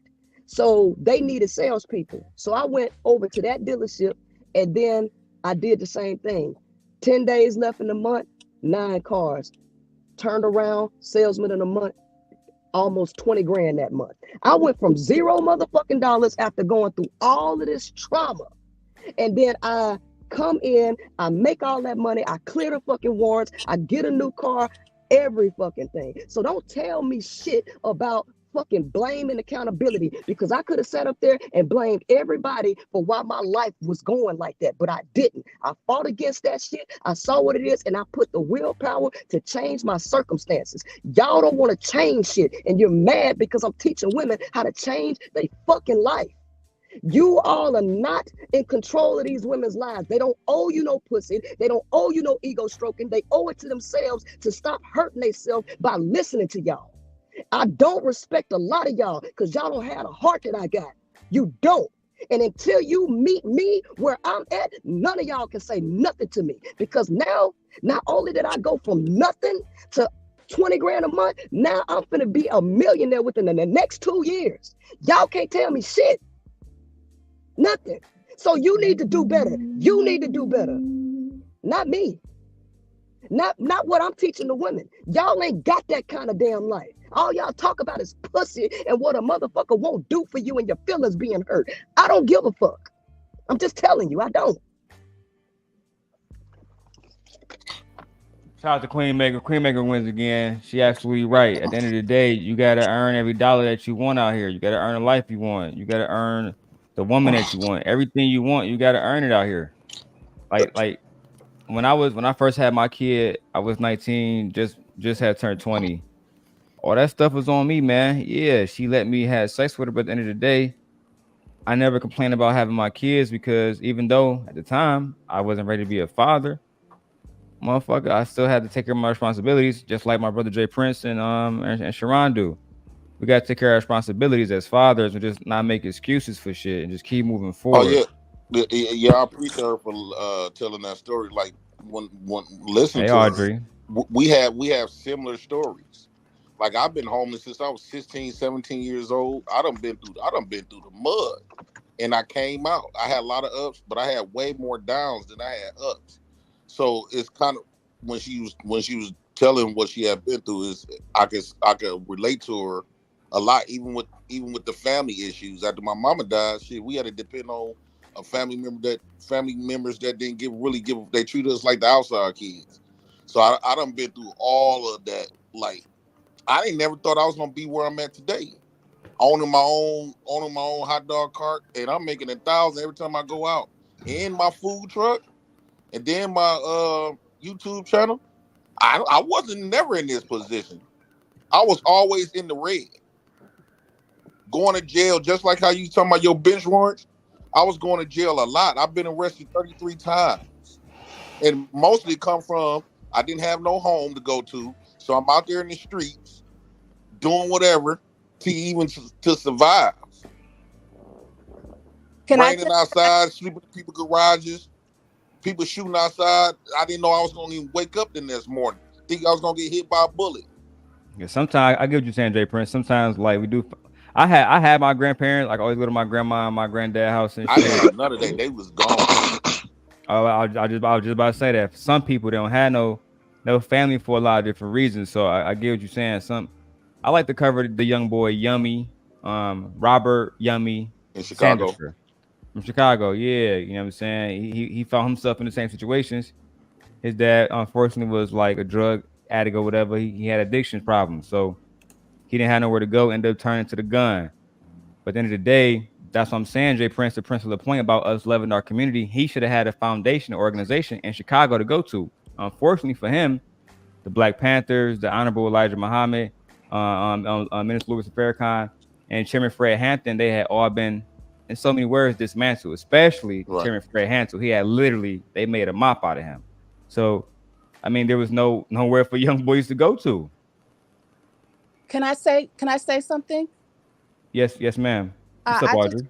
I just want to take the opportunity because my zaddy is on, and I just wanted to let her know that I have her books. I have purchased Patent and Leadership. I have Napoleon Hill. I have Matriarchy, Patriarchy. And I just want to let you know that I have applied your lessons to my life. And it allowed me to get up out of the situation that I was currently in. And all I could hear was your voice. And I got up and I rolled and I took responsibility for myself. And I just want to thank you for all those lessons, those Harvard Ivy League lectures that you give. And I sit there. I've never been so wide open to listen to someone for hours. And I just want to thank you, the Divine Feminine, for using you and you accepting the challenge. Thank you, Queen Maker. Thank you so much. I appreciate you. And congratulations to you. Thank you. Appreciate you, Audrey. You know, I always appreciate your presence here. Thank you. Lady Lauren and Mo, do you ladies have anything to say about what you just heard over the course of the last 5 minutes? You can go first, Lauren, if you have something to say. Well, I mean, I know. If not, we can get back to Dragon Anger Man. But it's up to y'all. Wait. I know me. I've been following you, Queen, for about the past 6 months, and I know a lot of guys out there got conflicted. I really don't care, but you know, I've taken accountability. I have 2 daughters. Okay, this week they were both talked about, created in love, but when things got real, he said peace out. So I'm taking care of mine. You know what I mean? It's going to be 7 years that I've been by myself, and I'm doing what I have to do. They're 1 year after another, so I have to, college education, cars, all that stuff. I'm taking accountability. So that's not really what the issue is. What I really do appreciate about you is that you are, instead of, me falling back into the trap of like trying to find a substitute daddy and potentially exposing my children to harm because they're beautiful, they're giving, they're trusting to the adults in their life. I'm glad that I'm aware of things now. So I'm focusing on them right now. Yes, okay, I'm a single mom. I look like this though, okay? And I'm still young. So I will have more time after they get grown, and I, develop them. So that's one thing that I did take from you. And I really do appreciate, because she offers choices, y'all. It's not just lesbianism. Like, oh my God, like you guys are really just like, there's other things that we can focus on. And it's okay to, let women just know what, our other options are, instead of falling into traps of, oh, well, they need a daddy. Okay, well, if the conditions aren't conducive, I don't need to focus on that. So that's what I wanted to say. So thank you so much for everything that you do, because I definitely was like this close. I was this close until I found you on the Fresh and Fit thing. And you tore them down.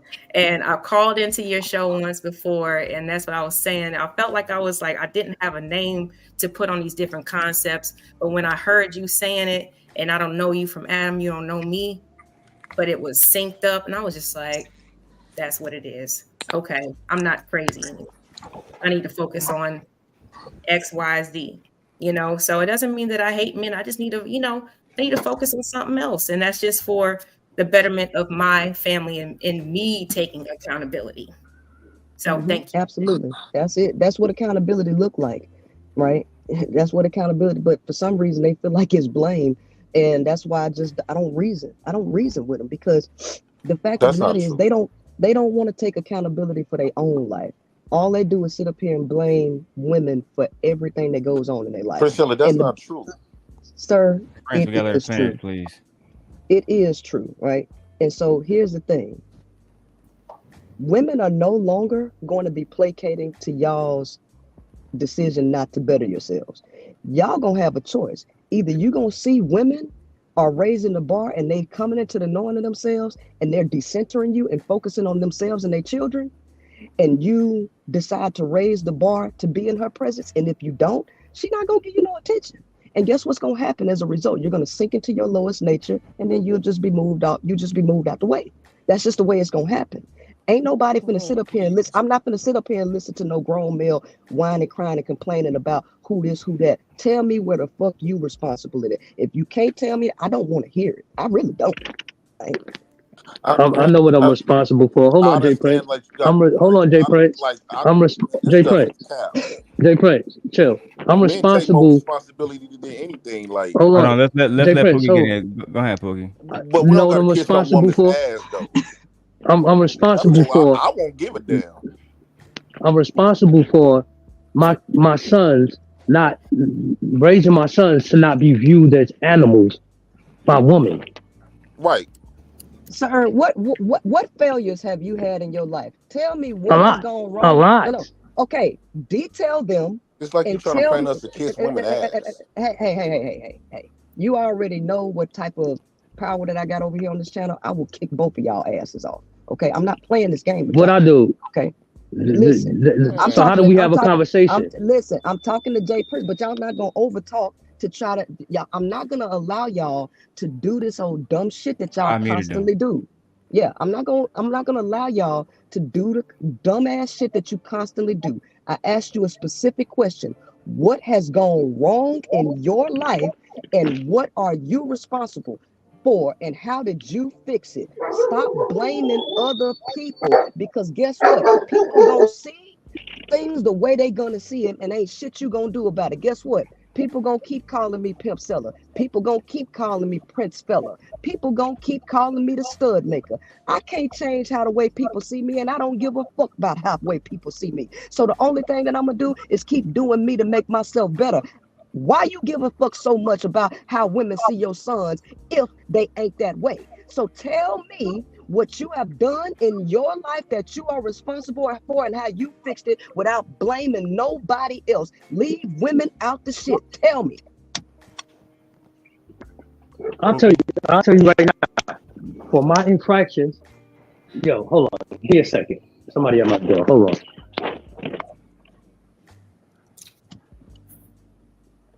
It's like talking to brick fucking wall. Well, I can tell you mine.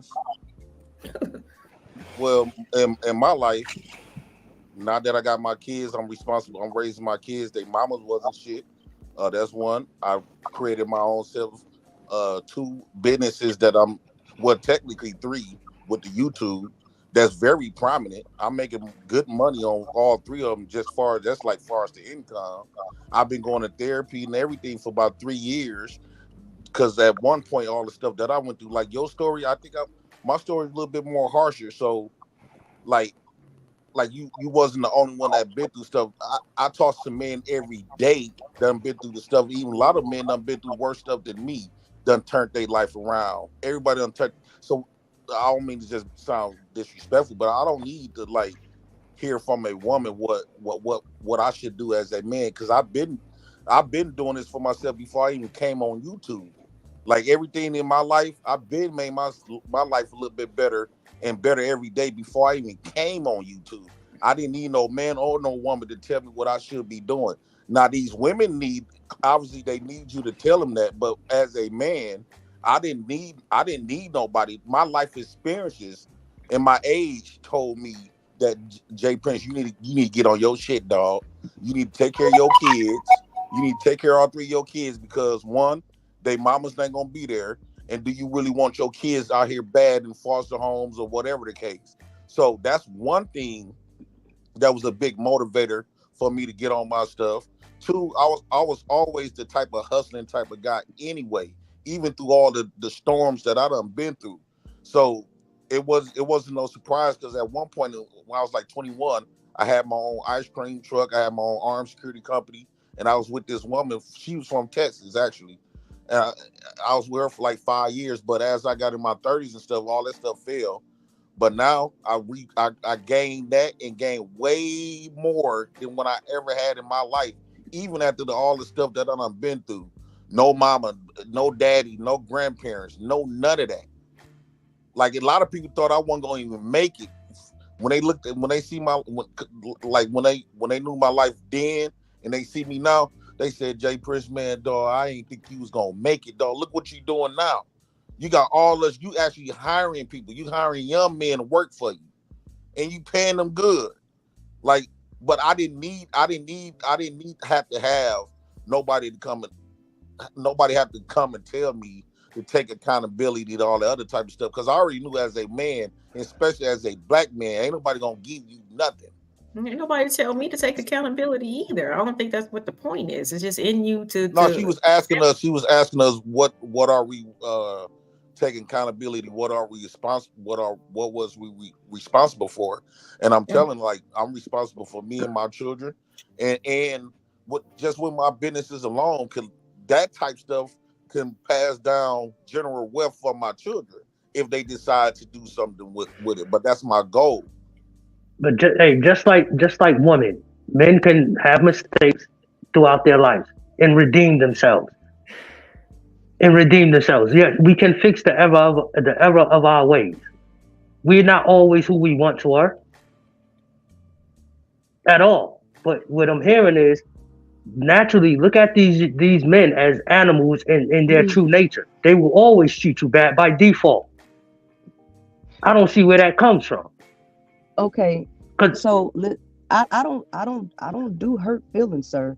I don't do hurt. Why are you saying my feelings is hurt? You're assuming my feelings is hurt. No, One mic at a time.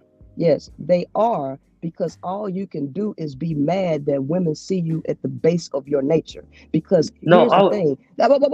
The male is born at that base level, all right? And he has to work to try to distance himself as far as he can away from his nature, which is hella hard, which most of you fail at. And so women, it's not about, I'm not talking to y'all. This is the part that y'all don't get. You're mad because I'm getting women to see y'all for who you are, which explains why they experience the things that they experience with you when they go in with the intentions to have relationships with you. There is a reason that they are getting the results that they're getting, and it ain't just her. There is something dealing with you. So first and foremost with her, the reason that she's experiencing it from her end is because she has a certain belief system about y'all that is incorrect. So she needs to change her belief system about y'all. Women, okay? Women have been programmed in the churches, and they have been following the fairy tale faulty program. You all have been allowed to recklessly operate in your nature while women have deluded. So what I am doing is swimming where reality is, why you behave the way you behave. Yeah, the issue is looking at yourselves as reckless, wild beasts. Yeah, your microphone's breaking up, Priscilla. Yeah, the signal is really bad. Yeah. I think you assume, Priscilla, that us men care that much about women.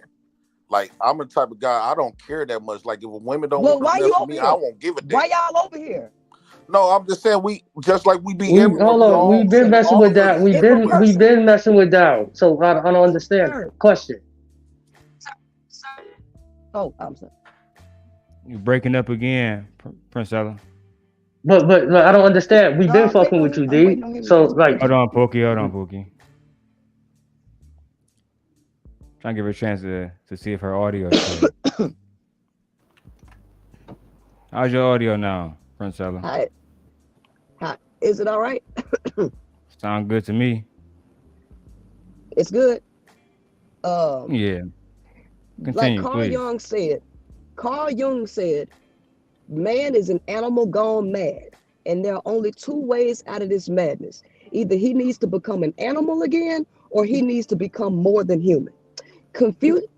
Napoleon Bonaparte said, men are moved by two levers and two levers only: fear and self-interest, which is that of an animal, right? Which is animal instinct. So if you do not want women to see your sons as the beast and the selfish driven animals that everybody in higher education sees you as, then it's your job to develop your sons to distance themselves as far away from their biological nature, which is stronger than a lot of their willpower.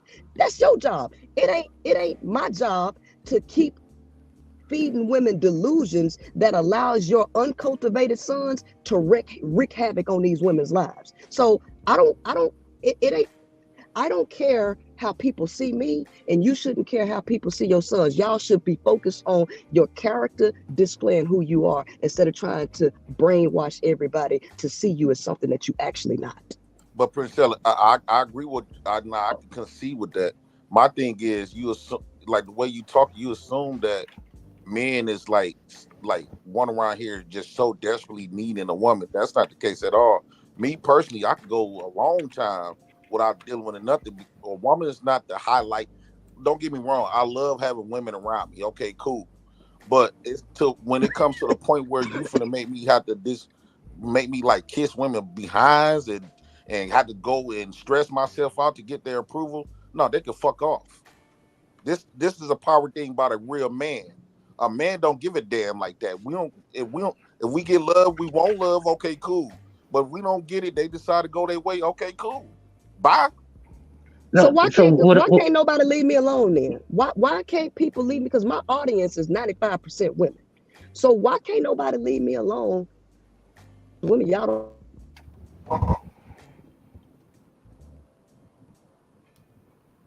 Because a lot of them would rather listen to a woman than a man. That's why. No, we all just having conversation. Women listen to us. They come over to the manosphere. Well, I'm not manosphere, but they come talk with us. We come talk with them. I've been at City of Jesus channel. I done been on everybody's channel. It's not to say that like we trying to go over there to have you and be with you. We all have a conversation. You probably done said some stuff and that make men look bad or said some stuff against men. Men done said some stuff against women, so we gonna draw to something that's on just both ends. But that don't mean that we kissing your behind because you was a female. Like let's say if that's you the case, can't. How many iterations you gonna have? They try to make it seem like men gonna suffer. I can say this. They try to make it seem like men gonna suffer without them. Like men been. Where is the period on your sentence? Suffer is the woman. The woman suffer way quicker than we do. I don't give a damn. So when does it go from talking to actual actions? There go the period. Finally. No, I'm saying in real life. I don't chase after no woman. Right. They don't no woman validate me. Cool. And the problem with y'all, a lot of y'all niggas, y'all allow women to validate y'all. She can talk that shit to y'all, but a man like me ain't allow no woman to validate me. I don't give a damn who you is. So for some reason you thought she was talking to us. No, she was talking to you. She wasn't talking to me when she wasn't talking to nobody on the panel at all. She was talking in general. Directly to Jay. She wasn't talking in general. So when do women get the grace? I won't have to worry about no woman. You know, me because I'm not that concerned, and I'm damn sure ain't gonna teach my nephews allow no woman to treat them and treat my nephews like they're a fan and they the fucking celebrities. You out your rabbit ass mind? You think I'm gonna do some shit like that? Son, nephew, you the prize. When do we give women the grace? No woman or no nigga. So when do we give women? Fellas. Let me ask this question, D. I got you. But I'm gonna say this. I'm gonna let the fellas speak for like 2 minutes. Now I want to hear from the ladies. I don't want to hear fellas yelling for like 20 minutes and going back and forth about conversations. With all due respect to y'all, I want to hear from the ladies, specifically Monique, Lauren, and Tiara. I want to hear what conversation they want to have. I just got one question. At what point do we give women the grace of discernment? When are women held accountable for their own discernment? Is it now at this point because y'all have heard a new voice like Priscilla? Like, did y'all not pick this up on your own? Did your community, your mothers, your fathers? That's why. Pookie, did y'all not learn this? Pookie, doesn't matter where they get from. It's just like a male, right? If he's doing all the wrong things, like smoking in the house, and then somehow somebody comes to him and say, "Hey, at 34, you need to change that. He changed that. It doesn't matter. He changed it. You don't. You're right. He was at one point, he said he was living in cars, and now he's not. He got his own business. It doesn't matter that he learned it now. We got to give him the kudos for actually putting action to his thoughts. So the same thing with the women. The women got to get the same extended grades. It doesn't matter when they learn it, as long as that when they learn it, they also preach it to other women of how they made mistakes, so therefore they can learn. The reason why Jay Pitts was able to listen to Priscilla, because he related to her. He related to her story. So the same thing with older women and young and women that go through the same thing. Somebody got to relate to somebody, and we got to give them the grace. We can't be acting like that. We can't give women grace. I never say that. You already know I rock with the women. Voice of the women. We should have a voice of men. We should allow women go through their thing, like you say, and us men, we should go stand on our stuff. We don't have to be sitting up here chasing after no woman all. We ain't really supposed to be chasing after no woman all goddamn day, every day. That's Is Anger Man not the voice of men? No, he's not. All right, my bad. I mean, I only asked. Kevin Samuels wasn't the voice of us. Damn. I don't think we need a voice. What I mean is us men, we need to stand on our stuff, because we should never allow nobody to treat us like we a fan and they some goddamn celebrities. We should raise the bar for women, because actually and realistically, us men been lowering our bars for women like crazy. We've been sacrificed. We sacrifice the most. We should make them bring way more to the table outside of booty and babies. Hey, Jay Prince, I just want to let you know, our silence is not compliance. Let the women talk. Just because we silent doesn't mean that we comply to what you're saying. It doesn't mean that you are cooking. Please let everybody get a chance to have a conversation. Well, I'm cooking to the niggas that relate. No, you're not. Do any ladies have any thoughts? Down talking to me neither, fool. As I stated earlier, a couple hours ago, I'm about to get off in a minute because this is unproductive at this point. Jesus. But I will say this: I've been married for almost 13 years now, right? Like I told you guys earlier, a couple hours ago, and I say this is unproductive because at the end of the day, there's just a bunch of blaming going on back and forth right now, and nobody's being heard. Right? We all want to be heard. At the end of the day, most humans just want to be heard. Whether you understand or not, that's on you. But I've been watching Priscilla's channel for a year now, and I saw clips of her actually before that. But the reason why her audience, as she stated, is 95% women, and why her following is continuously growing, and why she's seeing the fruits of her labors monetarily and the things that is coming to her that she is not even having to chase at this point, right? The reason why those things are happening for her, much as they have for red pill guys, because somebody resonated with the message, right? Somebody resonated with the message because they have had the experience that the messenger is sending out into the airwaves. And so those who have an eye to see will see. Those who have an ear to hear will hear.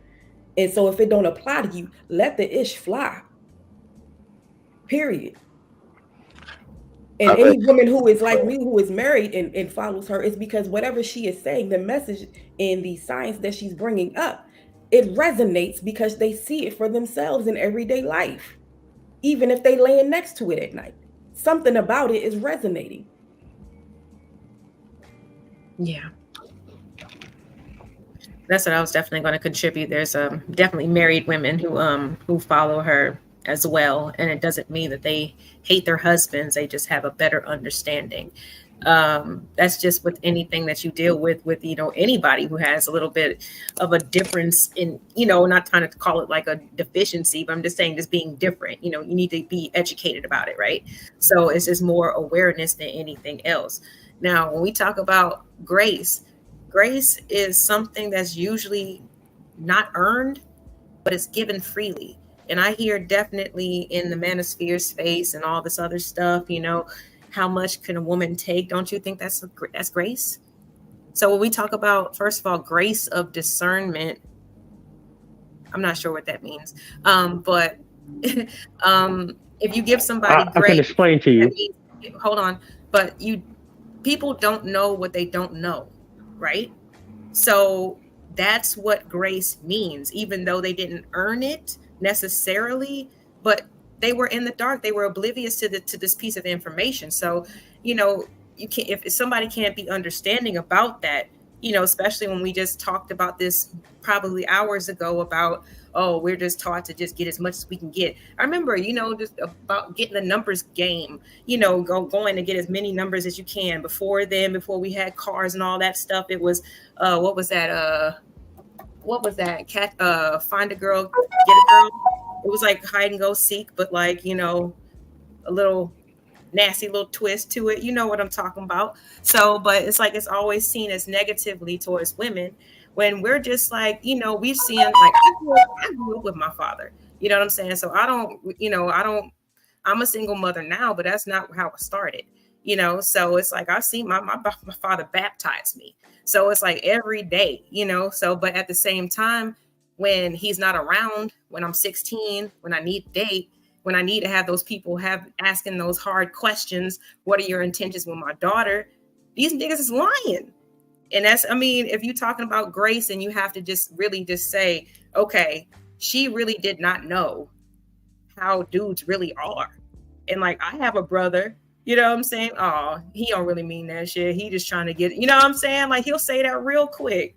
Why does he say that? Because he must know. He must know how the average dude is.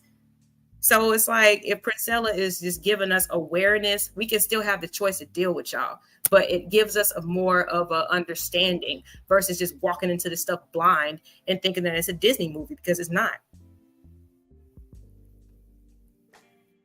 I think a lot of times the men just blame everybody for everything. I'm gonna let Tiara go first because I've been waiting to hear what she has to say. I agree with Monique and Lauren. I feel like what frustrates me the most is, you know, hearing that, oh, women are victims, women are, you know, trying to paint this picture. And it's like, well, go to Princella's channel and you'll see there's a lot of women that have either the same or similar experiences.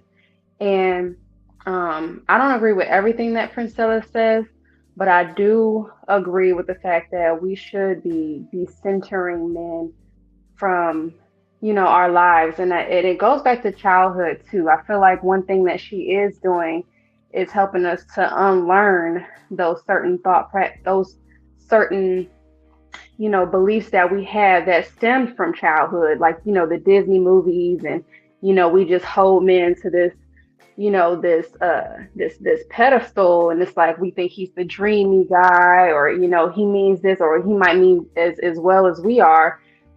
But it's like, you know, when we do get out in the world on our own, if we're not learning from our parents how a lot of guys tend to operate with women, we go into situations with, you know, like I said earlier, pure intentions, thinking that, you know, this guy is, you know, moving the same way that we are, only to then, you know, it backfires in our face.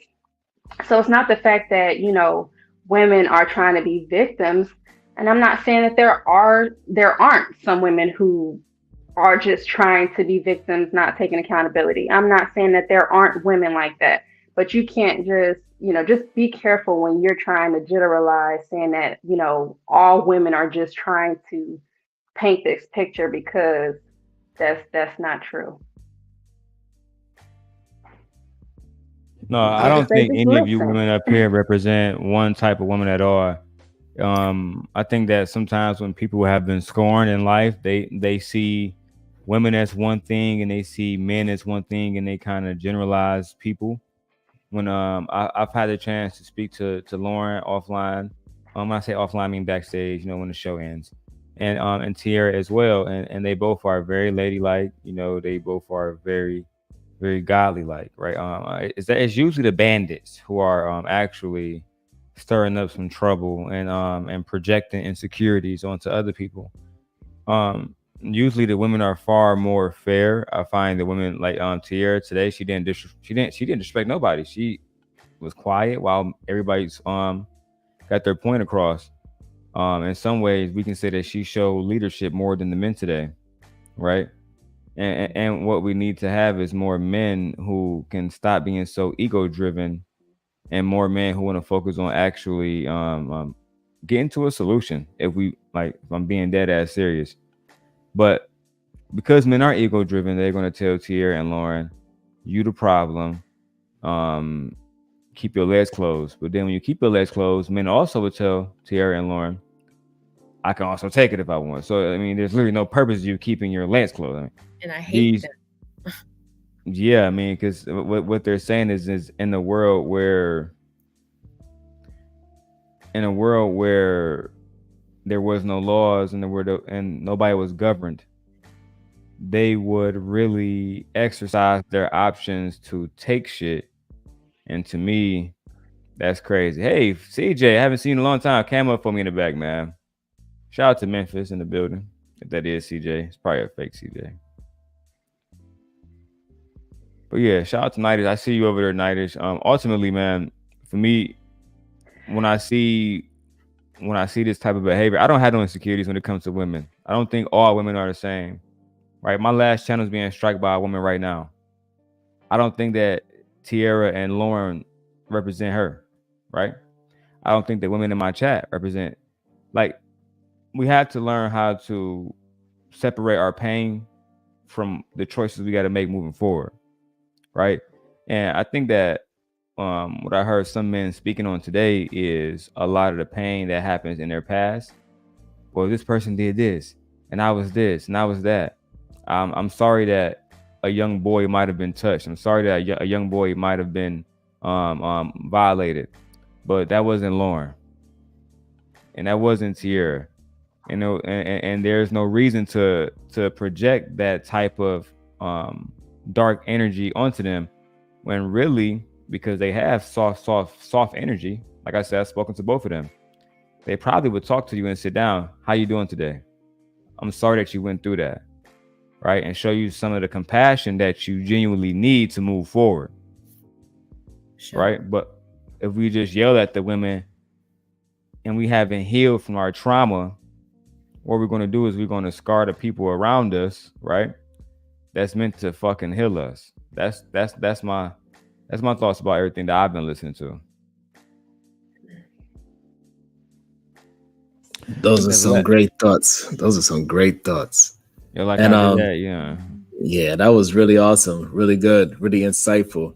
And I just want to keep this thing moving forward, that that is okay, that it has been better than me out there, and I can recognize it, and that's how come I could keep moving forward. That's what having a high testosterone level does as well. It gives you competition.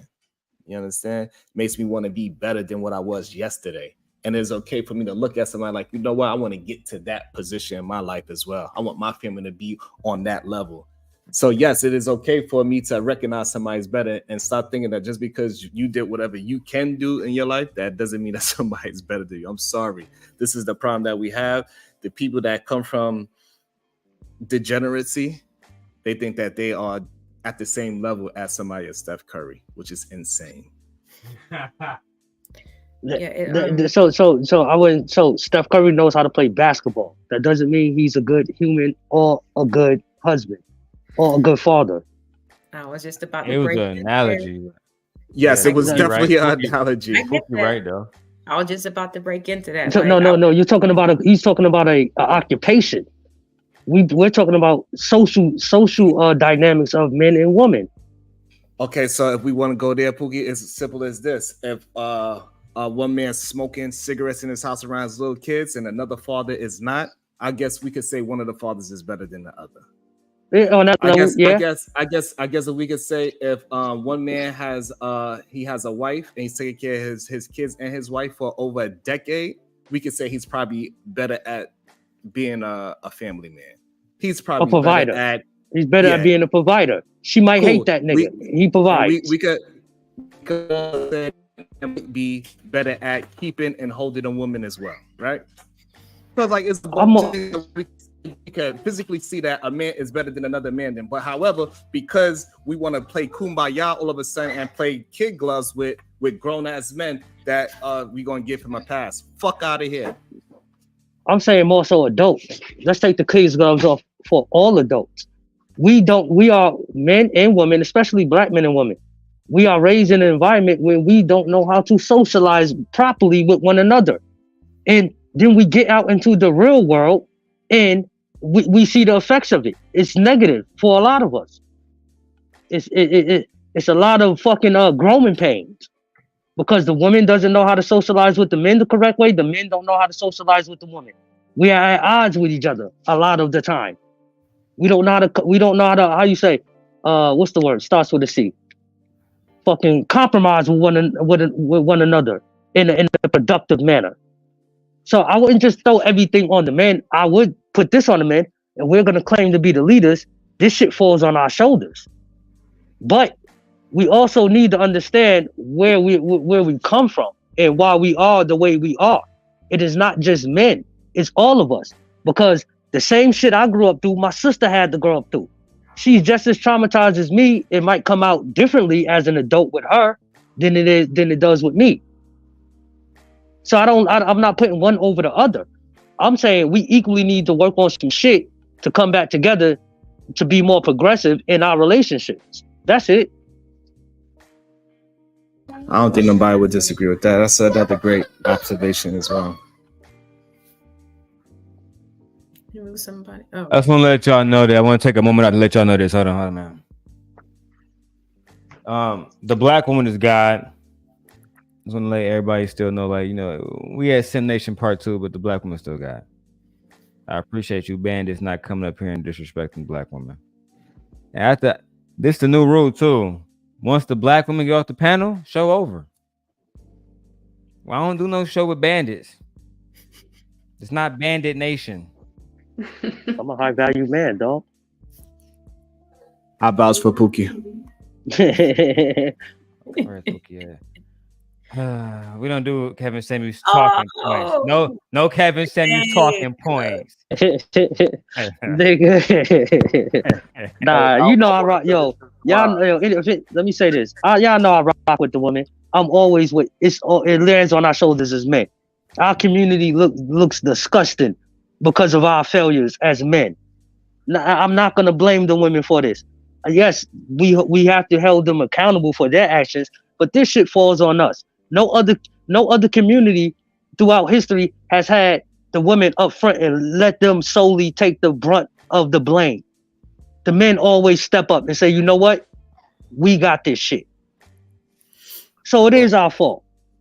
And I agree with you. And you know one thing, Daryl?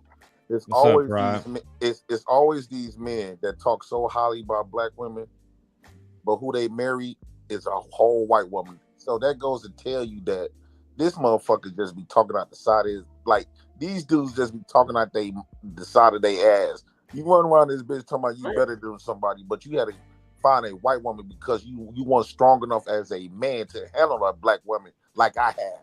This is the problem. You're weak of a dude, and that's why you went to the white woman. It's always these. No cursing, fellas. No cursing. It's why you didn't choose a black woman to marry.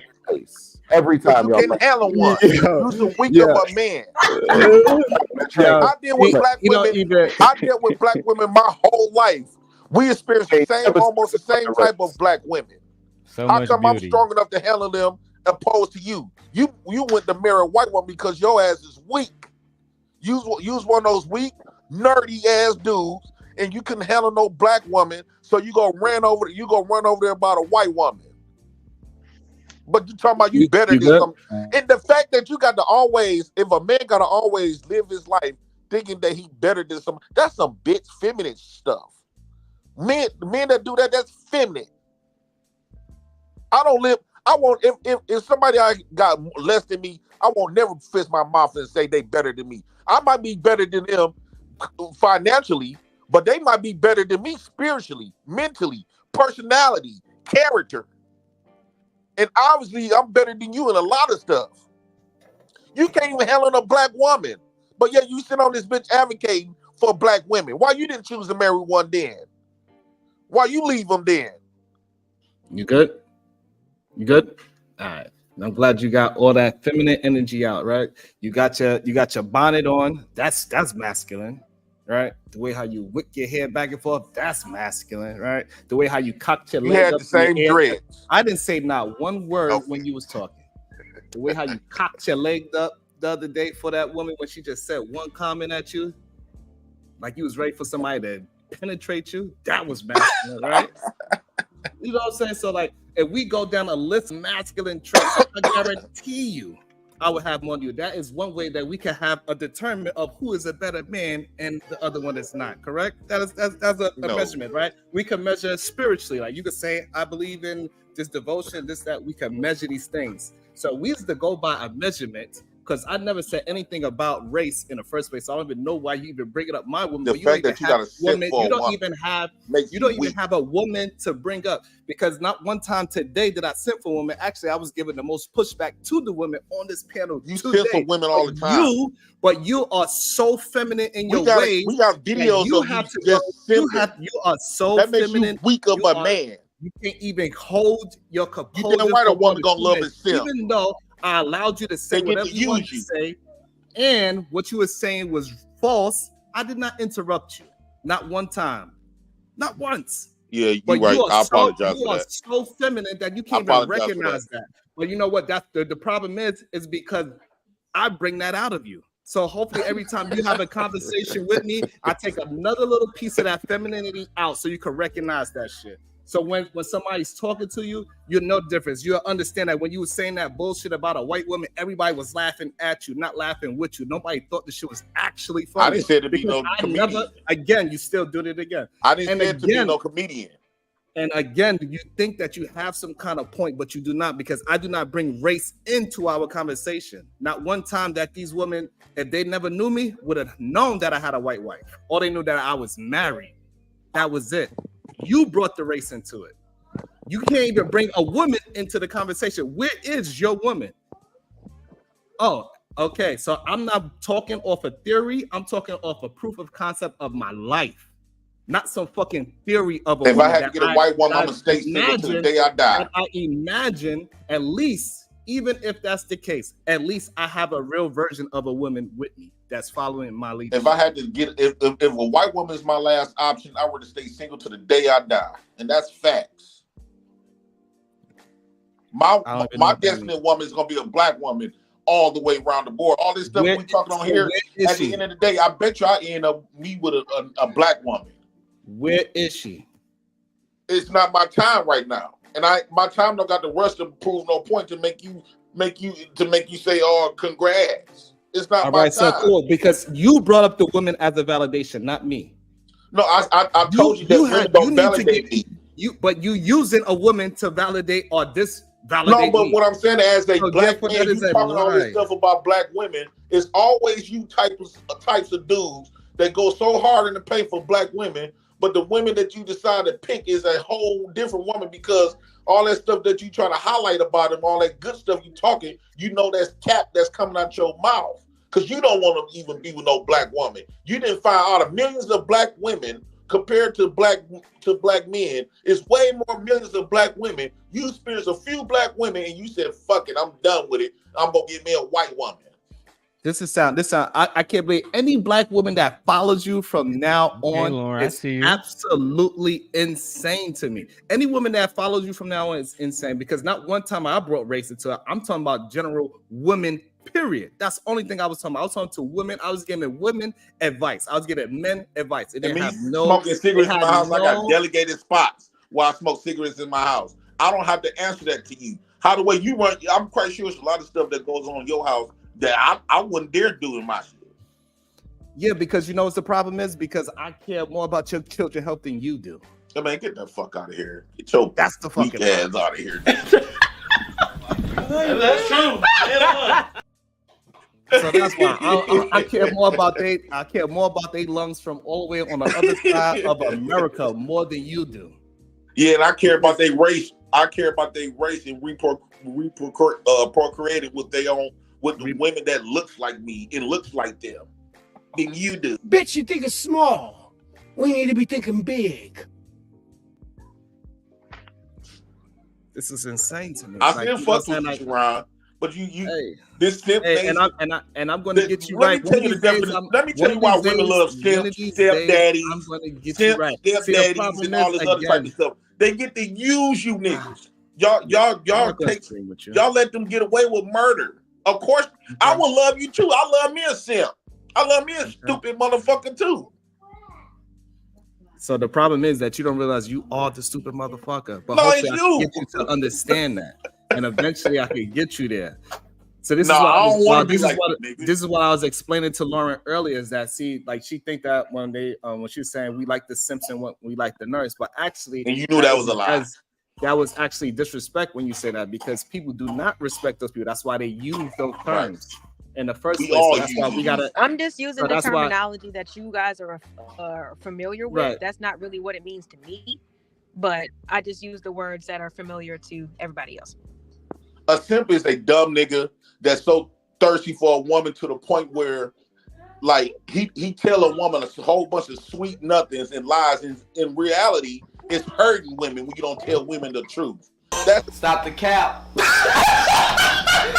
the cap right now. Stop the cap. No bullshit, bro. You actually hurting women by lying to them and telling them sweet nothing just to see if you gonna get some panties or get some type of benefit from it.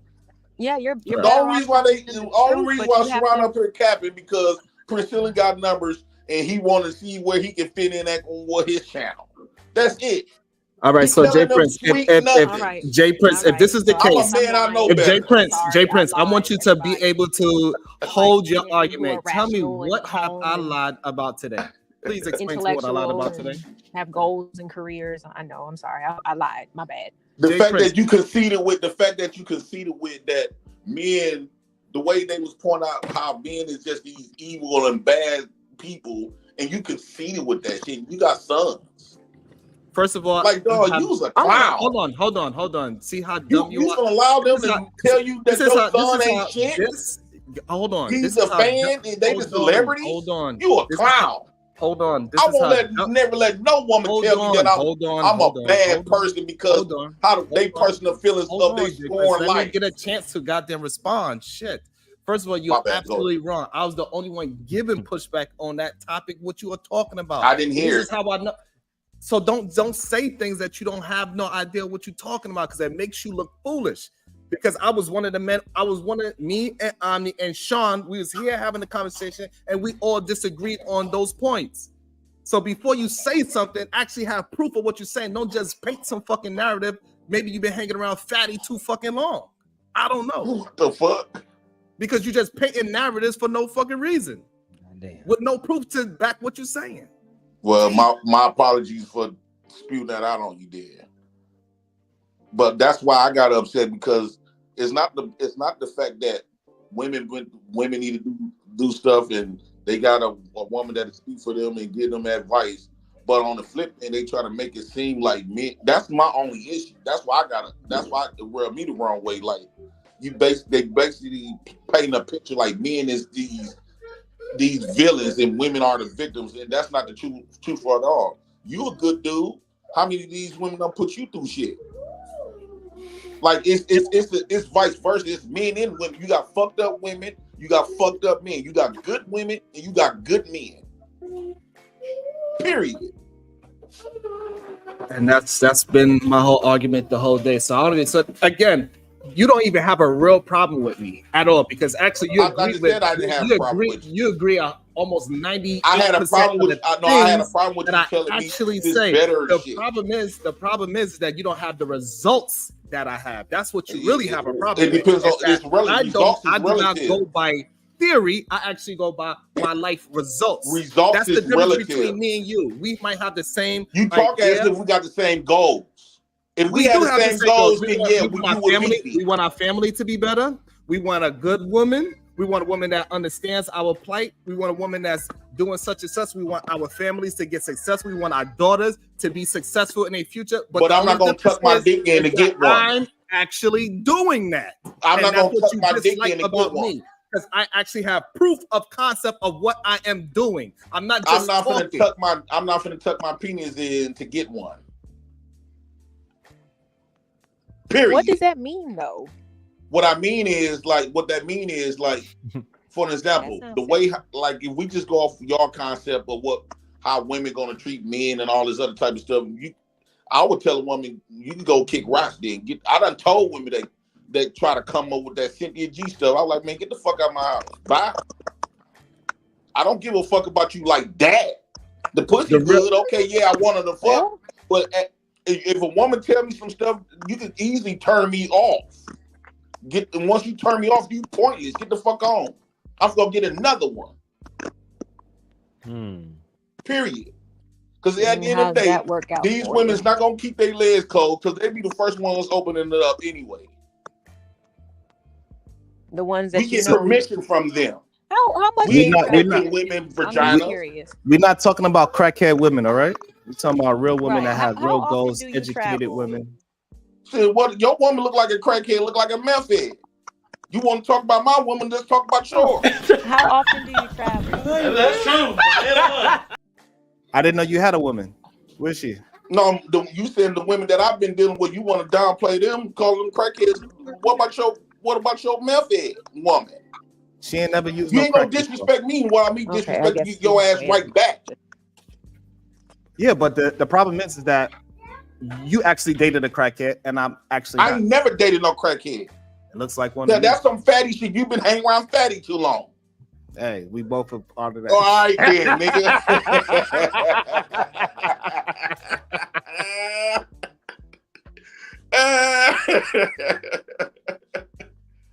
No, I ain't finna talk about your wife though. My apologies for that part. But I don't appreciate you calling my women like downplay to them, like they ain't nothing. I respect my women. I respect my baby mamas. I help them out a whole lot because I got children by them. And I give you props when props due. You've been talking about that hot dog stand. You made it work. You got it done. So I give you props for that. I never go. The problem is that I'm never gonna fall short of giving you your props, but I'm not gonna fall short of pulling it back when I need to as well. When you're doing the wrong shit, I'm gonna let you know about it. When you're doing the right shit, I'm gonna let you know about it. So one thing you're gonna always say about me, with me and you in our relationship, is I'm always gonna be fair about it. I can respect that, but I didn't come here. I don't care what you came here for. Especially get no accolades. I'm gonna give you what I don't come over here to beg you or no woman for no accolades. I am who I am. I accept the good and I also accept the bad in me. Now, if people don't want to be around me because of my bad side, whether they can go about their business or they can just adjust. I'm not going to change for no motherfucker unless I can evolve, but I'm not going to evolve to get no woman or, you know what I'm saying, or get nobody accolades. I don't live for them. I die alone.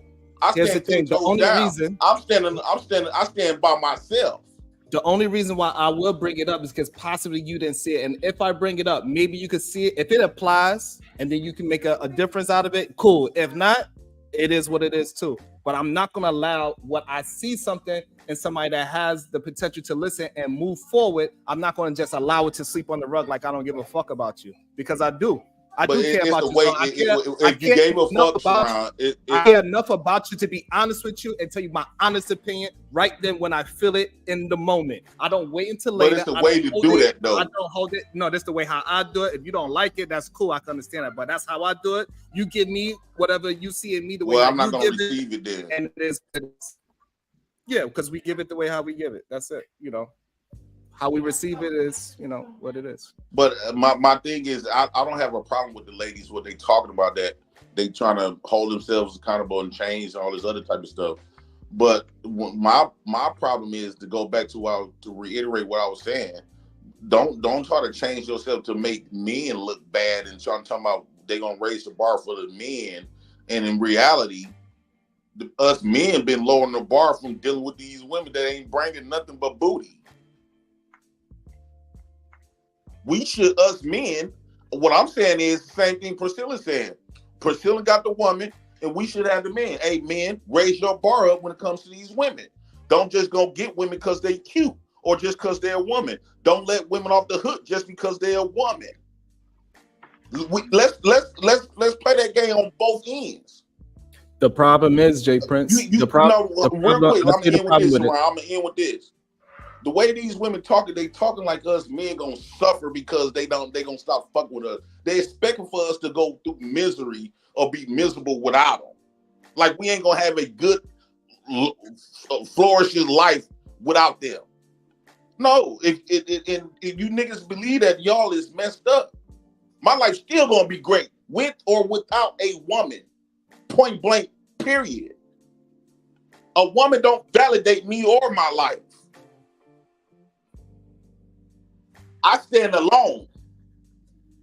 And I'm going to die alone. So I refuse to let anybody, man or woman, to make me live in a misery because they don't want to be bothered with me. Okay, so your loss.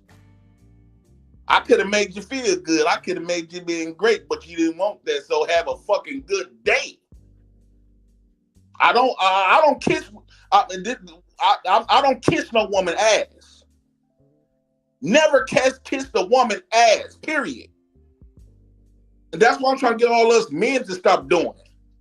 Stop kissing their ass. But you do realize, be the man. How you gonna claim to be a leader and these women that got the ability to make you fold? You do realize that when I started talking, that's when you got a pushback. When Priscilla was talking, you was quiet as a mouse. Because I got more respect for her. You are the example. You are being the example. No, because she came respectful. You was disrespecting with all this. I'm better than you, and he's smoking cigarettes. You was throwing jabs. You didn't come respectful. When you come on my show, don't I respect you? No, you do not. Oh my God, Sharon, you was a clown, dude. I told you. You told me on your show that I should die. That was what 2 years ago. And why did I tell you that? It doesn't matter why you said it. Why did I tell you that? I'm just telling you what you said. This is what you said. Why did I tell you that? Because you was messing. You was eliminating your race. Right. Cool. And being with a white woman. Same shit that I tell a black woman, I tell black men. I understand. So I'm consistent. I get it. That's what you said. So that's not respectful, right? Then again, another time I was on your channel, you let a man say all this egregious shit about my wife, but all I said was I beat you in basketball. And I did, and eventually, because the crowd was like, "Yo, that's wrong." No. Actually, you was the one that made me make that rule where we ain't finna talk about people's wives, because I don't really get down like that. Talking about people's families and their wives or their husbands. Just like you know. If your wife came up here and somebody was talking about you, I would have to stop talking about you until you came on. Until you came up here, I will not disrespect. I don't like disrespecting people's families. And like, you know, so I do respect you because I come at you. I don't come at other people in your family. Right. I never said anything. You know, I always said you stop smoking in your household because I don't like the fact that you do that, right? And this is something that I always said and spoke up to you about, right? This is not even something new that I said to you. I've been saying this since we met. The very first time we met, I was saying this, right? Because I said I got love for your kids. Even one of my granddaughter and your daughter even had the same name. Which is crazy. Yeah, my granddaughter's name is Legacy. So you know, really? So you know, like, so I always been the same way. I haven't changed. You haven't seen me switch up. You haven't even seen me switch up my talking points. I've been giving you my life. That's it. And everybody on YouTube watched me when I first. Now you was around then. I think Derek was too. They watched when I first came on here when I was busted, broke. Damn near finna get put out of my house till now. I set a goal. Everybody thought I wouldn't achieve it, and I achieved it. So they actually watched me grow. I started my own channel. That's been doing real good. I achieved my goals, and now I got full custody of all my babies, and I've been here since day one. They was here when Legacy was damn near born. It's almost 3 years later in January, and I'm still here. And I've been raising my other daughter since she was 4. She's 10. By myself. So when y'all talk about Jay Prince for president, talk about the good shit too. I don't mind you talk about the bad, but also bring in the other shit too, because that shit get annoying to paint a picture that this nigga ain't shit. Hey, I'm glad I'm allowed to get all this frustration out. You know what I'm saying? Lauren. I said we all get trophies then. Talking about doing this shit by yourself, bro. I feel you. We all getting trophies this year. Ooh. That's right. So if you had to use me to get all that out, it's all good. I still love you. It's all good. I'm just saying, like, good parents should be I don't like the narrative that they pay no men though. I just want to let you know. I'm gonna let you know this is the same thing I do with my kids. I let them get their frustration, whether it's real or fake. I let them get it out, and then eventually they realize that they frustration actually wasn't really directed towards me. but they just have the fact that frustrations Lauren they had trying to make get out. use sarcasm, but on one bird they say black men don't little take care of bit, their kids, because but like here it is one. I just Oh, said, you don't and you be basically like, we all yeah, should be what getting they saying accolades for then. it, and then you Well, go let's be for real and then, Lauren. try These women that haven't been taking care of times. their I get kids it, either. but like, damn, that's a lot of people just like you, bro. Right, but it's a lot of women. It's a lot of women haven't been taking care of their kids. The state been taking care of y'all kids. Let's keep it gangster. Most of these women that we've been giving accolades to, they didn't do shit. The state took care of the kids. They didn't do a motherfucking thing, but sat on their ass and freeload. Well, you know that's income based, right? Like that's not gender based. And the majority of our race of women is on that income based housing. The reason why the list is 3 and 4 years long because majority of black women is in those houses, been taken care of from the state. I'm doing this shit on my own with my own dollars. Yeah, me too. I'm in an apartment outside of Atlanta, 2-bedroom, no child support, no food stamps. What's happening? Oh, so you're a black woman. You don't got degrees. You don't got making 300,000 buying houses. No, like they've been trying to paint a picture. Not me particularly. They take what I'm saying is they take a handful of people. No, it was like was it like 60-some%? No, it was just over. It was more than half. That's what. But I'm a pookie though.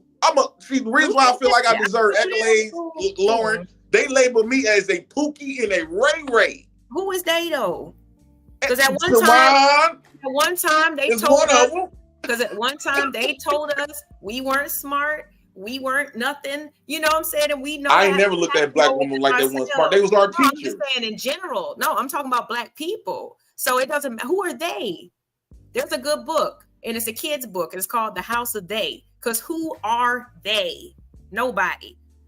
So you don't need to be focusing on that. I don't know who told you that, but they is not. I never said black women wasn't smart. I know black women is smart. It just like if that's not what you're being given, because it was me and Miss Tia on here and Miss Mo, and we didn't interrupt you. We weren't mean with you. We weren't aggressive with you, and yet I heard whores and y'all, and it was just crazy to me. So I think. Well, my apologies for the bad words. Take the temperature of the room. You know what I'm saying? Yeah, before right. you know what I'm saying? I was acting off impulse. But I want to know what happened, because it was just the other day. I thought that you was bending a nice curve. I was watching. I'm still standing on what I stand on. But then you reverted back because you was Lauren, I don't want that curve to be. I don't want that curve to be understanding women and just throw men under the dirt though. Again, do you travel often? I haven't traveled in years. I used to. I used to live in Texas. I lived in Kentucky. I've been to Nebraska. I've been to a lot of places in my 20s. Okay, so I'm just trying to figure out. I got cases in those states, but still I've been there. I'm just trying to figure out because me personally, like I moved every 5 years of my life, so East Coast, up north and South Dakota, Midwest, down south. It's all different.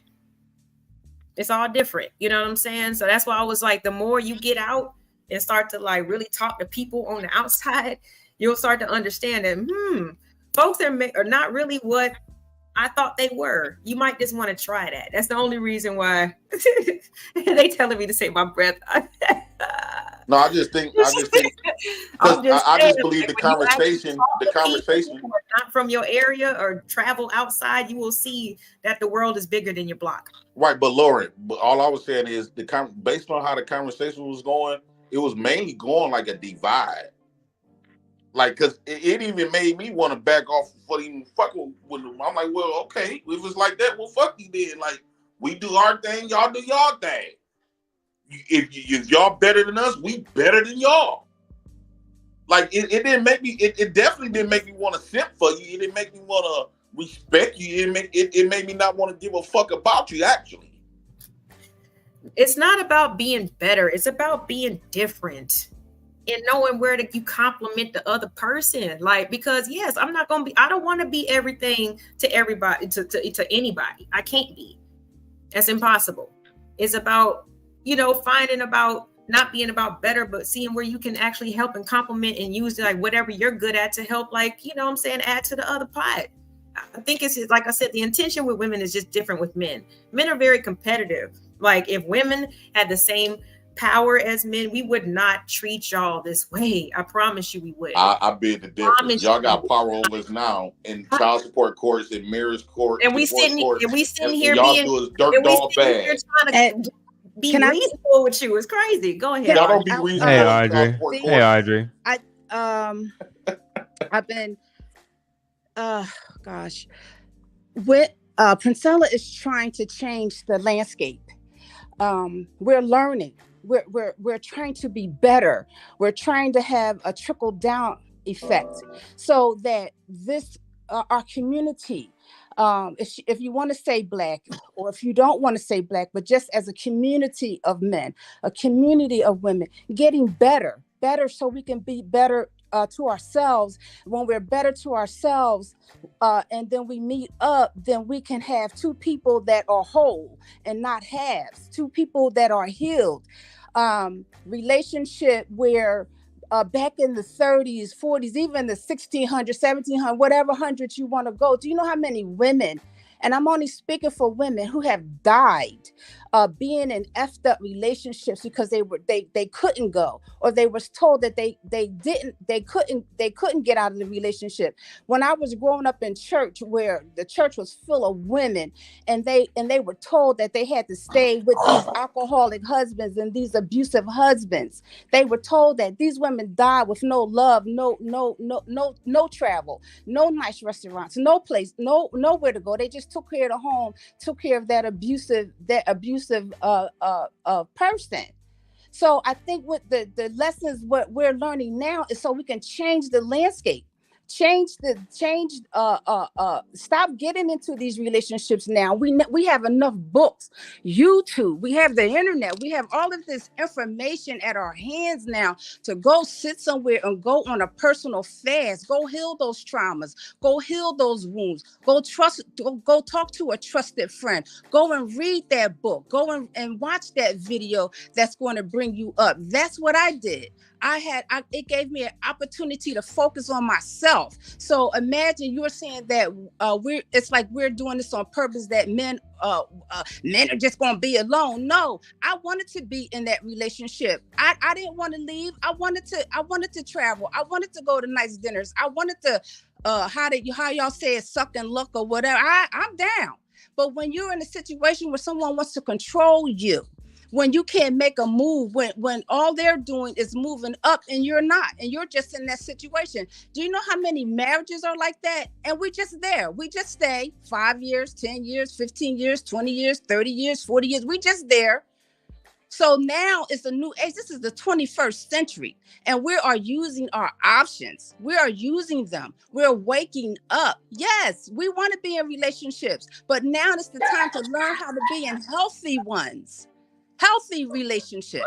So Audrey, see this I'm like 97% of agreeing with what you're saying, but the other 3%, what you're not telling us about the relationship is, you see, this when I deal with women, they all talk like you. It's about what he done did. What's your role? What was your role? What I said. What was your role in a relationship, or how the relationship felt? Because you sounds like you placing 100% blame on him, like you just this innocent motherfucker. I don't believe that you not at all, because earlier I've said I was in a marriage, and that marriage woke me up. It showed me my trauma.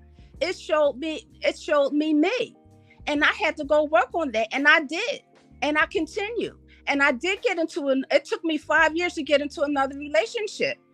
And like I said, because it sounded like you used him the other day. It sounded like you was using that man. You said he was a millionaire, and you built something. You know, got your house, you got some business and stuff. You basically just like using that man. Money. I've been in my home for 22 years. This is my home, and I've known that, and I worked for this person for 5 years for free. I went there because I wanted to be a support for this person. He was paying you. Yes, I had the work that I was doing required. I can't get into all the ins and outs. But you said you was paying him. He was paying you. Now you say he Hold on, wasn't. JP. Let's do one mic still, because you keep just asking questions in the middle of her making a point. Asking I got a questions. question for Miss Audrey. I because I was basically running his business. I'm like, you're gonna have to pay me. This is my time. This is my time. I don't have to be here. So he started paying me. However, in that time we became intimate. And I'm thinking that all of this man asked me to move to another country with him because he told me I was going to be with him for the next 20 and 30 years. So if a man is telling me that, I'm like, okay, this is for the long run. I'm in the fourth quarter. I'm 62 years old. This is the fourth quarter. This is it for me. I'm ready. I'm ready to have the business. I'm ready to do the charity work. I'm ready to do philanthropy. I'm ready to do all the things that we had discussed. But it turned out that this person it wasn't real. It was more about it was more about control. And was you his employee before y'all got together? No, I wasn't. I was a friend. I was his friend. Did he have a woman already? His wife was deceased for 5 years. You knew his wife? Yes. How close was you with his wife? Very close. And you fucked her husband when she died? I didn't get involved with him till 5 years after. Right. So what do this make? You was real close to this woman's wife. That means you was checking her husband out while she was alive. So you ain't no better. That's an assumption. She's a sister wife. Talking like you a victim. That's an assumption, Jay Prince. We can't. No, that's what she just explained. No, I'm not talking. She said she was very close to this man's wife. She ended up dying. She gets with her husband and then complain about how the outcome was going to be, like it was going to be great. What you did was bogus. Hey, Let's Jay talk Prince, about let me tell you this, Jay Prince. If my wife was to somehow pass away off of something, my wife is not going to be mad that her best friend came over and took over. She's going to be like, yeah, at least. Did you ask your wife that around? Come on now, come on. That means she been checking that man out even when she was. It doesn't mean she was checking. She was that close friend that been checking out that man. We don't know. She probably was fucking him when she was alive. But we just gonna go off her narrative. That's another projection. This is a lot of conjecture, and what you said is absolutely not true. And it took me that long. It took me that long to get involved with this person. So, and he shouldn't have never been an option. I mean, but he had money, right? This type of stuff is happening in England and all kinds of places. No, we ain't talking about what's happening all over the place. We talk about her and her morality. She was around this man. She was around this woman that she was very close to. You just wanted to die. That was a benefit for her. I won't be surprised. She's like, yeah, when that woman died. While we're talking to ladies, please. You're making up your own story. You're making up just like Princella. She does her assumptions too. You're making up a story that's not true. Lord. So I'm trying to explain to you that I was not around this person like that. That he was married. I was not around him in his marriage. I went over there after she died to help him continue the business. It was a family business. You said you was just very close to his wife. I was close to his wife.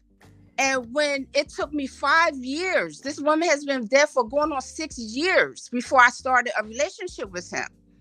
But however, getting into this relationship, I started seeing the red flags, and it didn't. Of course. All the things that he said that he wanted in a relationship. First of all, if you telling somebody that you want them to be with you for the next 20 years, what do you take from that? You was his wife friend. You thought he really was gonna take you serious? This is what I found out, and I left. He didn't take you serious because you was already coming in the game dirty. You was his wife. You was real close to his wife. I would have never. If you want a relationship, why not just take her? Why not marry her? So the thing is that I did not pursue him. He pursued me. I didn't pursue him. And you said yes. After 5 years. Was y'all having sex before the 5 years? No, we were not. We were not. I'm not that person. I wouldn't do anything like that. Why you didn't just go get your own man? I was celibate at the time when I met him. I wasn't with anybody for over 6 years, maybe even longer.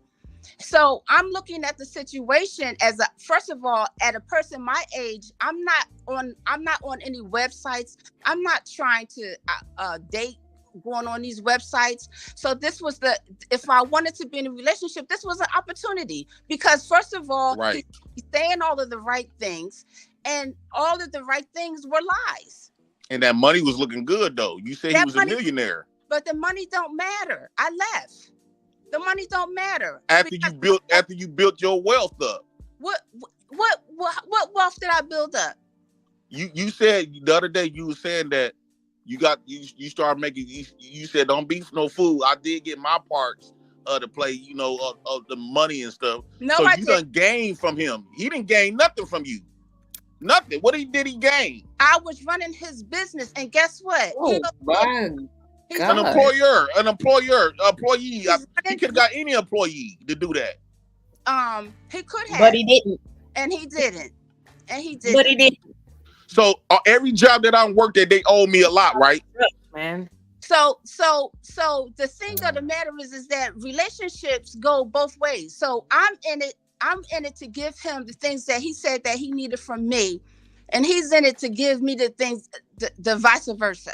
So it's going to be a give and take. I'm not sitting up there eating bonbons of spending this man's credit cards. I'm over there running his business. Running it. I'm running his business. The only thing that he did was payroll, and he would not let me get near the payroll, but everything else I could do.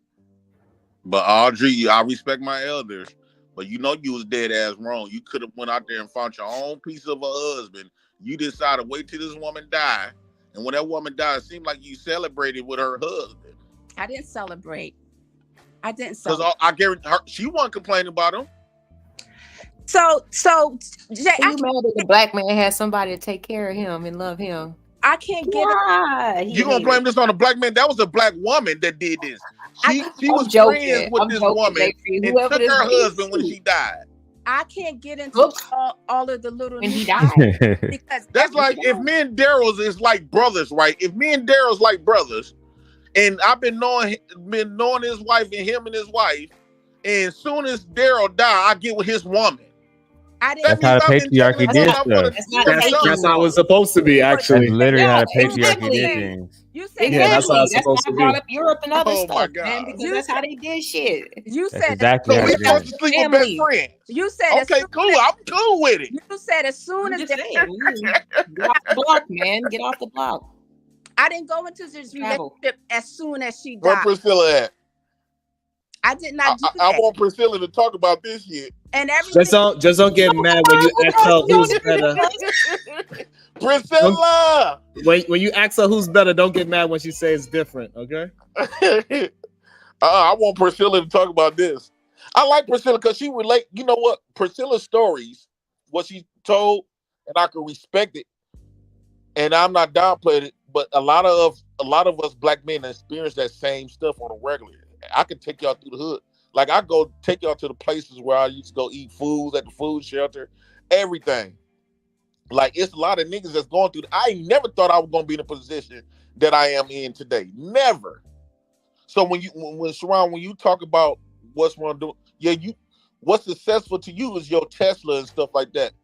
What's successful to me is to even have my own stability, just being stable. I have never just been stable this long. Not even when I was a kid. My mama used to always be, because we was poor, and we used to always have to move. Getting evicted here, getting evicted there. And that's been my life even when I became an adult. I guess the problem is you don't think that I came from a struggle. You probably think I came from a silver spoon or something. Like you see the finished product and you think that's how I started. But no, I started in the same position as you. Like when you don't talk like it. Nobody asks about it. Nobody you cares to downplay ask. it. I don't downplay it. You say you better than niggas like people that. that. What I tell people is that you could struggle through it. You can make it through it because I actually did it. Again, this is why I go back to when I say I don't go off theory. I go off what I actually done. I come from the slums. I even said before, I come from the bottom I can't believe, Audrey, you did this. No, I don't believe. See, then look, you changed it as soon as I start talking about I'm coming from the No, bottom. well, no, because this is actually bothering me now. Because I'm asking you why did you're very personal and you injected a lot of negative assumptions about my situation.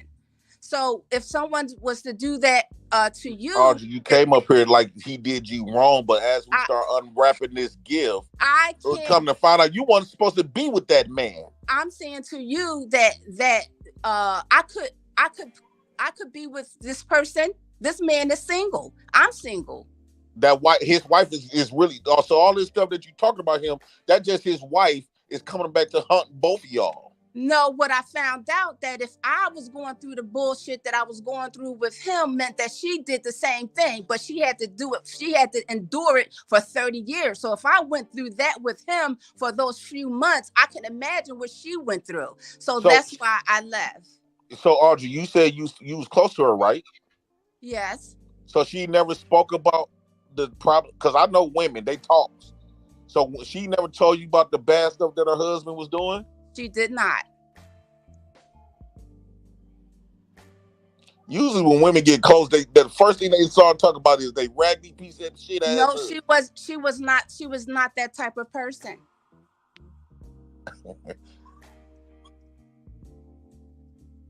So what makes you attracted to her husband? The point that I've come on is to show that Priscilla is teaching us how to be accountable for our lives, to recognize that we have growth. There's healing that needs to be done. There's growth that needs to be done. There's time alone that needs to be done. That there's that we need to find a trusted person that we can go talk to, relieve some of the trauma, talk about the trauma, journal the trauma, just get rid of the trauma. And no, I'm not upset, and I'm glad that I'm healed. I'm glad that I'm in a position that I'm not there cussing him out and he's this, that, and the third. But what I was describing the other day was just the behaviors that I was going through as a grown person. I'm 62. This man is 64 years old, and he's still behaving like he's in his 20s, 30s, and 40s. This is it for us. But you liked it. But men still think that they're in a position to control someone. How long was you with this man? 9 months. So that was like all of the years of just wanting each other, wanting to fuck each other. No, not so. So that's why you get so angry, because you think everybody dwells in their lower level, and we do not. You don't think that was low to mess with another woman, the woman that you was? I could not mess with my best friend like that I seen as a brother and mess with his wife. It was 5 years, JP. I don't give a fuck if it's 30 years. You wrong. I don't personally think it was 5 years. That's just some stuff that you just said to make yourself feel better about the situation. No, you've been after that man, that woman's man. I wasn't after him, JP. I would not put myself on these YouTube. Audrey, it's fine. I'm sorry. I don't mean to interrupt you, but okay, remove her from accountability. Okay, I thought she was gonna take accountability. I'm just like, it's just I don't see. Priscilla says she's gonna take accountability. I don't see one instance where a woman can be right in your eyes. Okay, now we ain't taking accountability no more. Okay, that'll last. I don't think that a woman can be right in your eyes at all. You can't because all he's because it's foul what she did. She betrayed that. So we ain't taking accountability no more. Audrey came on here twice, highlighting what Priscilla is saying, and Priscilla done took her accountability. Audrey ain't really trying to take accountability. So now, I'm just doing is asking her questions based on what she have said, and now y'all want to take her away from accountability. So if I'm on here and I just want to save her from some stress. It is very stressful. Yeah, accountability is stressful. When you got to do a lot of self-reflection of the shit that you did wrong. So it's okay if I'm God.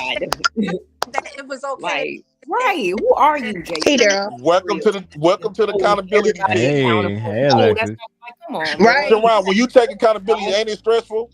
You acting Daryl, crazy. when you take accountability, Hey, don't it hurt a little bit? Once you accept it, once you accept it, it's done. Okay, then. At first, yeah, but once you accept the shit, it's not that hard. It is what it is. We Black, right? We accepted that, right?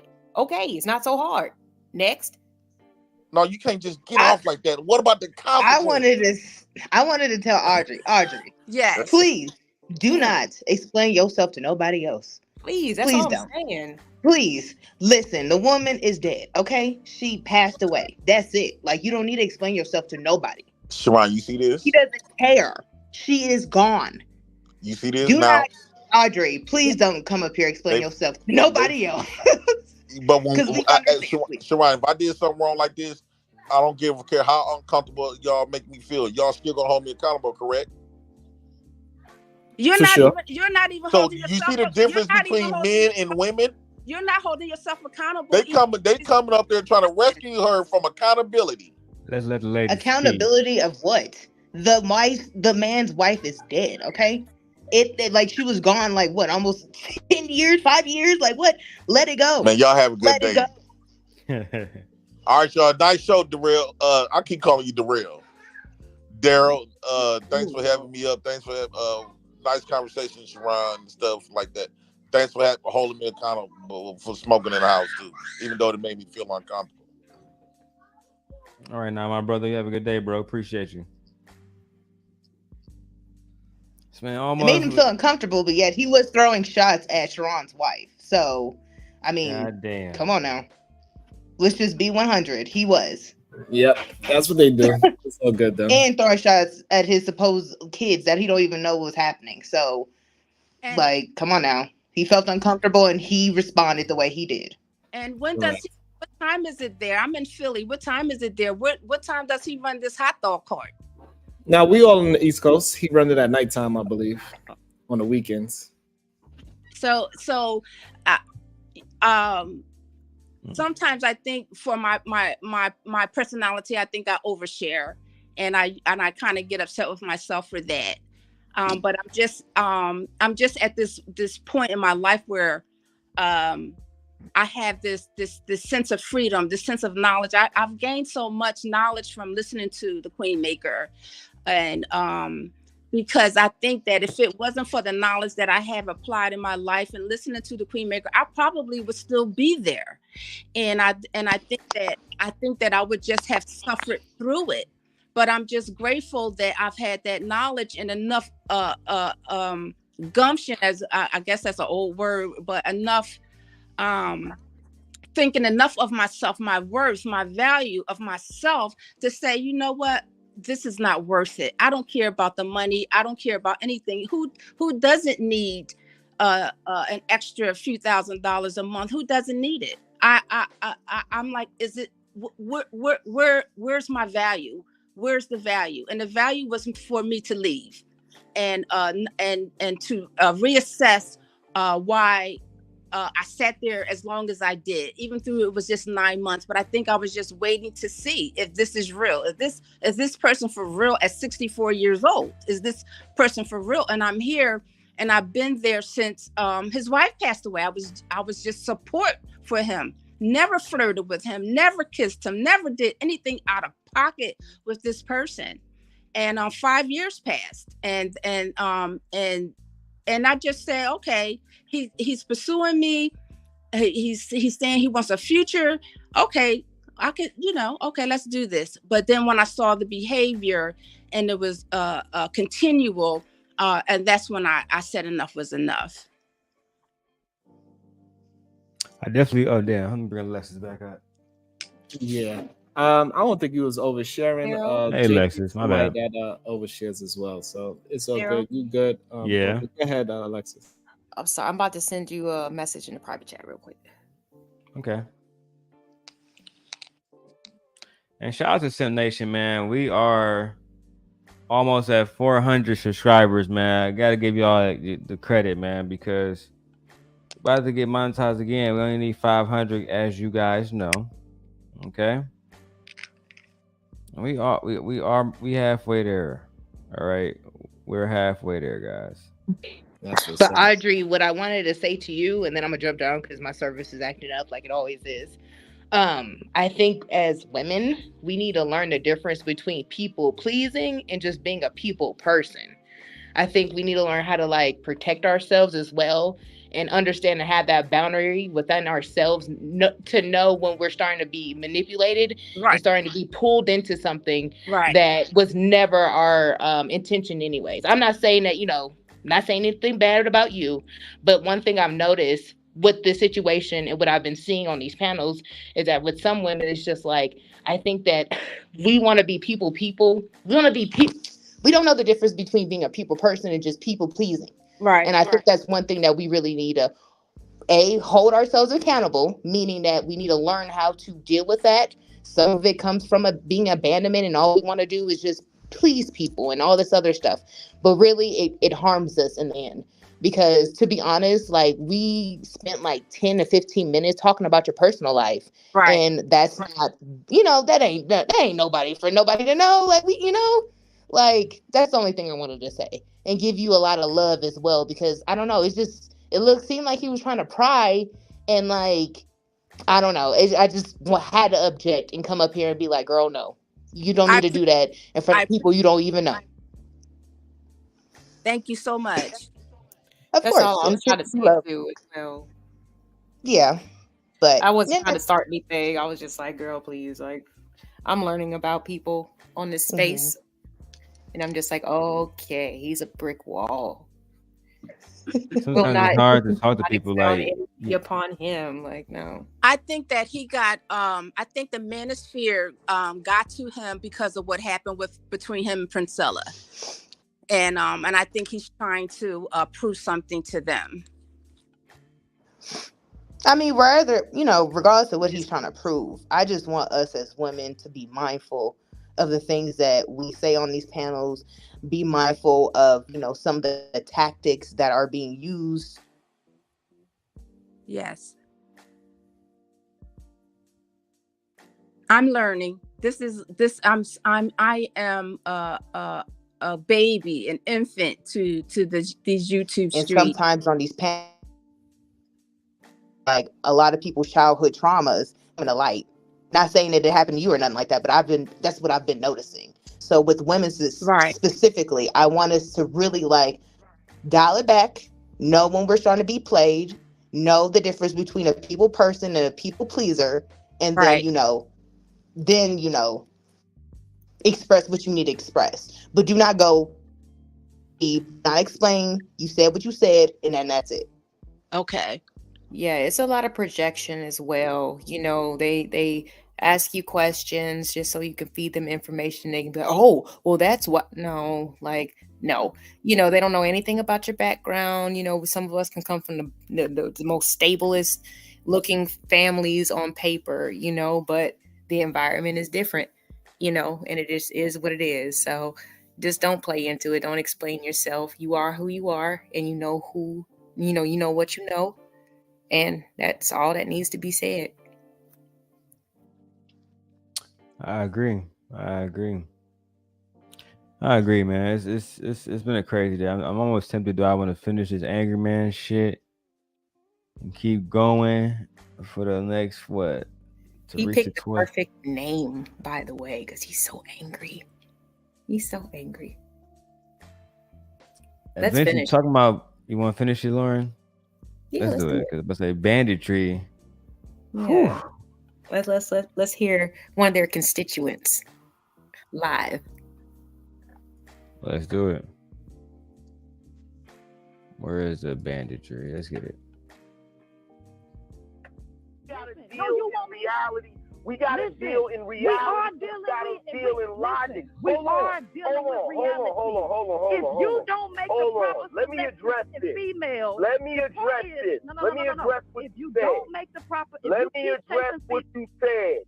Let me address what you said. You want me to listen to you, but you want to keep cutting me off. Let me address what you said.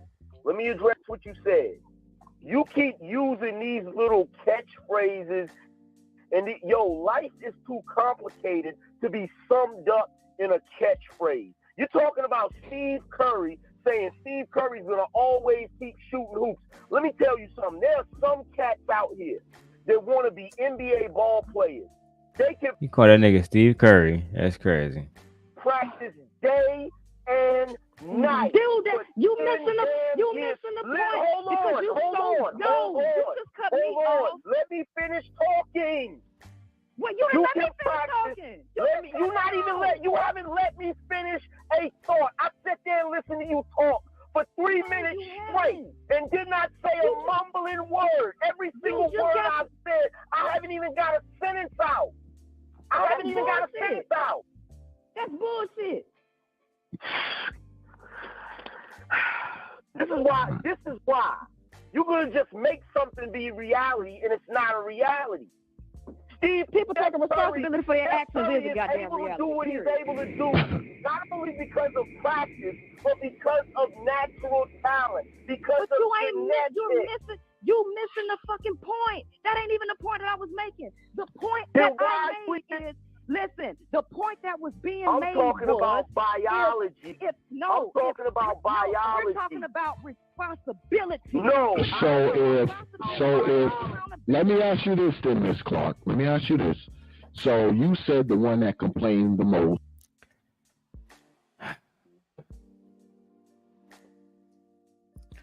One thing I get real tired of is like listening to conversations that last so long and black conversations and we're not even talking about shit. Why the fuck niggas ain't talking about no real stats or something? So let me ask you something. So theoretically, can we substantiate just a few of our points, man? Just one or two of them bitches, just please. I just don't understand why the fuck we be having these dumbass conversations. And all that shit Angry Man just said was a whole bunch of bullshit. And he lied. You literally overspoke every time that she started talking. Or you interjected. So at the end of the day, it's like, man, it's almost as bad as listening to that shit that happened just with Audrey. I was so tempted to say, you know what, Aaron knows how. But you know what? Lauren said she want to keep going. Let's keep going, man. Plus, I want to see if I can get these 500 subs in a day. That'd be crazy, man. Let's keep going. Yeah, that would be. I'd be jealous in a good way. That's going to make my testosterone go up for competition. You feel me? I gotta work harder. Goddamn. Correct. That's what you said, right? In any given situation, whoever is the one that is complaining about the results holds the ultimate accountability because you cannot change people. You can only change yourself. Period. Okay, I agree. I agree with that. 100%. You can only change yourself. So if you have a woman who's bitching and moaning about having a baby and she's alone and all that, so she bears the ultimate accountability, right? She bears the ultimate accountability. Here's the thing. This is what I'm talking about. This is what I'm talking. No. Let me finish what I'm saying because he was just talking to me. Let me finish what I'm saying before you cut me off. Okay? Because you've been cutting me off this whole time. No, I have not. You've been cutting me off this entire time. You're not gonna sit here. You are not gonna sit here and lie. You've been cutting me off the entire time. You've just cut me off when I was. And what you're saying is not logic. It ain't even logic. Logic. So the Jews complain about getting gas. All right, yeah, man. So let me go ahead and do this, man. I can't do it no more, right? This is ridiculous, man. Yeah. Guys, I'm about to enjoy my evening with my baby. Yeah. Part 2 tomorrow. Y'all know we're gonna be right back at it. As a matter of fact, I might finish it tonight. You feel me? Depends on if MJ got to work or not. You feel me? Then I might, talk to her rest of the night. But if not, then we're gonna finish up tonight, B. I'm at 30. Listen, we went 7-8 hours and only got through 31 minutes of the video. God damn. Bandits. And bring Sharon back and Lauren for any final thoughts. Oh damn. Pride, you up here? Not you, Pride. Any final thoughts for you guys, Lauren? Hey, just keep grinding, keep going with this new level-headed of thinking. Keeping it all about the content. Don't worry about the other stuff. Let that be in the past. Let it stay there. And just keep moving forward. You'll be well. I appreciate you, bro. Appreciate you. And Prize, no disrespect, man. The lady just said Yeah, not you. I'm glad he left. Jesus, it makes it so much easier. All right, Sharon. See you later, brother. Lauren, any last thoughts? All right, Lauren left. She long left. All right, man. We are out of here. I will see all of you later. God bless you all. And make sure you guys put a 1 in the chat if y'all want to keep going tonight. If y'all let me know right now, I'll go get some Red Bull. I gotta watch some movies with my baby. You know what I'm saying? Gotta watch Element. Gotta watch Encanto something. You feel me? Encanto is that shit. But let me know if y'all want to finish it later. I'll pull up. We'll put the work in. Y'all know we about to go ahead and get right back to the 3,000 watch time hours.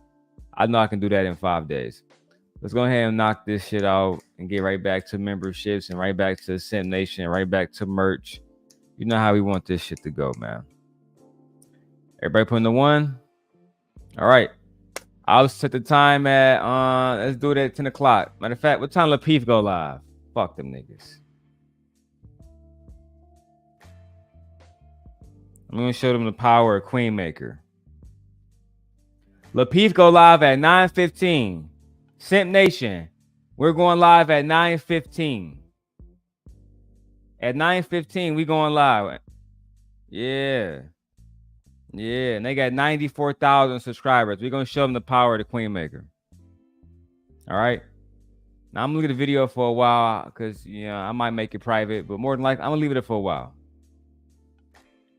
And we'll see how it go. Unfortunately, I'm going to tell y'all, we're working a lot on the other channel. It's probably going to be gone in about a week. But all the old videos from the channel is still on Rumble. On Rumble, everything is still over there. If y'all want to check out everything that's old, man, just go over there and tap in. We are out of here, Simp Nation. Appreciate y'all. I'm going to disconnect from Sharon's and them. So when I run my outro, Sharon, you don't got my name on there and everything for you. I'm not going to delete it off YouTube for you. Boom.